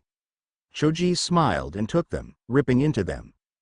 Both Sakura and Ino were gobsmacked that their precious Sasuke-kun had been defeated. Kakashi looked at them. Sasuke was unable to use any chakra. Choji was the worst possible opponent he could face with that handicap. Kakashi reappeared in a poof beside Sasuke just as the medical nins were about to pick him up. "This is out of your league. I'll handle this, and then you can heal him." The medic nins nodded, as Kakashi poofed with Sasuke into another room. Hayate coughed, catching everyone's attention. The scoreboard started cycling through the names again before landing on a rather interesting matchup. Haruno Sakura vs Yamanaka Ino. Both girls stiffened before they looked at each other and proceeded down to the ground. And 15 minutes later, both Ino and Sakura charged each other, using the last of their strength to land a final blow. Both girls landed the punch to the other's head, sending the other flying back. They struggled to glare at each other one last time before they both passed out. Hayate surveyed both girls closely before straightening up. Both competitors are unable to continue, meaning it's a double knockout. No one from the third match will progress to the third test. Kakashi reappeared and picked up both girls before reappearing next to the Konoharukis, placing them in a sitting position against the wall. Hayate coughed, and T-screen began cycling through names again. It settled for a pair that could only be described as Fate. Hyuga Hinata vs Hyuga Neji. Hinata's eyes widened and fear started pouring off her in waves. She slowly walked down as did Neji. Neji smirked. "Hinata-sama, you should forfeit. The moment I was chosen as your opponent, Fate." Neji didn't get to finish the sentence as Naruto looked at him, calling out to him. "Neji, don't start with that Fate stuff again. Remember what I told you." Everyone looked at Naruto. Neji's eyes narrowed at the memory. Flashback. Lee had challenged Neji to yet another duel, with Naruto refereeing the match. The match was over in a flash, and Neji smirked. "No matter how good you are, Lee, you will always lose to me. Fate has decided that long ago." Lee looked up at Neji from his position on the ground. "Fate? What does fate have to do with anything?" Neji launched into an all-too-familiar speech. "Your talent is determined when you are born. In other words, everything is predetermined at birth." Lee glared at Neji. "Why do you always label everything like that?" Neji smirked. "Are you saying that anyone can become a genius if they try hard enough?" Lee's eyes widened as Neji continued with his speech. "Only a few will ever be geniuses. Look at reality closely. Those who are geniuses are born with that fate. It's not something that you can become because you want to. It's already determined by fate. People are different. They can only live in the indisputable flow of life. But there is just one fate that everyone possesses, and that is death. Lee's spirit had been almost broken when Naruto interrupted. Neji, do you believe that? Neji turned to Naruto as Naruto explained himself. If a single man hadn't saved me on my 4th birthday, even if I had survived, I wouldn't be a genius, as you call them, now. I would have been the Dobi of the academy instead of the Rookie of the Year. I would have lived my life shunned by everyone. Neji smirked as he closed his eyes. Fate intervened on your 4th birthday. Naruto nodded. It did. It dictated I would die at the age of 4. Both Neji and Lee looked at Naruto shocked as he explained. For the first 3 birthdays of my life, the Hokage saved me from death. However, on my 4th birthday, fate determined that I would die. The Hokage did not show up after I was cornered and beaten to near death. The only reason I survived was that another boy proved to me that this was not normal, that I had the ability to change the direction my life was taking. If he had not intervened, I would never have been able to learn from the best Chunin specialists in the village. Neji, it is true that people share one fate, the fate of death. However, apart from stating that we will all die, fate has no control over us. It does not even dictate when we will die. To a large extent, the person will dictate when they will die. If they let their guard down during a battle which an enemy takes advantage of and kills them, if they have an accident that results in death, if they commit a grievous crime and are sentenced to death, they decided their own way to die, even if it was unconsciously, or in the case of the last example, willingly.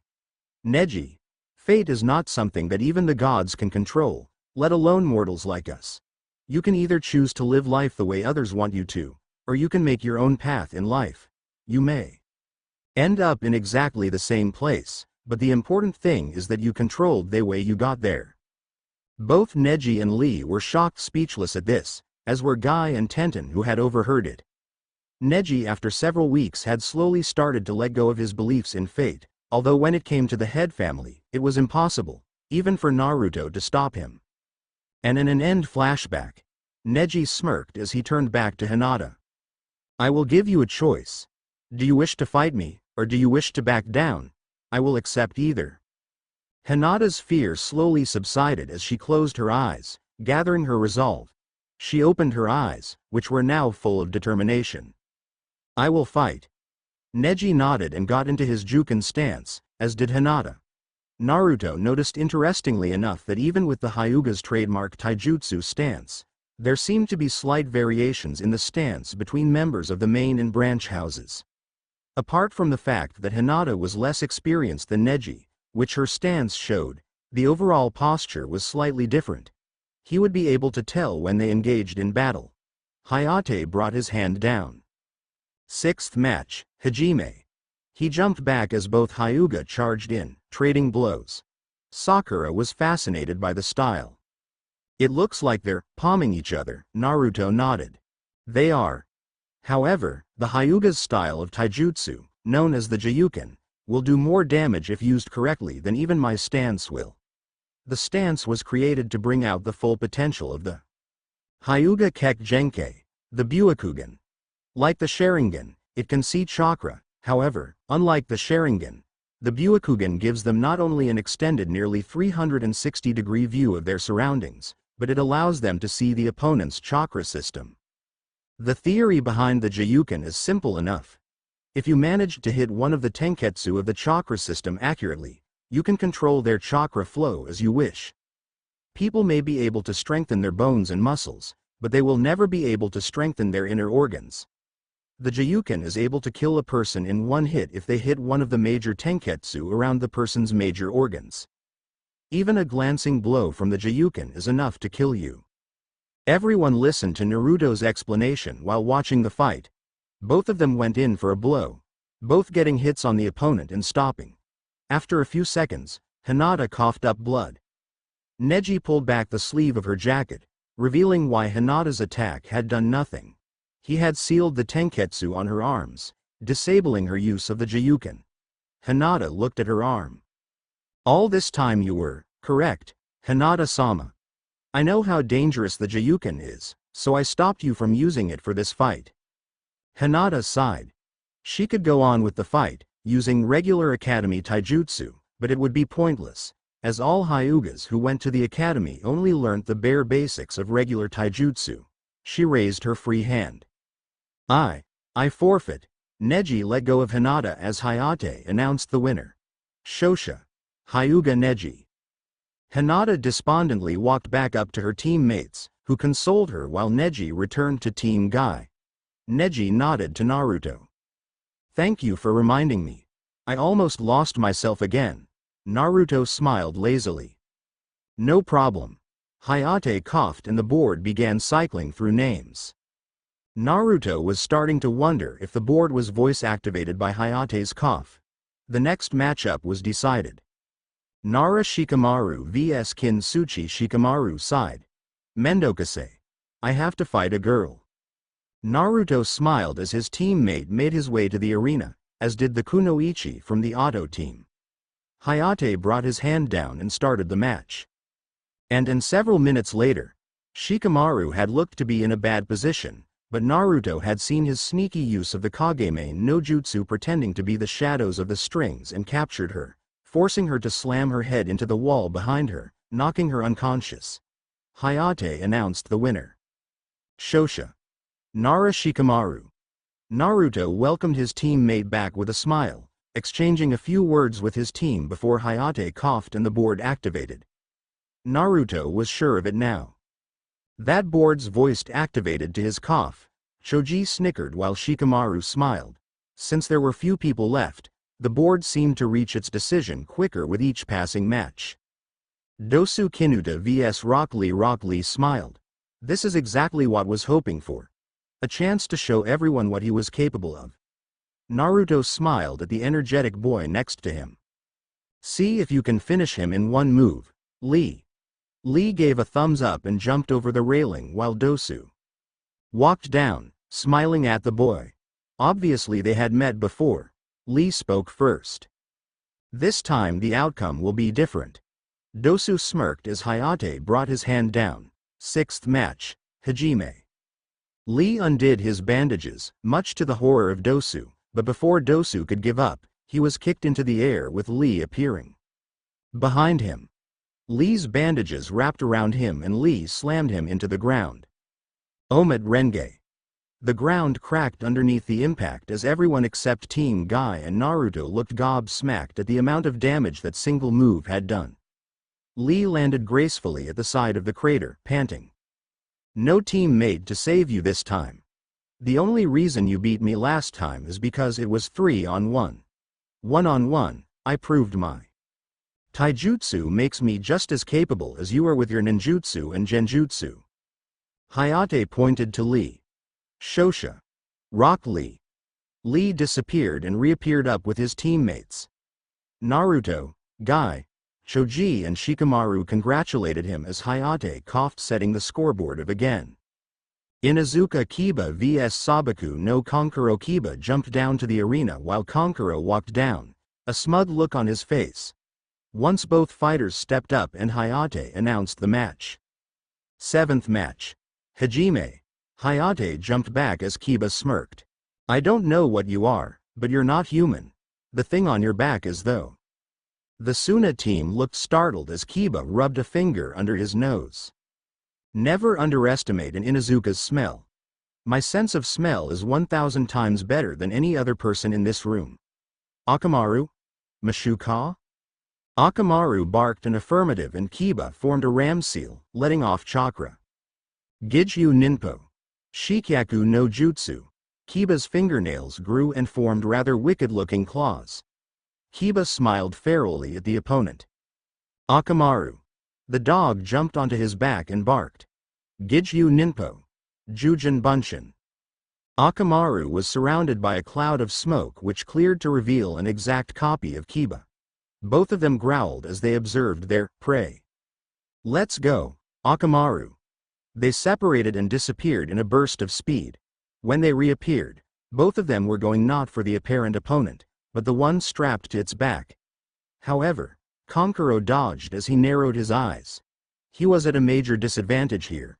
He used puppets to engage in medium to long-range battle, which left the user vulnerable.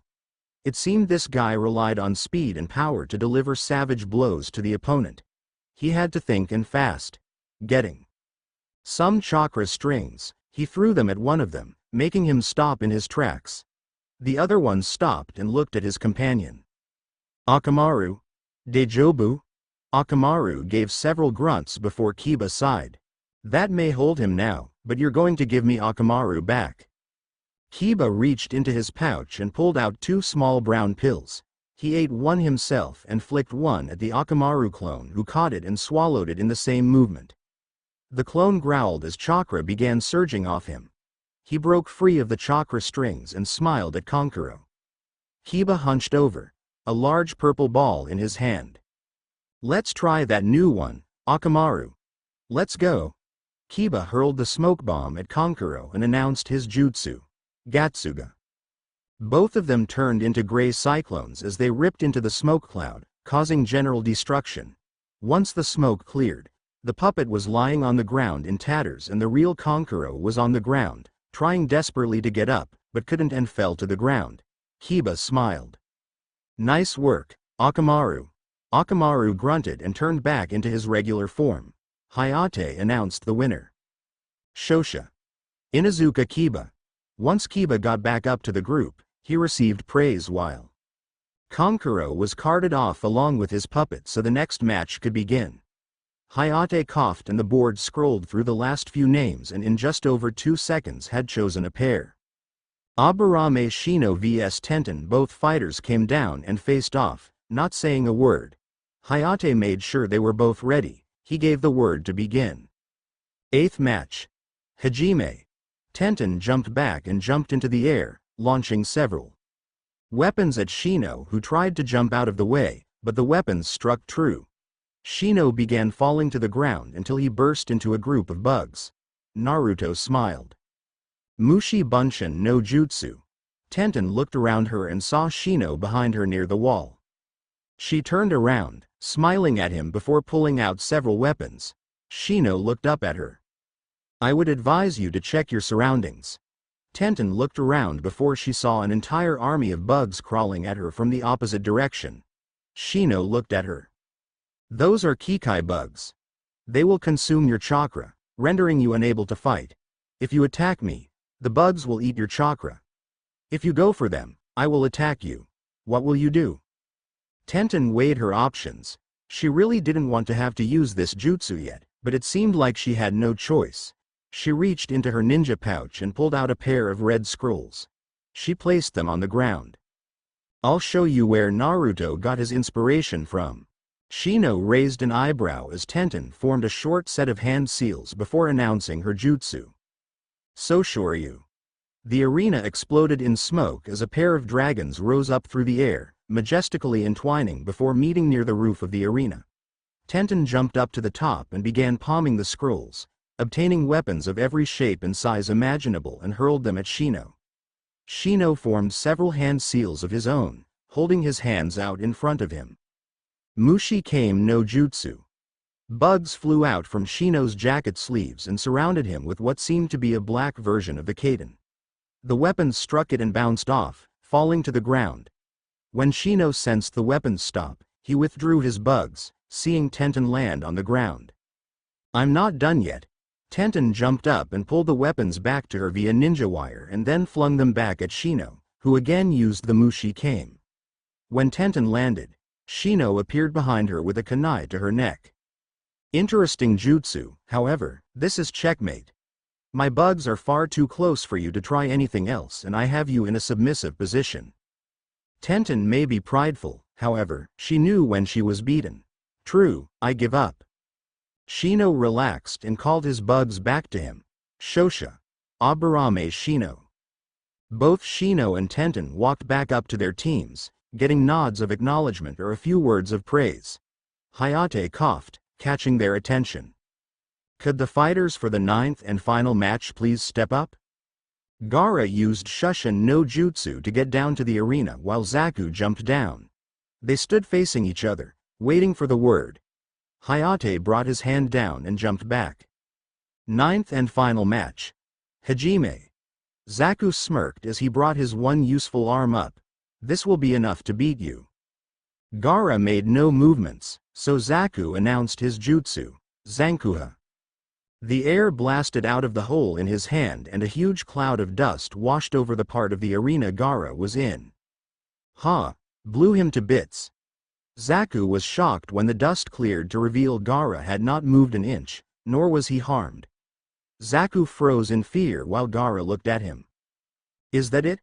There isn't enough blood? Gaara sent a wave of sand at Zaku, who tried to dodge but the sand caught him and wrapped him up in a cocoon. Sabaku Q. Shino, Kiba and Hinata knew what was coming next. They had observed Gaara use this combo on some hapless rain nin which ended up in the ninja having his internals splattered all over the clearing. Before anyone could stop him, Gaara completed the jutsu. Sabaku Soso. Zaku gave one last scream as he was crushed by a huge amount of pressure, much to everyone's horror. The sand retreated back to his gourd, as Hayate announced the winner. He had said killing was permitted, but he never expected someone to do it and so heartlessly. Shosha. Gaara. Gaara warped back up to his teammates as Hayate called the winners down. Could the 8 people who earned the right to progress to the final test please come down? We will now announce the rules and date of the final test. All 8 of them came down and stood in a line in front of the assembled Chunins, Junins and the Hokage, who after a puff from his pipe got things going. Firstly, congratulations on earning the right to compete in the exams. Your main matches will be held in front of a large number of very powerful and influential people, as well as everyone else who wishes to attend, ninja and civilians alike. We wish for all of you to show off your true potential as your country's representative power. Therefore, to allow the important people to arrive here and also to give you time to train, the main matches will be held in exactly 1 month from today. Use this time to analyze what you found out about your opponents from the preliminaries and prepare for it. These preliminaries were conducted like real-life confrontations. You knew nothing of the others. But the main matches will not be like that. There are those who have revealed everything to their rivals, and then there are those who have revealed little. This is also the reason the matches are not beginning right away. To make things fair, train hard and improve yourselves over the next month.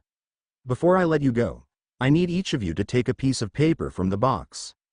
Anko is holding. Take only one. Anko stepped forward with a box in her hand. I'll come to each of you, so don't worry. Anko went down the line, starting with Gaara, and finishing with Neji. Once Neji had picked a piece of paper, Anko looked at them. I need each of you to tell me what number you got, starting with you. She looked at Gaara. Gaara, 7 Kiba, 2 Choji, 4 Shikamaru, 3 Naruto, 1 Shino, 6 Lee, 8 Neji, 5 Ibiki had been scribbling on a clipboard, and when Neji called out his number, he stopped and turned it around so they could see what he was writing. These are the matchups for the main tournament. Round 1. Uzumaki Naruto vs Inuzuka Kiba Nara Shikamaru vs Akamichi Choji Hyuga Neji vs Aburame Shino. Sabaku no Gaara vs Rock Lee. All of them took this information in before the Hokage dismissed them. Naruto knew that this was going to test his 7 years of training to the limits. He needed some serious coaching. And holy cow. I think this is officially the longest chapter I've ever done. Sorry if you feel I left stuff out, but after the length of the chapter, are you really going to complain? Well, until next time my avid readers. Yane, Specula. Super Perverts Bloodline Jutsus and Finals. Yo, I suggest every person who reads this chapter reads the VIN below. It contains some information that will stop people making stupid mistakes, calling me an idiot for grouping Shushin and Hiraishin under their correct category. Also, I'm really sorry, but I stuffed up the finals matchups. I put Kiba and Shino the wrong way around. Kiba is number 2 while Shino is number 6. Apologies again. Note: several people have asked if I know any good Japanese, English translators. In the year I have searched the net, I have only found one that is free, easy to use, extensive, accurate, translates both ways and gives alternatives to the word you want translated. If translating from English to Japanese, it will give you not only the definition of each of the results, but also translates them into not only Romaji, which is Japanese written with English characters, but also gives the kanji, hiragana for most of them. I have put a link to it in my profile if you need it. A little hint though, don't try putting in an entire phrase or jutsu name like Rising Twin Dragons, because it's a dictionary and the source, not a block text translator. Special note: yes, I'm aware that Naruto is strong, as I said low Chunin level. Does that mean he's Sannin level yet? No, it doesn't. He's going to get his ass whooped by one Orochimaru. And then by Akatsuki. FFS people, if my other stories are any indication, I don't let Naruto live a sheltered life. That's stupid. Very important note. I just wanted to get something out of the way before it causes confusion. In this chapter, Naruto will be learning bloodline jutsus. Beware though, bloodline jutsus and bloodline limits are very different things. A bloodline limit, as you know, would be something like the Sharingan or the Byakugan. A bloodline jutsu, on the other hand, are moves such as the Akamichi's Baika no Jutsu, the Nara's Kagemain no Jutsu, the Kazama's Hiraishin no Jutsu or their version of Shushin no Jutsu, meaning that people outside that family, clan cannot learn them, however, they are not considered powerful enough to be bloodline limits. Final note: Naruto is going to learn the Rasengan in one day in this FIC. Don't like that? Too bad. If he could learn it in under 1 month as Adobe while it took Jiraiya a month and a half, he can learn it in 1 day as a genius. Comments, reviews, suggestions. Fan fiction section. Demon Sword. Thanks for the review. Yeah, I personally hate it. When Naruto practically has nothing to do with Sasuke, yet he goes and saves him from Orochimaru. Personally, I think Sasuke can be emo all he wants, as long as it's not in my story. And if Sasuke had jutsus, he would have won against Choji, but no chakra means no jutsus or Sharingan. I'm really only going to get Naruto to learn some moves from Ero Sennin and one from Kakashi. Bounty Hunter AWL. Check the links section of my profile. Artemis to run. Well, since the entire Team 8 made it, it was eventually either going to be Naru vs Shika, Naru vs Cho or Shika vs Cho. There would be absolutely no way of avoiding it, so I got it over with in the first round. DUNLM1T3D. Sorry about that. I got Shino and Kiba's positions around the wrong way. It's Naru vs Kiba, not Naru vs Shino. Sorry about that. Keymaster. Hey, sorry about the confusion, but read the reply directly above this one. All hail Chibi Itachi. Thanks for the review. Well, one person says Chuver out, another says don't, what to do. Shuawai. Well, Orochimaru only gives the seals to people who will seek him for power. The whole idea is that Orochimaru gives them a sample of his power by giving them a fraction of his chakra, leaving them wanting more. Naruto would want nothing to do with it, so it'd be a waste. Anti-assassin guy. What you mean chapters should be between 60 and 10 words? Anyway, I really don't like separating the first 2 tests and prelims for the Chunin exams. Also, people said they like long chapters, so I gave them a 16K word chapter. Yeah, I agree. With you the fights are a tad underdeveloped, but then again, I guess that's a byproduct of an epic-length chapter. Well, thanks for the offer. If I need something, I'll give you a PM. Ferrerith 3. In each of those situations, Naruto did the smartest thing he could. 1. Ibiki told him to stop what he was doing. If Naruto had continued, it would have meant failure for him and his team too. By doing something equivalent to what Naruto did in canon, he's being as arrogant as Sasuke. Right. 3. Are you saying the real Naruto should have taken the knife to the head instead? And Naruto really only revealed that he knew Kage Bunshin to 6 people. Team Suna and Team Otto. Naruto used Kage Bunshin in the academy. You should really read and think about things before you accuse me of things that aren't true. The psychological effect of taunting someone as you pound them into the ground is not to be underestimated. Naruto learnt this from his time with Ibiki. Legendary legacy. Trust me, it's not as customary as you think. What about Ino's, Shikamaru's and Choji's old men? All-male team. Kabuto's team? All-male. 90% or so of all teams in the first Chunin exam? All-male. In fact, I'd say 1 female to every 2 males per team is extremely uncommon. As for Naruto as the living ninja god, read the special note above. Naruto's strong for his age group. Doesn't mean he's a god. In fact, compared to some others he's weak. Neko Guy fan. Hisashibori Dana, Neko-chan. Thanks for your comments. I left one for the latest chappy of your story as well. Went a bit overboard with the swearing though, didn't you? Well, nice to hear from you again. Delsera Oseen. No, actually, I seem to have mistyped that. I'll fix it up when I upload this chapter. Thanks. Zabos. Nah, I'm going to have the entire tournament. If you want another example, see my tale of 2 Bijus FIC. The entire tournament is played out because Kabuto defected from Otto to Konoha. And he was the one who set off the invasion with his genjutsu. Trapped soul. Well, I did say I have an idea for a Naruto Taiyu FIC, but that's really only for their initial meeting. Full Metal Sosuke. I didn't actually know the correct names of the weapons, so I'm going to go back and change them. Thanks for that. Shadow of Archon. Well, usually my fight scenes have a lot more detail, but when I wrote them, it was 2 AM and the chapter was 4 pages long, so I was really tired. I'll go back and re-edit the story once I finish it. Solar Guardian. Yo, haven't heard from you in a while. You know why I don't like fixing the Media Minor version? Because I have to re-upload the chapter with any additions, corrections. The way I work is reviewers point out the typos and I export the chapter from my fanfiction account and edit it, before replacing the faulty chapter with the redone one.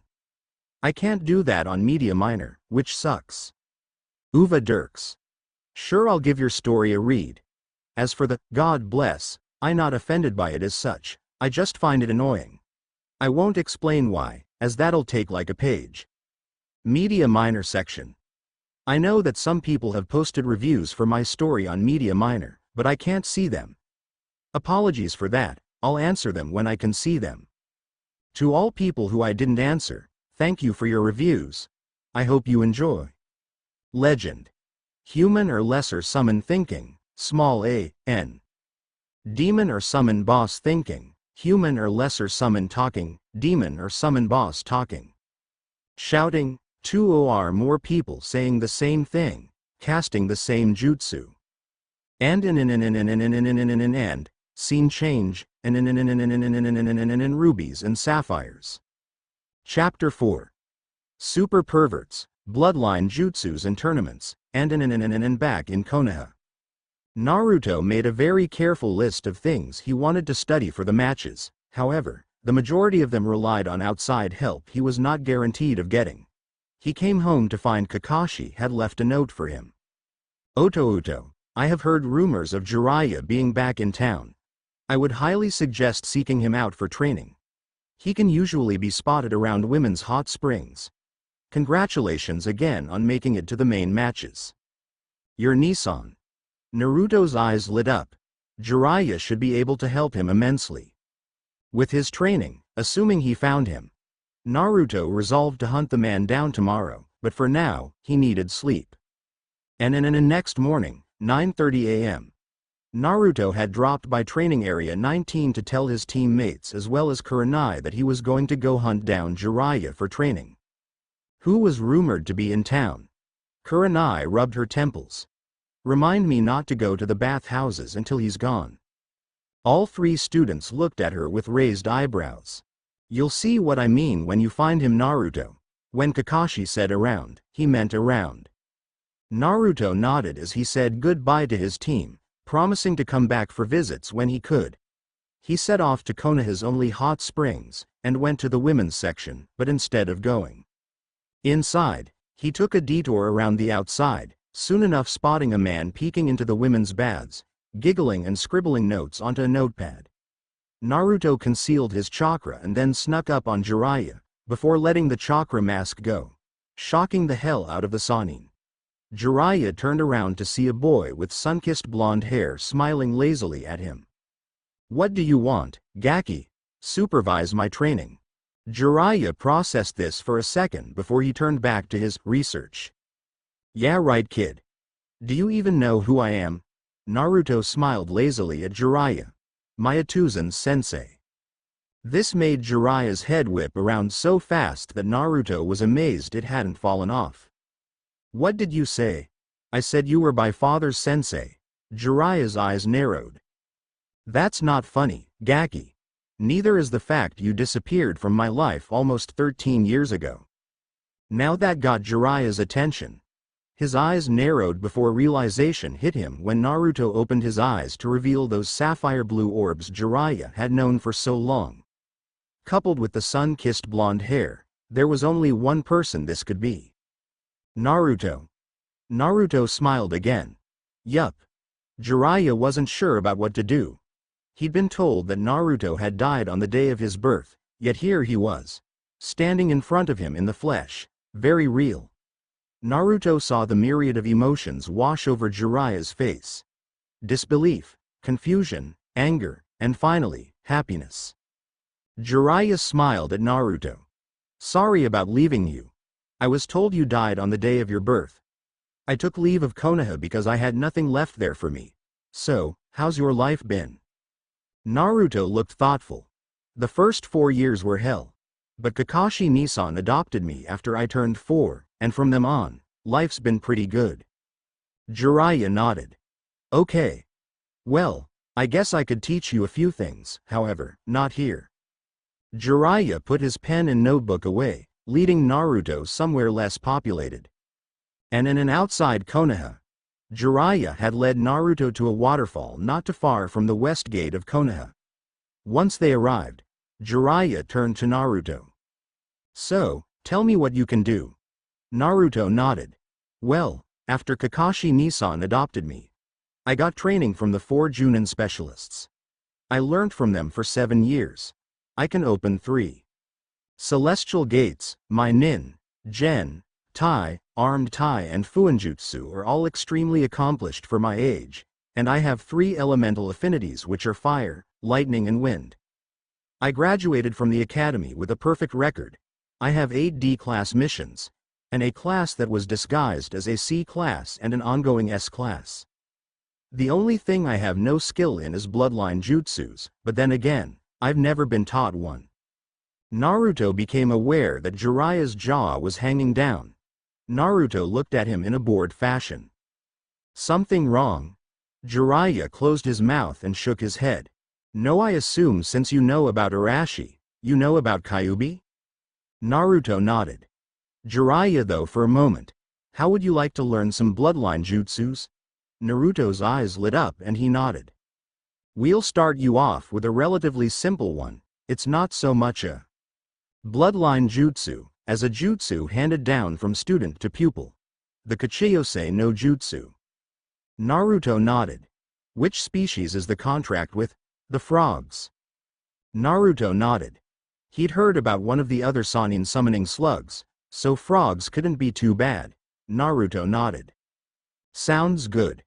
Jiraiya bit his thumb and formed the seals before summoning an orange frog that had a necklace on, with multiple swirling tattoos on its body.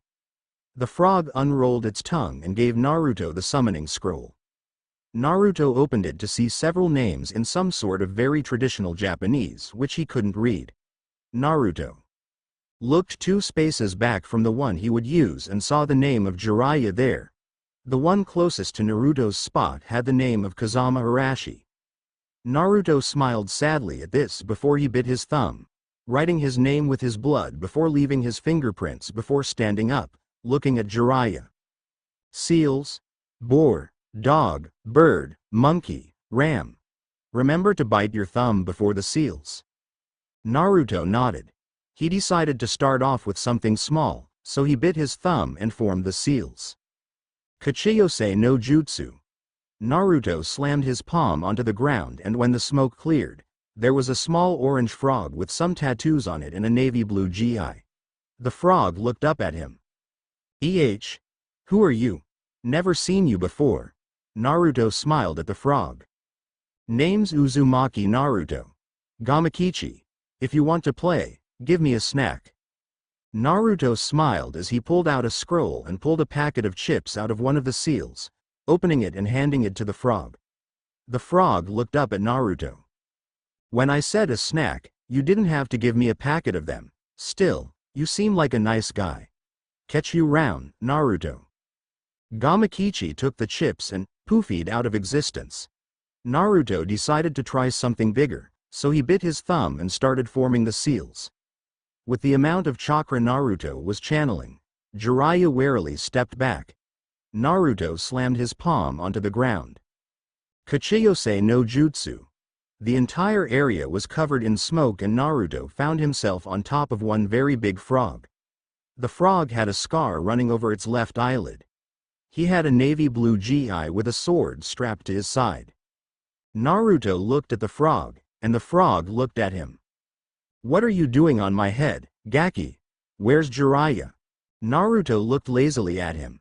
I'm on your head because I summoned you. As for Jiraiya, he's down there somewhere. Gamabunta narrowed his eyes at Naruto before he burst out laughing. You summon me, the great Gamabunta-sama? Dream on, Gaki. Naruto smiled lazily at him. He knew how to deal with arrogant people like this. You're pretty stupid for a summon boss. The frog's eyes narrowed again at Naruto. Nanjato? Do you have any idea who you're talking to, Gaki? Yup.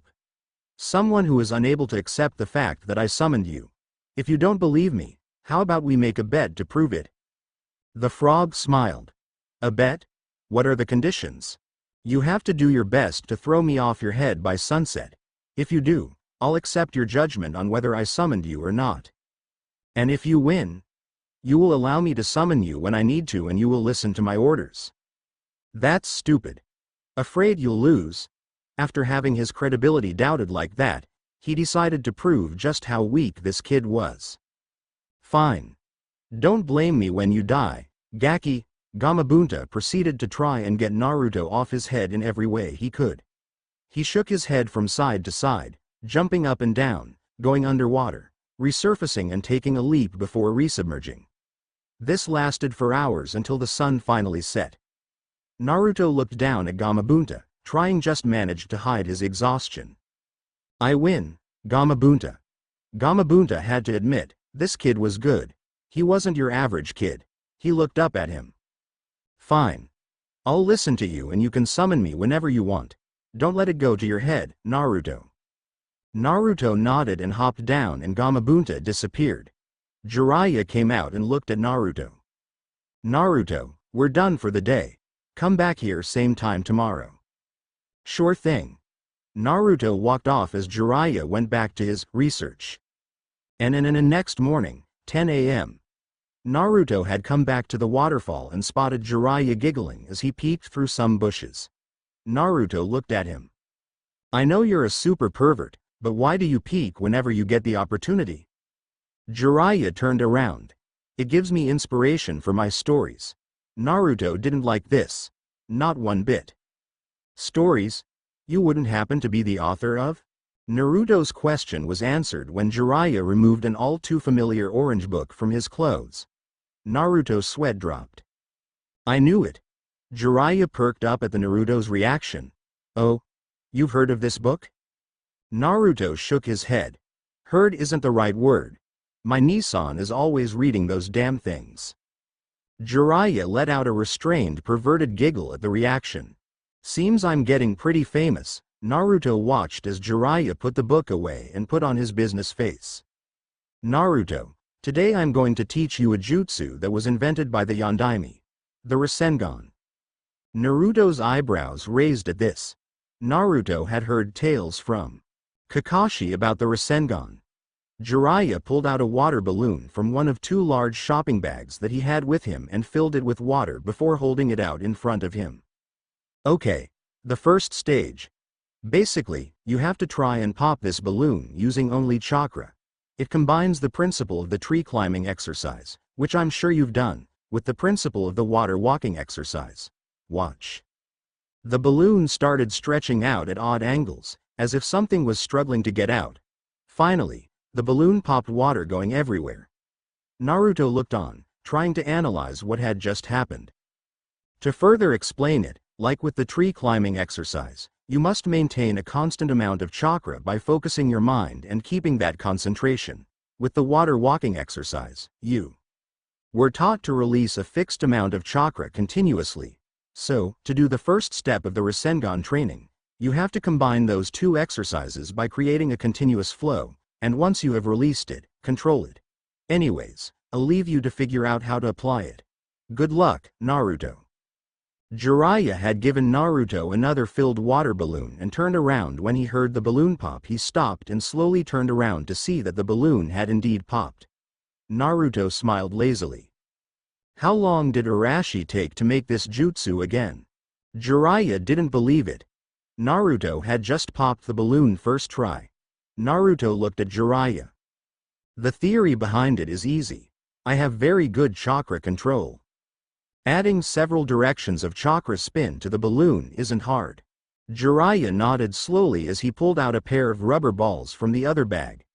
Jiraiya passed one to Naruto. For stage 2, you have to use 100% of your power to pop the rubber ball. Jiraiya demonstrated this as the rubber ball mutated hideously before exploding. Naruto raised an eyebrow. He held his ball and concentrated before the ball morphed hideously and then exploded, sending rocks and sand flying. Naruto smiled at Jiraiya, whose sweat dropped. This kid was scary. Jiraiya took out an empty water balloon and filled it up with air before sealing it. He threw it to Naruto and made another for himself. The third stage requires you to use all of the power from the second step and add the rotation from the first step. To successfully complete this level, you have to maintain the Rasengan without the balloon popping. Naruto nodded and concentrated. Jiraiya could sense that Naruto had formed the Rasengan and was maintaining it perfectly. Jiraiya felt ashamed. It had taken him 1.5 months to learn the Rasengan, and Naruto had learned all 3 steps in 3 goes. Naruto hadn't even broken a sweat. Naruto looked at Jiraiya. 3 years? I assume he spent the majority of that time doing something else. Jiraiya sighed. Arashi had only been inventing the Rasengan part-time during those 3 years, but he had definitely not done it first try. Jiraiya had expected this to take up a good chunk of the time between now and the main matches of the Chunin exams. Arashi, you created a genius, didn't you? Jiraiya was fast running out of options. He decided to teach Naruto Swamp of the Underworld. Naruto, how do you think you can handle a Doden jutsu I invented? Naruto raised an eyebrow. I don't have much skill for Doden jutsus, but I can try. Jiraiya nodded. This should hold him off for a while. It's called Doden. Yomi Numa. Seals are boar and tiger. Give it a try. Naruto nodded and formed the 2 seals, announcing the jutsu. Doden. Yomi Numa. The ground in a 30-meter diameter area darkened in color before turning into a clay-brown colored liquid. Jiraiya smiled. It was going to be a long time until he mastered this one. Jiraiya watch over. Naruto part of the day, spending the other part researching. By the end of the day, Naruto had extended the swamp to 50 meters in diameter. As the final rays of sunlight diffusing through the atmosphere's many layers, which is usually associated with the red of a sunset or sunrise, turned a deep crimson, Jiraiya got up. Naruto, I'm going to get some rest. You coming? Naruto looked up, sweating and panting. I'll stay at this for several more hours. Same time? Jiraiya nodded. Don't push yourself too hard. Naruto smiled lazily at Jiraiya. If I don't push myself to my limits, I can never improve. I'll see you tomorrow. Jiraiya nodded. He's even got your guts, Arashi. This kid's going surpass even you. After another several hours which resulted in expanding the swamp by another few meters, Naruto noticed that the stars were out and the moon was hanging LW in the sky. Naruto stretched and headed back to his apartment, dead tired from today's workout. When he got back, he had a short shower and crashed into bed. A week later. By the end of the following week, Naruto had increased the diameter of the swamp to several hundred meters and to a depth of about 100 meters. Jiraiya admitted Naruto had satisfactory mastery over the jutsu and started to teach him the basics of Yondaimi's modified Shushin no Jutsu. After several hours of explaining, Naruto tried it. He partially achieved it, however. Naruto was still partially disappearing with a regular burst of speed, but the barest flicker of yellow was seen when he activated and deactivated it. Naruto kept training for the rest of the day and well into the night after Jiraiya had left. By the end of the week, Naruto could do it to Jiraiya's satisfaction. Jiraiya had one jutsu that would help Naruto immensely. Naruto, I'm going to teach you one more jutsu and then introduce you to another one, which I will leave you to learn. This jutsu is called Harijizu. The reason I'm teaching you this is because your hair is long enough for it. To do it, just channel chakra to the roots of your hair and force it to grow into a hardened shield of spikes that will protect you from most taijutsu attacks. This is how it's done. Jiraiya formed a half-ram seal and his hair exploded out in all directions, covering him in a way a hedgehog or echidna would if they rolled up into a ball. Naruto tried it and his hair slowly grew at first until he pumped more chakra into and his hair encased him in a shield much like Jiraiya's except blonde instead of white. Naruto let the jutsu go and looked at Jiraiya who smiled at him. You're something else, Naruto. I don't have the implements here to teach you the final jutsu. Meet here tomorrow one last time and I'll give you something that enabled your dad to do the Hiraishin. Naruto nodded and smiled. Catch you round. Jiraiya nodded and went back to his research, leaving Naruto with a free day. He decided to go and meet up with his team. And in Training Ground 19, Kurenai was teaching both Choji and Shikamaru some theory behind some genjutsu or another when Naruto walked up to them. They greeted him and after some small chat, Naruto asked how things were going with their training. Shikamaru looked up at the clouds. It's troublesome, but I'm starting to learn a few genjutsu as well as another Nara clan jutsu. Naruto nodded. Choji smiled at Naruto. I'm really not that good with genjutsu, but I'm learning the next Akamichi clan jutsu. Naruto nodded as Kurenai looked at him. So, what have you learned from Jiraiya, Naruto? Naruto smiled at her. The only area I had nothing in. Bloodline jutsus. All three of their eyes widened. Naruto explained. I've signed a summon contract that both Jiraiya and my dad signed. I've also learned 2 jutsus that my dad created and another 2. Jiraiya created. Tomorrow, I'm to learn a jutsu that earned my dad his name as the Yellow Flash of Konoha. At the last part, their eyes widened considerably. Hiraishin? Naruto nodded. I won't have it ready in time for the exam though. Shikamaru sighed. Mendokase, despite the fact that in the upcoming exam we're opponents, I still think you're friends before that. I need to speak to Nissan though, so I'll catch you round. They waved goodbye to Naruto as he left the training field and headed to his apartment. And in Naruto's apartment, Naruto got home to see Kakashi taking a snooze in the chair. When Kakashi heard the door open, he looked up. Hey Naruto. You're back early. Naruto shrugged. Jiraiya's not going to teach me anything until tomorrow. Kakashi nodded. So, want some help? Naruto nodded. Is it possible for a person to sign more than one summoning contract? Kakashi raised an eyebrow. There's no strict rule against it, however, it's not common practice. I take it you signed the contract with the Toads? Naruto nodded. Well, I have no qualms about letting you sign the canine contract, however, it's up to them to accept you. Naruto nodded as Kakashi led Naruto outside to the enclosed garden of the apartments which was really nothing more than a square patch of lawn. Kakashi bit his thumb and formed the seals. Kachiyose no Jutsu. The smoke cleared and a fairly large dog was there. He wore a navy blue GI and wore sunglasses as well as a Konoha Hite 8. The dog dropped the scroll and Kakashi opened it. Naruto didn't recognize any other names apart from Kakashi. Naruto bit his thumb and signed his name next to Kakashi's, ending in his fingerprints. Naruto realized his problem. If he summoned the boss of the canines here, he'd destroy several of the apartment complexes. So he looked to Kakashi, who smiled. Go summon him where there's a bit more space. Naruto nodded and walked off to a training ground that was usually empty. Today was no different, so he went into the center and bit his thumb, molded a massive amount of chakra and slammed his palm onto the ground. Kachiyose no Jutsu. After the smoke cleared, Naruto was looking into the eyes of a rather large wolf with gray fur that had a hint of blue in it. The wolf looked at him. Who are you? You better have a good explanation as to why you're on my head, Gaki. Naruto smiled in his lazy fashion. I summoned you. The wolf narrowed its eyes. It grinned before letting loose a barking laugher. You summon me? Do you expect me to believe that? Naruto's sweat dropped. We're all summoned bosses like this. He decided to show this boss just who he was dealing with. I'll prove I summoned you. Naruto jumped off the wolf's head and bit his thumb, forming the seals. Kachiyose no Jutsu.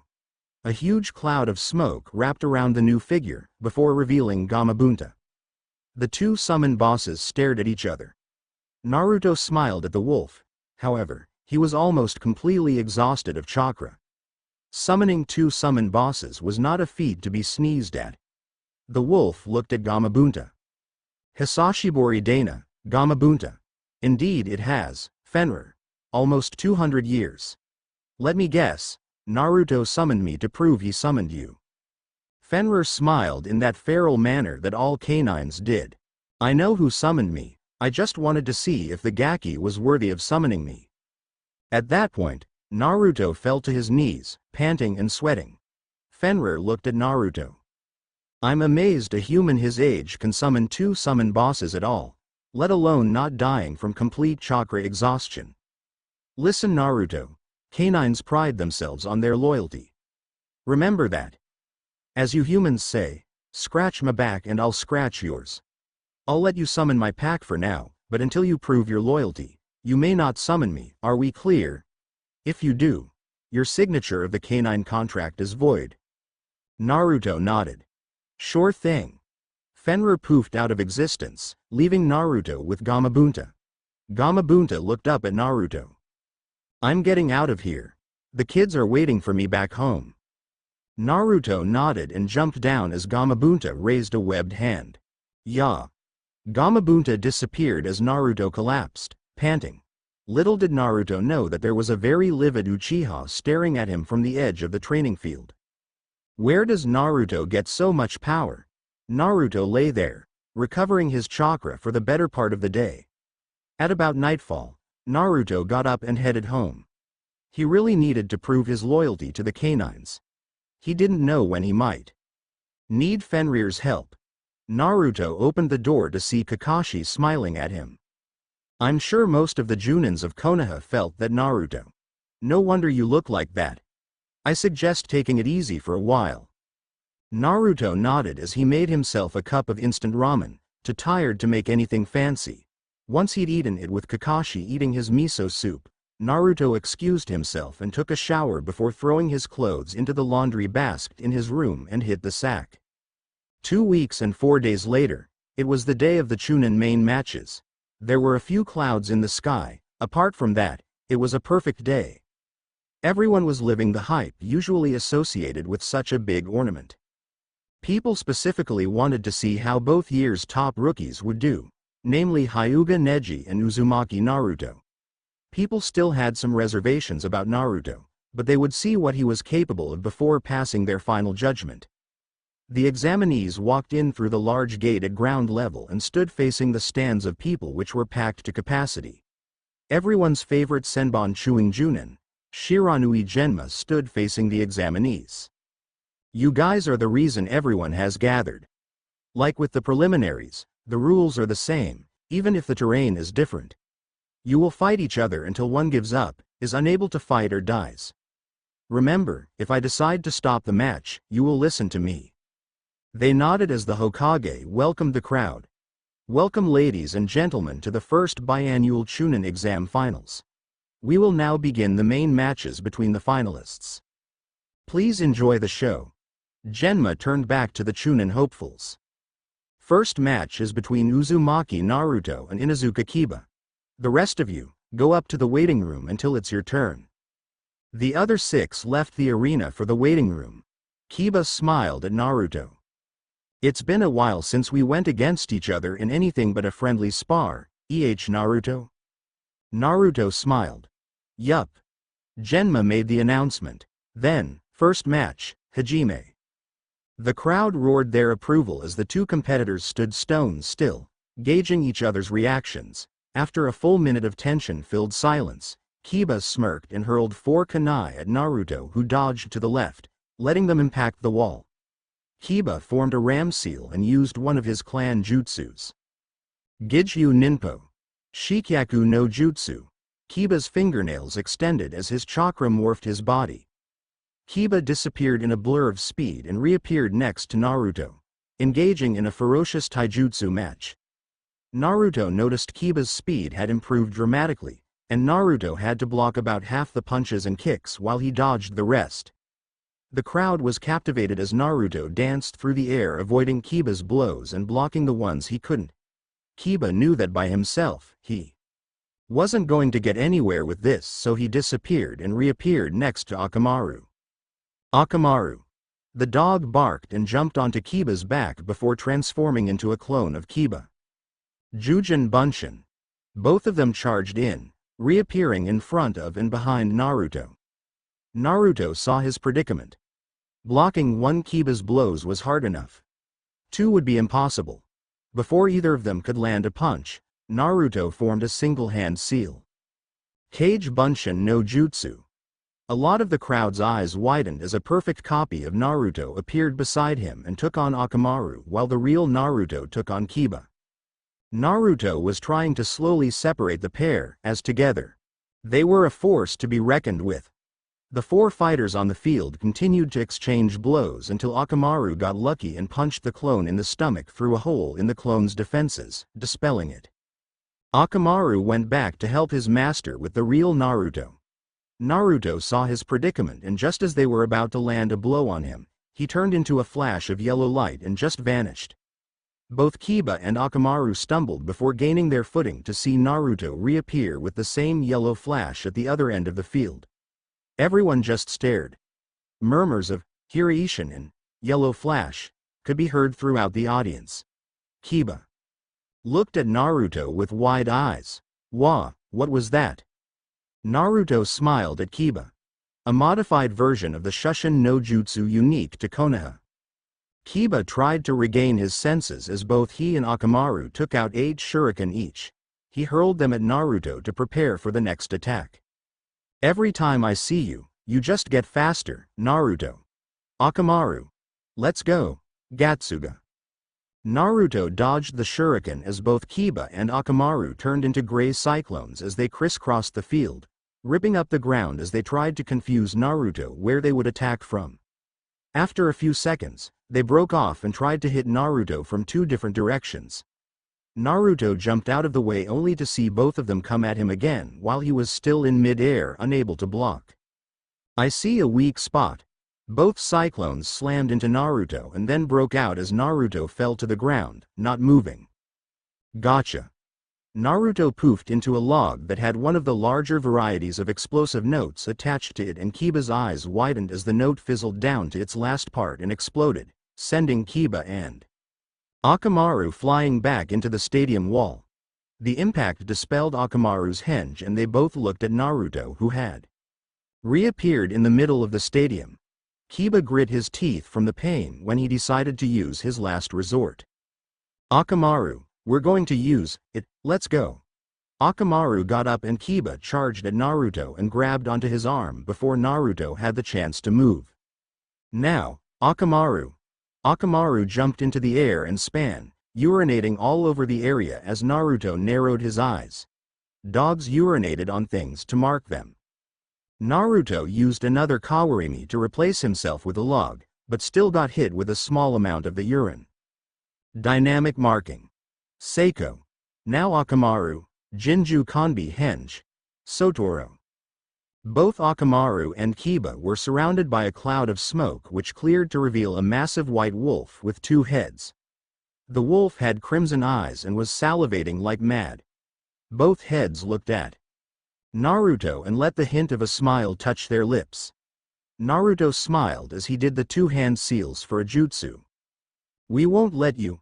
Naruto slammed his palms onto the ground as the white wolf ran at Naruto. Doden. Yomi Noma. The ground of the entire stadium turned into a sea of ochre-red liquid which was like glue. It stopped the double-headed wolf in its tracks as it began sinking. "Gah! What is this?" Naruto stood up. "It's a Doden jutsu. This swamp is about 100 meters deep. The more you struggle, the faster you sink." The wolf smiled. "Like quicksand, huh? But did you count on this, Garoga?" The wolf began spinning and sending the red liquid everywhere as it turned into a white and blue tornado. Naruto narrowed his eyes, realizing there was only one option left. He muttered, "Kai," returning the ground to its original state, and bit his thumb and formed the seals. Kachiyose no Jutsu. The smoke cleared to reveal a mainly gray frog with an orange back slightly larger than the wolf that wore a green gi and had a very long katana strapped to its back. The frog saw the danger as it pulled the blade off its back and met the attack. The tornado kept going, pushing the frog towards the wall. The wolf jumped back and prepared for another go. If the frog hit the wall, it was over, so Naruto looked at the frog when an idea struck him. "Can you give me a short burst of oil?" The frog nodded and his cheeks puffed up, and Naruto formed 2-hand seals. Kaiten. Kyukyoku Gukakyu no Jutsu. Naruto's fireball hit the oil and the arena exploded into flames as the crowd winced at the massive amount of heat the fireball generated, even from their seats. The fireball lasted all of 3 seconds as it washed over the wolf, doing just enough damage to dispel the henge and leave both of them on the ground, suffering from exhaustion, but only minor burns that were easily treatable. Naruto thanked the toad as it left. Naruto walked up to Kiba, who smirked at Naruto. "That was clever. I didn't expect you to use any of those jutsus, especially not that last one. So, how'd I rate?" Naruto smiled. "Kiba, that was a great match. You forced me to reveal 3 new jutsus in the first match. I didn't make the fireball last long enough to permanently damage you, as I know when I have to use terminal force. And a match with a close friend, not matter how serious it is not the time to use that sort of power. I expect your family to be proud of you. I am. Good work, my friend." Kiba smiled at the recognition as he passed out. Genma smirked. Shosha, Uzumaki Naruto. The crowd went wild as Naruto walked up to the contestants' box, where he got pats on the back from Choji and Shikamaru, a nod from Shino and Neji, and an explosion of youth comment from Lee. Naruto noticed Gaara had a rather manic expression on his face, one of a person who was just restraining himself from lashing out. The rookies and their Chunin instructors were not only amazed at Naruto's power, but also in his sense of judgment he showed when dealing with Kiba's very damaging attack. Kurenai was most impressed with Naruto. "Naruto, you're growing up so fast, so mature at such a young age, you really are something else." When the crowd settled down, Genma announced the next match. "Second match contestants come down." Shikamaru and Choji went down to the arena and looked at each other. Choji smiled warmly at his teammate. "Come on, Shikamaru. Ganbat. Same to you, Choji." Second match is between Nara Shikamaru and Akamichi Choji, Hajime. Choji started off as he formed a seal and used a trademark family jutsu. Baika no Jutsu. Choji pulled his limbs and head in, letting out plumes of chakra as he announced the next part of the combo. Nakuden Sensha.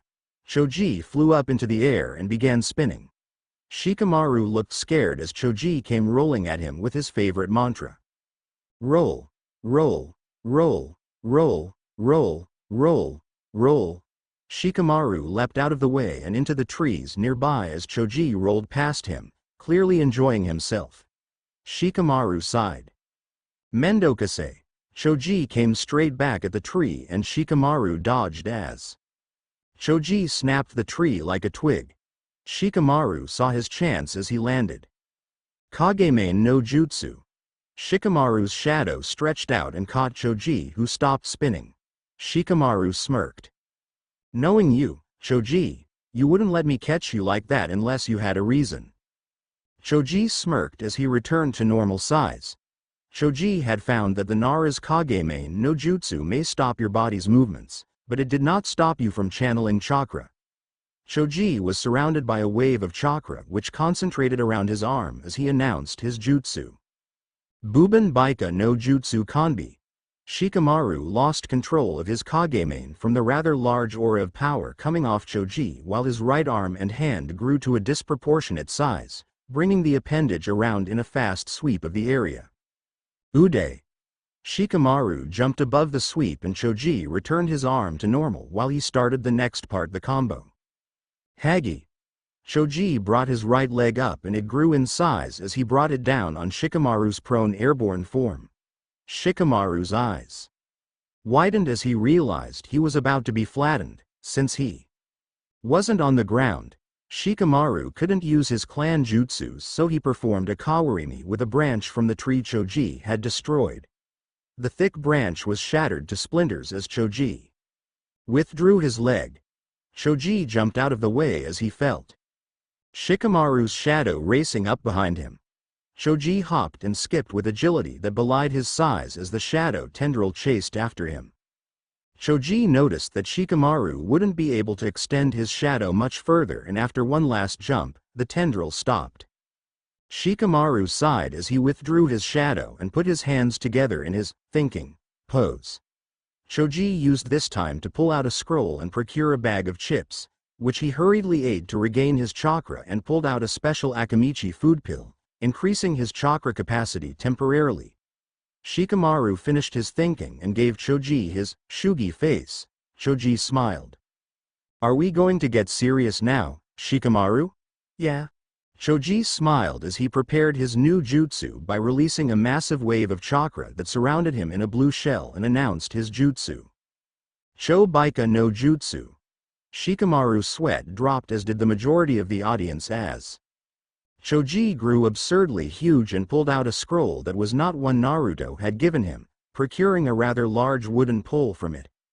Choji flipped the scroll back up and put it away before he proceeded to use the pole to slam it onto the ground when Shikamaru had not expected this and he hurried to amend his plans. Shikamaru continued dodging Choji's attacks before he had an idea. Shikamaru dodged the latest attack and jumped onto the pole before using chakra to make sure he stuck to it. Choji's eyes widened in surprise as he tried to shake Shikamaru off it, which he almost succeeded in doing as Shikamaru slapped a number of explosive notes to it and jumped clear as Choji brought the weapon around for a final swing. During this time, Choji was aware that Shikamaru had placed something on his ankles and looked down to see several explosive notes and stopped the pole above his head. Shikamaru chuckled. My clan jutsus are useless against you in this state. However, in exchange for size and power, you sacrifice a great deal of agility. While you brought it around for the final swing, it gave me several seconds to attach explosive notes to your ankles. You would have killed me and I would have killed you. Good match, Choji. Choji smiled as he returned to regular size and Shikamaru diffused the notes. Genma smiled. This match has ended in a tie. No one progressed to round 2 from this match. The group cheered and applauded the pair as they left the battlefield. Up in the stands, Kakashi turned to Kurenai. All your students are progressing rapidly. It's not surprising they made it this far. Kurenai nodded in acknowledgement as they exchanged a few more words before Genma announced the next match. Next match's contestants, get down here. Both Shino and Neji came down and faced off. both of them calm, cool and collected. Shino with his hands in his pockets while Neji had his hands at his sides. This was one of the two fights the majority of people had come to see. Genma looked at each of them, seeing they were ready, he started the match. Third match is between Hyuga Neji and Aburame Shino, Hajime. Both of them remained still. Everyone in the crowd held their breath before Neji smirked. Naruto has a lot of confidence in your abilities, from what he has told me of you. I wish to see why. Shino didn't move a muscle as he spoke. Naruto also speaks quite highly of you. Neji smiled as he got into his Jiyuken stance, but Shino did not get into any stance. Neji activated his Byakugan and charged Shino, leaving afterimages behind him. Shino raised hands to let his bugs free, but he could not do so in time as Neji struck his heart with his extended hand. Shino collapsed to the floor and burst into bugs, making Neji jump back. Neji saw Shino behind him sending a wave of bugs at him. Neji knew from his research that these bugs ate a person's chakra, so he decided to test the theory in the most extreme circumstances. He got down and released chakra from all his tenketsu spinning like a top. Hakesho Kaden. The bugs collided with the spinning wall of chakra and consumed a small amount of it before they were shredded to pieces. Eventually, both parties stopped their assault, defense to minimize their losses. Neji knew that these bugs lived on chakra, and with his Byakugan could see that the bugs were eating Shino's chakra as well, leaving him with minimal chakra to use for jutsus. Neji saw a weakness in the Aburame method. As long as the bugs could not feed on chakra, they would not listen to him. So, Neji prepared for his clan's ultimate jutsu. He got into a stance which the Hyugas in the audience recognized immediately. This is it. You are within range of my divination. Shino raised an eyebrow at this claim as Neji prepared for the jutsu. Jukanao. Hake Rokujuien Sho. Neji charged in and dealt the first two strikes with blinding precision and speed. Hake. Nasho. Shino stumbled back as Neji danced acrobatically, delivering the next two. Yanshu. Shino continued to stumble back as Neji pounded him with the next wave. Hashu. Jurokusho. Sanjunasho.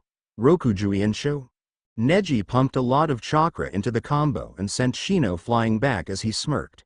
However, Neji was suddenly aware that his chakra was declining far more rapidly than it should.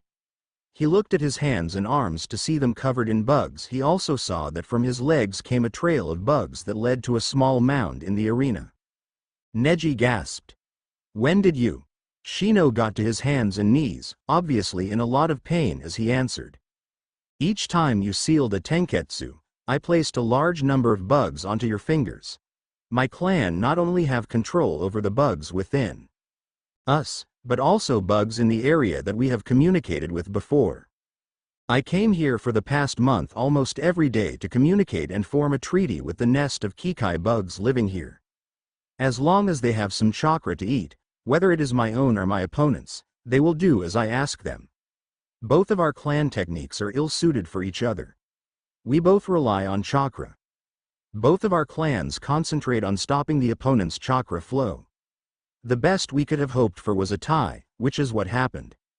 Neji fell to his knees as his chakra dropped to dangerously low levels.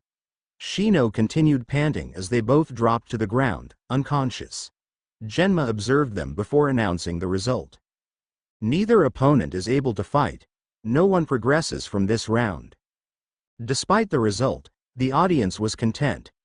Genma called the last contestants of the first round forward. Gaara used Suna Shushin to get to the arena while Rock Lee jumped over the railing.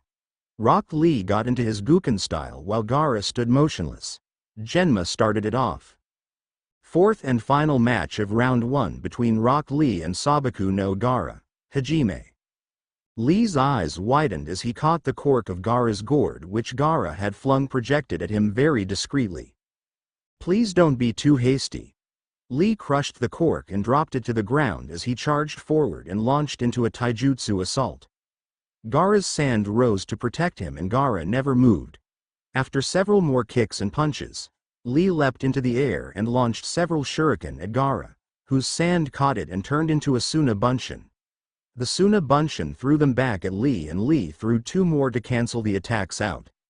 Lee ran in and tried several more attacks. Before he confirmed his suspicions, he would not be able to land a hit at this speed. Lee looked up into the crowd and saw Guy, who nodded. Lee smiled and jumped backwards before reaching into his orange leg warmers and pulled out weights. Naruto smiled. The looks on everyone's faces would be priceless. Lee held the weights up. Displaying each weight had the kanji for guts on it. Yosh. I can move much easier now. Lee dropped the weights, and the section of the arena around Lee was surrounded in a cloud of smoke as the weights hit the ground. Naruto saw everyone's expression and laughed. He only wished he had his camera here with him. Naruto stopped his laughter and mentally groaned when he heard Guy shout out to his student. Ike. Lee. OSSU. Lee charged at Gaara with blinding speed that shocked everyone. Lee punched at Gaara's Suna no Tate, breaking through it and disappearing, leaving a whistling noise in the air from the speed he was moving. He proceeded to smash the sand shield in places, leaving Gaara wide-eyed and looking frantically for Lee.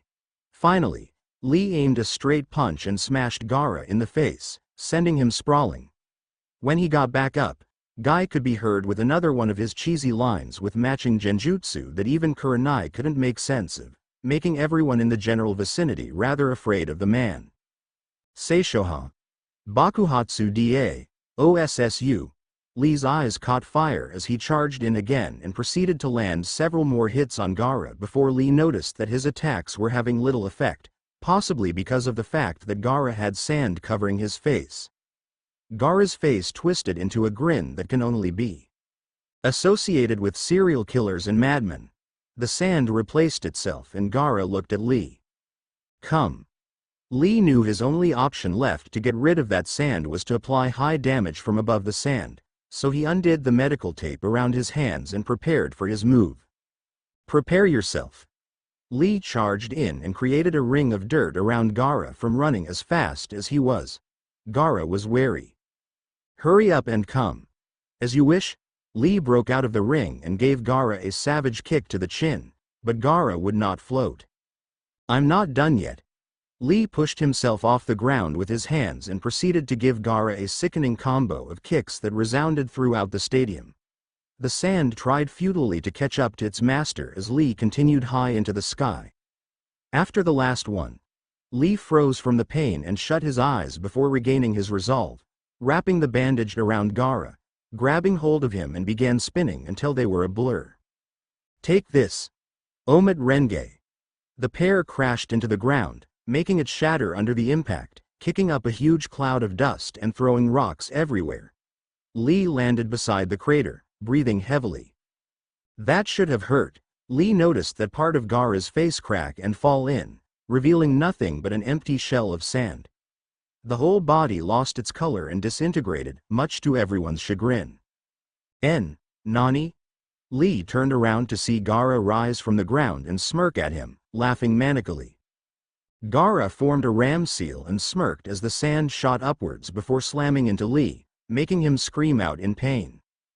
Naruto knew that after opening the first gate like that, Lee was in no position to dodge from the pain it inflicted to his body. Naruto was forced to watch Gaara for the next 15 minutes toy with Lee before Lee looked up into the crowd and let a tear shed from his eye. Naruto could tell without looking that Guy was smiling at him. If this was any indication, this was bad. Very bad. Lee regained his speed, much to everyone's amazement. Lee stared at Gaara. Guy-sensei is smiling for me. That alone is enough to make me stronger, far stronger. Naruto's eyes bulged.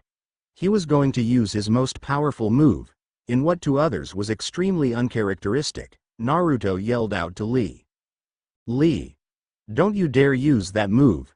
You'll die. Everyone stared at Naruto. Those close to him felt the waves of fear rolling off him and knew what he was saying was true. I'm sorry, Naruto-kun, but I have to. The condition to use it has been met.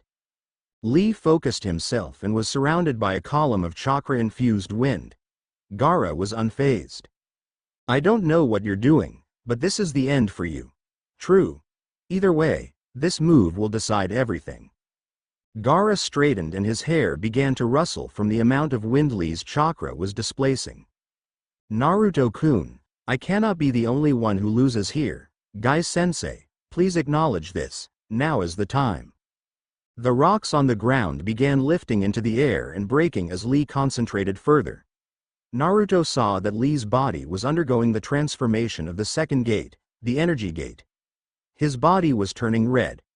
Chakra began surging off Lee uncontrollably as he revealed himself in all his glory. Pupilless white eyes, hair standing on end and red skin. To abide by, and protect my way of the ninja, the third gate, the life gate, Kai. Lee began growling as his body was covered by a green aura and the chakra wind surrounded him turned blood red, while regular blue chakra surrounded him in a double helix shape. Lee squatted as he opened the next gate. Now, for the fourth gate, the wound gate, Kai. Lee was now screaming an unearthly scream as his body pulsed with power. He ducked and then charged at Gaara, ripping the ground up from under him as he kicked Gaara, and the stadium was covered in dust which cleared to reveal Gaara flying up into the air with Lee nowhere to be seen. Naruto focused chakra to his eyes to assist them in seeing Lee's movements as a lot of Chunins and Junins in the audience were doing. The armor of sand again. Then how about this? Lee used a modified version of Shushin unique to him and Guy to reappear in front of Gaara and smashed him towards the ground, releasing a visible shockwave before using the Shushin to get behind Gaara and smashed him again up into the air again. This process repeated for well over 3 minutes until Lee got above him and prepared for the final attack. This is the end. Fifth gate, the forest gate, Kai. Lee was surrounded by a faint blue glow for a second before he charged at Gaara. Gaara tried to block, but Lee used the Shushin one more time to get under Gaara's guard and punch him in the stomach, sending him to the ground, but caught him from the bandages he had wrapped around his waist to pull him back up. Take this. Ura Renge. Lee slammed his right fist and foot into Gaara with all the strength he had left, watching him as he plummeted to earth, letting off cloud of dust and rock that again covered the stadium, and Naruto saw Lee roll out of the cloud and come to a complete stop. When the cloud of dust dissipated, everyone saw Gaara surrounded by a small shield of sand that had protected him just enough to save his life. He was breathing heavily as he raised his hand shakily at Lee and sent a wave of sand at him while Lee tried pitifully to get out of the way. He couldn't even get out of the way with his muscles ripped and the sand closed in on Lee when it exploded outwards. When it cleared, everyone saw Naruto there, glaring at Gaara. Gaara looked at him. Why? Why did you save him? Because, unlike you, I know when to stop a fight. Lee's muscles have been completely ripped to pieces. He is incapable of defending himself and you try and kill him. To me, Lee is an important friend I am willing to die for. If that means killing you to ensure he'll live, so be it. Gaara stiffened as he clutched his head and moaned in pain. Naruto stared at Gaara as he shakily got up, the gourd reforming on his back. Gaara started walking off as Genma announced the winner. Shosha. Everyone gasped as Naruto turned around to see Lee standing, his knees shaking, standing in his Guken style. Naruto ran to Lee. Lee, Yamera. You've done enough, Naruto gasped as his eyes began water before he saw what had really happened. Lee, you're still trying even after you've lost consciousness? I don't believe it, Lee, you're stronger than I could ever be. Shosha. Gaara. Guy appeared on the field and hugged Lee gently as he laid him on the ground. Naruto saw the medics rushing onto the field as they began checking Lee. After about 30 seconds, they made their analysis. Guy-san. Lee's injuries are severe. It's amazing he's still alive. If Naruto-san had not stopped that attack, this boy would most likely be dead now. With these injuries, it will take several months to heal with all of our current specialists working on him. Guy nodded solemnly as they carted Lee off to the medical facilities of the stadium to stabilize him before moving him to the hospital to receive emergency treatment. Genma turned back to the crowd. Ladies and gentlemen, as with all Chunin exam finals, we will now have a 1-hour recess between the rounds. Slowly, people started getting up and leaving the stands to go to the bathroom, buy food and drink and stretch their muscles. All talk was of Naruto and Lee. Naruto left to check up on Lee when he got there. The medics saw him and one came over to him. Naruto-san, thank you for stepping in for Lee. If he had been hit with that sand, he would never have been able to be a shinobi again. Naruto nodded solemnly. Can I see him? The medic nodded and led Naruto into the room where Neji, Tenten and Guy were watching the medics working on Lee. They turned to Naruto. Guy began crying as he hugged Naruto, who stiffened. Naruto-kun. You are the epitome of youth. Thank you for saving Lee. Naruto nodded. No problem, Guy-sensei. Is there anything I can do for you to repay you for such a glorious display of youthfulness? Naruto could think of one thing and only one thing. How about letting go of me? It's kinda hard to breathe. Guy let go of Naruto and he gasped for air. Guy smiled at Naruto. My apologies, Naruto-kun. They chatted for a bit longer before Naruto decided to go see the others. And 5 minutes later, in the shops of the stadium, all of the rookie genin and their Junin senseis except Sasuke had decided to get something to eat, settling for barbecue. They had taken their seat and were about to make their orders when Naruto walked in. Kiba called out to him. Oi, Naruto. Over here. All conversation in the store stopped as they turned to see Naruto walking over to the long table and took a seat next to Kurenai. Hey guys. Ino looked at Naruto in awe. Naruto, what was that last move in your match? I've never seen anything like it. Naruto smiled at her as he made his order and explained. I knew that ninja frogs of a certain rank and above are able to produce oil, so I decided to use a Kaden Gukakyu no Jutsu in tandem with the oil to make a giant fireball and tried and knock Kiba and Akamaru out of their henge, but not damage them enough to seriously hurt them. Kiba laughed. So you invented that on the spot? Naruto shrugged. Invented is probably not the right word. I think rediscovered is better. Considering all of the names I saw on the scroll of the frog contract, I'd be amazed if one of them hadn't done something similar before. Kiba smiled. You're something else, Naruto. I'm not surprised I lost. Don't put yourself down, Kiba. As I said, the fact that you forced me reveal 3 of the 5 jutsus I learnt during the last month says you're good. If I hadn't learnt those jutsus, I wouldn't be surprised if I had lost. When you used the Garoga, you seemed to be spinning faster than your regular Gatsuga. Is that why you marked me with Akamaru? Because you were spinning too fast to see? Kiba's eyes widened. Yeah.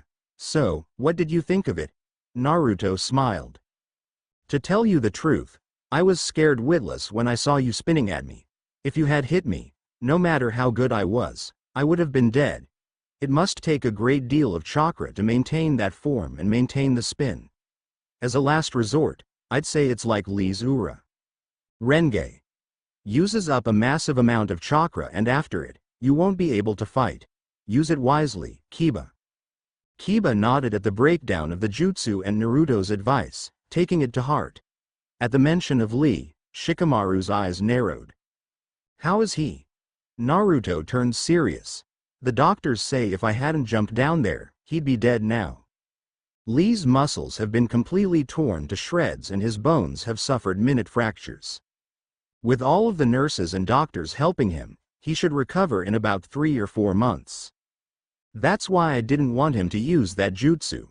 When Guy was teaching it to Lee and explained the effects, he offered to teach it to me, but I declined. I wouldn't be willing to go that far to defeat an enemy. After seeing how Gaara survived it, I'm glad I didn't. A player who obtains a Pyrrhic victory cannot move their piece forward. Lee unfortunately never realized that until now. Luckily, he'll get the chance to learn from that lesson. Shikamaru nodded.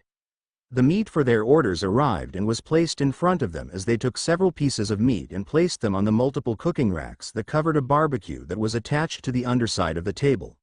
After their meat had cooked, they picked it up and ate it, placing more meat on the cooker as they continued chatting. After about 35 minutes, a message played over the loudspeaker. The next round matches will begin in 10 minutes. Will all competitors please report back to the weighing box? Thank you. Naruto polished off the last piece of meat and sighed in contentment. Most of them were staring at the speed with which Naruto ate. He never even lowered his mask for long enough for them to see his face. He noticed them staring at him and smiled. I learned from the best. Nissan can polish off a large bowl of ramen in less than 3 seconds. Pieces of meat like this are no problem for me. Everyone's sweat dropped as Naruto smiled. One day, I'll show you guys my face. Not yet though. They nodded as they paid for their own meals and left. Naruto separated from the rest of them and headed towards the members' entrance, his friends wishing him luck. Once he got there, he saw Gaara was already there. There was only one match left. Uzumaki Naruto vs Sabaku no Gaara. Naruto, Gaara, you two are up. They both went down to the arena and stood facing each other. Finals, Uzumaki Naruto vs Sabaku no Gaara. Hajime. Genma jumped back as Naruto glared at Gaara. That was a cowardly thing you did before. Didn't you feel any remorse whatsoever? No, the reason for my existence is to kill everyone in the world besides me. While there are people in the world to let me feel that, the world is wonderful. Naruto sighed. This guy was one nutcase. That love symbol on your forehead is rather ironic, isn't? What exactly do you love, apart from killing people? I love only myself and fight only for myself. That is what makes me so powerful. That kind of loneliness is what makes you strong. Naruto smiled lazily at him. You're not the type of guy to see the truth unless I beat it into you. Try me, Uzumaki Naruto. With pleasure. Naruto used his modified version of Shushin to slug Gaara in the face, sending him flying into the wall of the stadium. Gaara, I know that I will have to show you jutsus that I have never shown people before. You are indeed strong, but not because of loneliness. You are strong because of what you are. Gaara's eyes widened. Naruto was going to call him a monster. You are strong because you are the container for a greater demon. It took a while to figure out that demonic chakra was, and I finally identified it. If your fight against Lee, you're the container for the Ichibi no Shukaku. It's a sad fate, one that the containers get no say in. However, if you truly want to become strong, use the demon's destructive powers to defend your friends. That way, it shows you have more willpower than the demon you contain instead of murdering everyone left, right and center. Shut up. Gaara was clutching his head and screaming in agony as the Suna no Yoroi started cracking, and Gaara shook his head from side to side until his gourd started cracking and formed some sort of veiny appendage that grew over his right hand and right side of his face. You are my prey. Gaara extended his modified hand and tried to crush Naruto, who jumped out of the way. Gaara proceeded to wreak havoc as he laughed manically. Are you scared of me, Uzumaki Naruto? Do you fear my existence? Show me this true power you speak of. Confirm it. Confirm your existence. Attack me. As you wish. Naruto held out his right hand and the chakra condensed into it, forming a sphere that looked like a miniature typhoon. There was a collective murmur in the crowd as Naruto announced the name of the jutsu. Rasengan. Naruto charged at Gaara and Gaara charged at him. Naruto aimed the Rasengan at Gaara's chest as it impacted, and Naruto let the Rasengan grow in size by releasing a little bit of control over its form. Gaara screamed in agony as the Rasengan surrounded him in a sphere of wild light that took him to the far wall, ripping up the ground in its path before it exploded against the wall. This Gaara is the kind of power that will make you strong, the kind of power that you use to protect your friends. Gaara started laughing as he got up, the severely damaged area of his stomach regenerating so fast it was visible. I see. This is the kind of pain that makes me feel alive.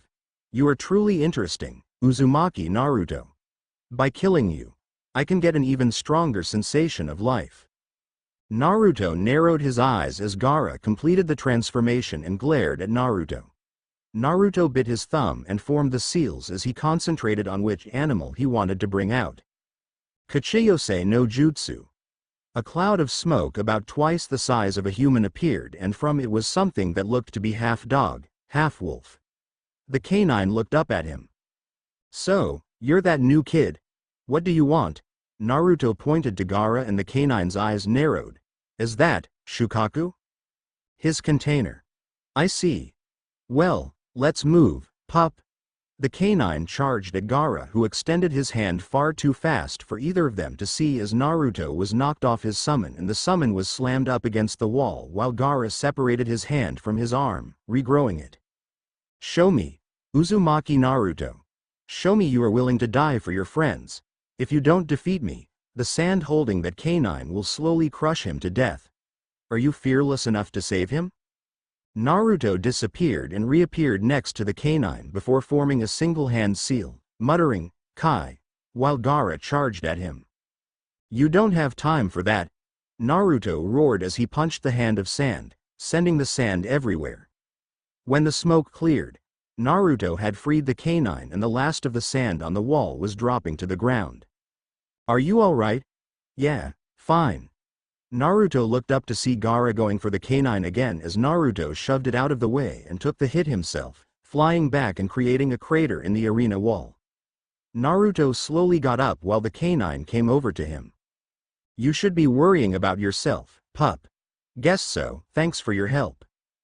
The canine nodded as Gaara charged him. Good luck. The canine poofed and Naruto jumped out of the way to avoid being nailed. I've got to think of something. Naruto had one last option as he pulled out 2 scrolls while dodging another of Gaara's swipes. Gaara recognized it immediately, as did the other people who had been present in the prelims. However, they did not know it was a modified version. Naruto landed and formed 3 hand seals before announcing his jutsu. Ninpo Kachiyose. Fubiki no Kanai. Everyone's eyes widened at the name and the arena exploded into smoke. 2 pillars of smoke rose. They were not green and black.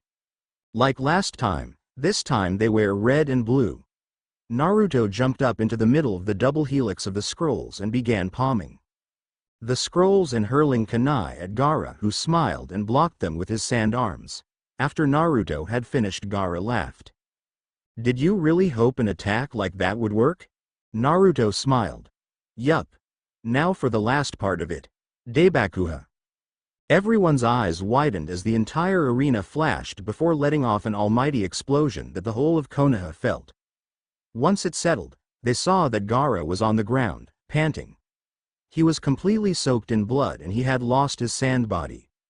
Gaara tried to get up but couldn't as he was aware of Naruto walking over to him. Gaara's eyes widened in fear. Don't come close to me. The pain of being alone is completely out of this world, isn't it? Naruto collapsed to his knees in front of Gaara and began panting. Gaara's eyes widened. That pain of being unwanted, of being despised, I've felt it too. However, people saved me from that cold hell and accepted me. If you dare harm them, I will kill you. I fight for those I love and cherish, not for myself. That's what makes one strong, Gaara. Fighting for those important to you. A ninja's true power isn't brought out until the lives of those that mean the most to them are put in jeopardy. That is when the true power of a ninja will take form. Remember that. Gaara got a blank look on his face that people who were lost deep in memory and thought wore. Genma checked Gaara and smiled. Gaara is unable to continue, making Uzumaki Naruto the winner of the Chunin selection exams. The crowd erupted into thunderous applause and cheering as Naruto dropped face down on the ground. Naruto whispered to himself. Kurenai-chan, I did it. Naruto fell unconscious as the medics came out and took both Naruto and Gaara away for medical treatment. Did these fight scenes make up for the one's last chapter? I don't have much to put down here this time. Well, until next time, my avid readers. Yane. Specula. Tsunade and the Bete, N. It seems people are overlooking some things and that I haven't explained some others. Everyone who reads my stories will read the notes below. You have no choice in the matter. It seems I'm going to have to do something your parents neglected. If I find them, they'll be sorry. Read this or else. Either people are somehow bypassing the fact that I have hidden my email address from fanfiction and media minor, or they are getting my email address from somewhere else and are sending me direct emails. Most of them are fairly hostile, to say the least. The rest are borderline. If you want to ask me a question privately, send a PM from either site. Those who send me direct emails will be blocked. I'd rather not have my email address filled with hate mail. As Ibiki said, pigs who fail to comply will be failed immediately. I'll leave you to interpret that as you will. A warning to people who want to question me on something. Well, since the majority of you seem to be unable to put two and two together, let me explain it for you so you will understand why there was no Suna invasion, why Sasuke didn't fight and why there were no semi-finals in the main matches. Kabuto was in prison. I'm surprised by how little people even pay attention to what they see. Over and over again. Go back and watch Kabuto's actions during the main McThees and what it set off. 50 times. Then read the chapters of both My Rubies and Sapphires and A Tale of Two Bijus that relate to the finals another 50 times. If you still want to ask the question, then do us all a favor and cut your internet connection so I don't have to answer your pointless questions anymore. If I hear another person ask me, when's the Suna invasion? After I take Kabuto out of the picture in any of my fics, I'll kill them or block them, whichever comes first. Use the organ in your heads called a brain, assuming you are capable of using it. Although judging by the number of people who asked this completely stupid question, it seems few of you are. FFS, do you even remember when I answered this exact same question in the AN of A Tale of Two Bijus, providing the reasons that went back to Kabuto and the fact he didn't use the area sleeping genjutsu because he wasn't Orochimaru's right-hand man anymore? Jesus tapdancing churst. You have no idea how much this pisses me off. It's like a scientist specializing in the atmosphere turning to a workmate and asking, why is the sky blue? The number of people who ask me questions that I either explain already in my fics or the anime, manga provide, and then even accuse me of making an error is astounding. Am I the only person alive who actually pays attention to the storyline? Instead of watching explosions like a moth when it sees light? Someone even asked me, why isn't Sasuke fighting? And, why weren't there semi-finals? In a review of Chapter 4, and when I told them to reread the entire FIC, they used these words, okay. I reread it word for word but my questions remain the same. You want answers to those questions? Fine, I'll give them to you. You're blind. Before Kakashi used the evil suppression seal on Sasuke, he couldn't use any chakra bekwase, he would drop dead on the spot, just like in the real story. Why were there no semi-finals? Because half of the matches in the first round ended in a double KO, meaning that no one won, just like the Sakura fight in canon, so no one progressed. In short, people, if you don't read the manga or watch the anime closely before asking questions that are explained clearly not only in my fics but canon too, then don't read my fics ever again. Rant. A final note. People, learn some goddamn manners. People are sending me PMs or reviews telling me to write a FIC with such and such a pairing, or when the hell is the next chapter coming out? People, if you don't learn some manners and use your brains, I will disable all reviews and PMs, because I'm getting sick of it. Grow up and act the age you claim to be. Don't like the fact that you people are taking my fix and update speed for granted and I'm pulling you up on your disgusting behavior? That's too bad. It's time you little spoiled brats chucking temper tantrums learnt some respect. Personally, I wish a large portion of you went and died in a fire for making demands of me you have absolutely no right to make. If you don't like it, then go and do it the way you think it should be done and leave me alone. BTW, this chapter is only temporary. Once I've finished the latest chapter, I'll put this one at the top of the next one. I'm doing this for now to make you get the point. I severely hope I made my point.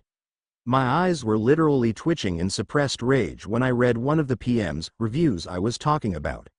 For 3 days, I didn't laugh and I considered hacking their computers and destroying them from afar, which I know how to do. And no, I will not teach anyone how to do that. However, after last chapter, it seems someone beat me to the punch and sent a worm to my PC. I'm now pretty sure that person's PC is permanently broken after I was done with it. Their attempt was rather amateurish, if I do say so myself. You know, I'm really tempted to make my own fanfic site where I only let good stories be posted and only people who have a decent amount of intelligence post comments reviews. If anyone can help me, I will make this utopia of fan fiction a reality. No more shitty one-shots, no more abusive reviews, it'll all be good. Note: if you see some form of Twitch as the only response to your review, then that means you're one of the people who were the cause of the extensive and also, just because you said updates soon does not mean I'm angry at you. There's a big difference between I love it, update soon, and hurry up, or when the hell's the next chapter coming out? Those of you who use the first example are not doing anything wrong. However, those of you using something like the second or third are the ones I'm talking about. Thanks to everyone who supports my views and offered help with the site, much appreciated. Some people don't want me to explain the Japanese jutsu names, phrases as they can read Japanese, but others do, so I'll explain them at the end of each chapter, or in the case of 2 chapters ago, here. Nanjato. What did you say? Excuse me. Shushin no jutsu. Body flicker. The vast majority of people can use it, however, some have modified versions, such as Gaara's Sand. Warp or Yandaime's less flashy Hiraishin. Hiraishin. Yandaime's signature jutsu that earned him the name, Yellow Flash of Konoha. Hisashibori Dana. It's been a while. Kaden. Kyukyoku Gukaku no Jutsu. Fire type. Ultimate Grand Fireball technique, the Grand Fireball to end all Grand Fireballs. Seishoha. Bakuhatsu Da. Not sure if this is spelt correctly, but coming from Guy, it's no surprise it's meant to say, explosion of youth. Ninpo Kachiyose. Fubiki no Kanai. Deibakuha. Ninja summoning art. Blizzard of the Kanai, Grand Explosion. I left out the really obvious ones that everyone who's seen even 1/4 of the anime will know, and also jutsus that are either very well known because of multiple uses and or jutsus that stand out and have only been used once. Comments, suggestions, questions. Fanfiction section. Oh. Since when did you earn the right to order me to make a FIC? Ask politely, or don't at all. Big Twitch. Bounty Hunter AWL. Believe me, there are no other good free ones out there. I'm using it at this very moment and it's working fine. Did you follow my instructions and put in only simple words, such as surprise, explosion, and not things like twin rising dragons and other complete jutsu names? If all else fails, make sure you check that if you're typing in English, it's set to convert from English to Japanese, not the other way around. Ghost. Twitch, Aritemis to run. Well, both Orochimaru and Itachi made it very clear before they defected that they hated every single person who walked the earth besides themselves. Naruto said he was willing to die for them if it saved their lives. Both are very different intentions. Gaara the Sand Warrior. Twitch, Nexus Aragon. Twitch. Demon Sword. Semi-Twitch, Gothic Casey. Mega Twitch plus Killer Intent. Ant Crown. Yes. Someone who agrees with me that Kuriani is Te-Smex, as some say. Flame On. Judging by your name and the fact that you left an anonymous review, you didn't want your account to be banned and you're what I refer to as chicken shit. Obviously, you didn't read the warning properly. I said reviews, emails and PMS, you idiot. Do you have access to my email inbox? No. No you don't. And now I remember why I disabled anonymous reviews. It was because of people like you. Now that it's disabled again, you have no choice that if you want to reply than to use your real identity, so I can just block you. Zarin. No, your question is a very valid and intelligent one. The only questions I consider idiotic are: when's the Suna auto invasion? and other questions that are so obvious to answer that they shouldn't be asked, until I see either Sasuke, Kakashi, Tobi or Itachi use a clan jutsu. I will continue to believe they are uncopyable. Jiraiya may be able to teach them to Naruto, but be unable to perform it himself. The Rasengan is not a bloodline jutsu. The modified Shushin and Hiraishin are though, so he told Naruto how Arashi told him they were done, but could not perform them himself. Media Minor Section. Sasuga, thanks, glad you liked it. Naruto Lover. Both of them will make their first appearances either this chapter or the next one, depending on who it is. Akatsuki this chapter, Orochimaru either the next or the one after, depending on how long this chapter turns out. Shadow Man. Thanks for the review. I'm glad to see someone else actually understands how Naruto's mind would work in a given situation. The majority of people I've met have no clue, yet they call themselves fans. What a joke. As I said to Naruto Lover above, I'm introducing Akatsuki when they normally would have come in, i.e. this chapter, and Orochimaru will come in either the next or the one after, depending on how long this chapter turns out to be. As for Old Man Hokage, he doesn't die, but Tsunade will still come in this chapter. Why? I'm not going to spoil it for you. I am Dustin Imthern. Twitch. So, out of 14 reviews that asked me questions, 7 asked me decent questions. Now do you see why I am getting annoyed? 50% of you who asked questions had a brain and used it, and I haven't even started on the PMs yet. Anyway, on to the next chapter, Legend. Human or lesser summon thinking, small a, n. Demon or summon boss thinking, human or lesser summon talking. Demon or summon boss talking, shouting, 2 or more people saying the same thing, casting the same jutsu. And scene change, and rubies and sapphires. Chapter 5. Tsunade and the bet, and 2 days after the finals. Naruto groggily returned to consciousness and knew from the heavy scent of disinfectant that he was in the hospital. He cracked open his eyes to see 4 people sitting around his bed. At the movement, they looked at him. Naruto's vision was still blurry, but he could make out the shapes of his teammates and 2 of his favorite people.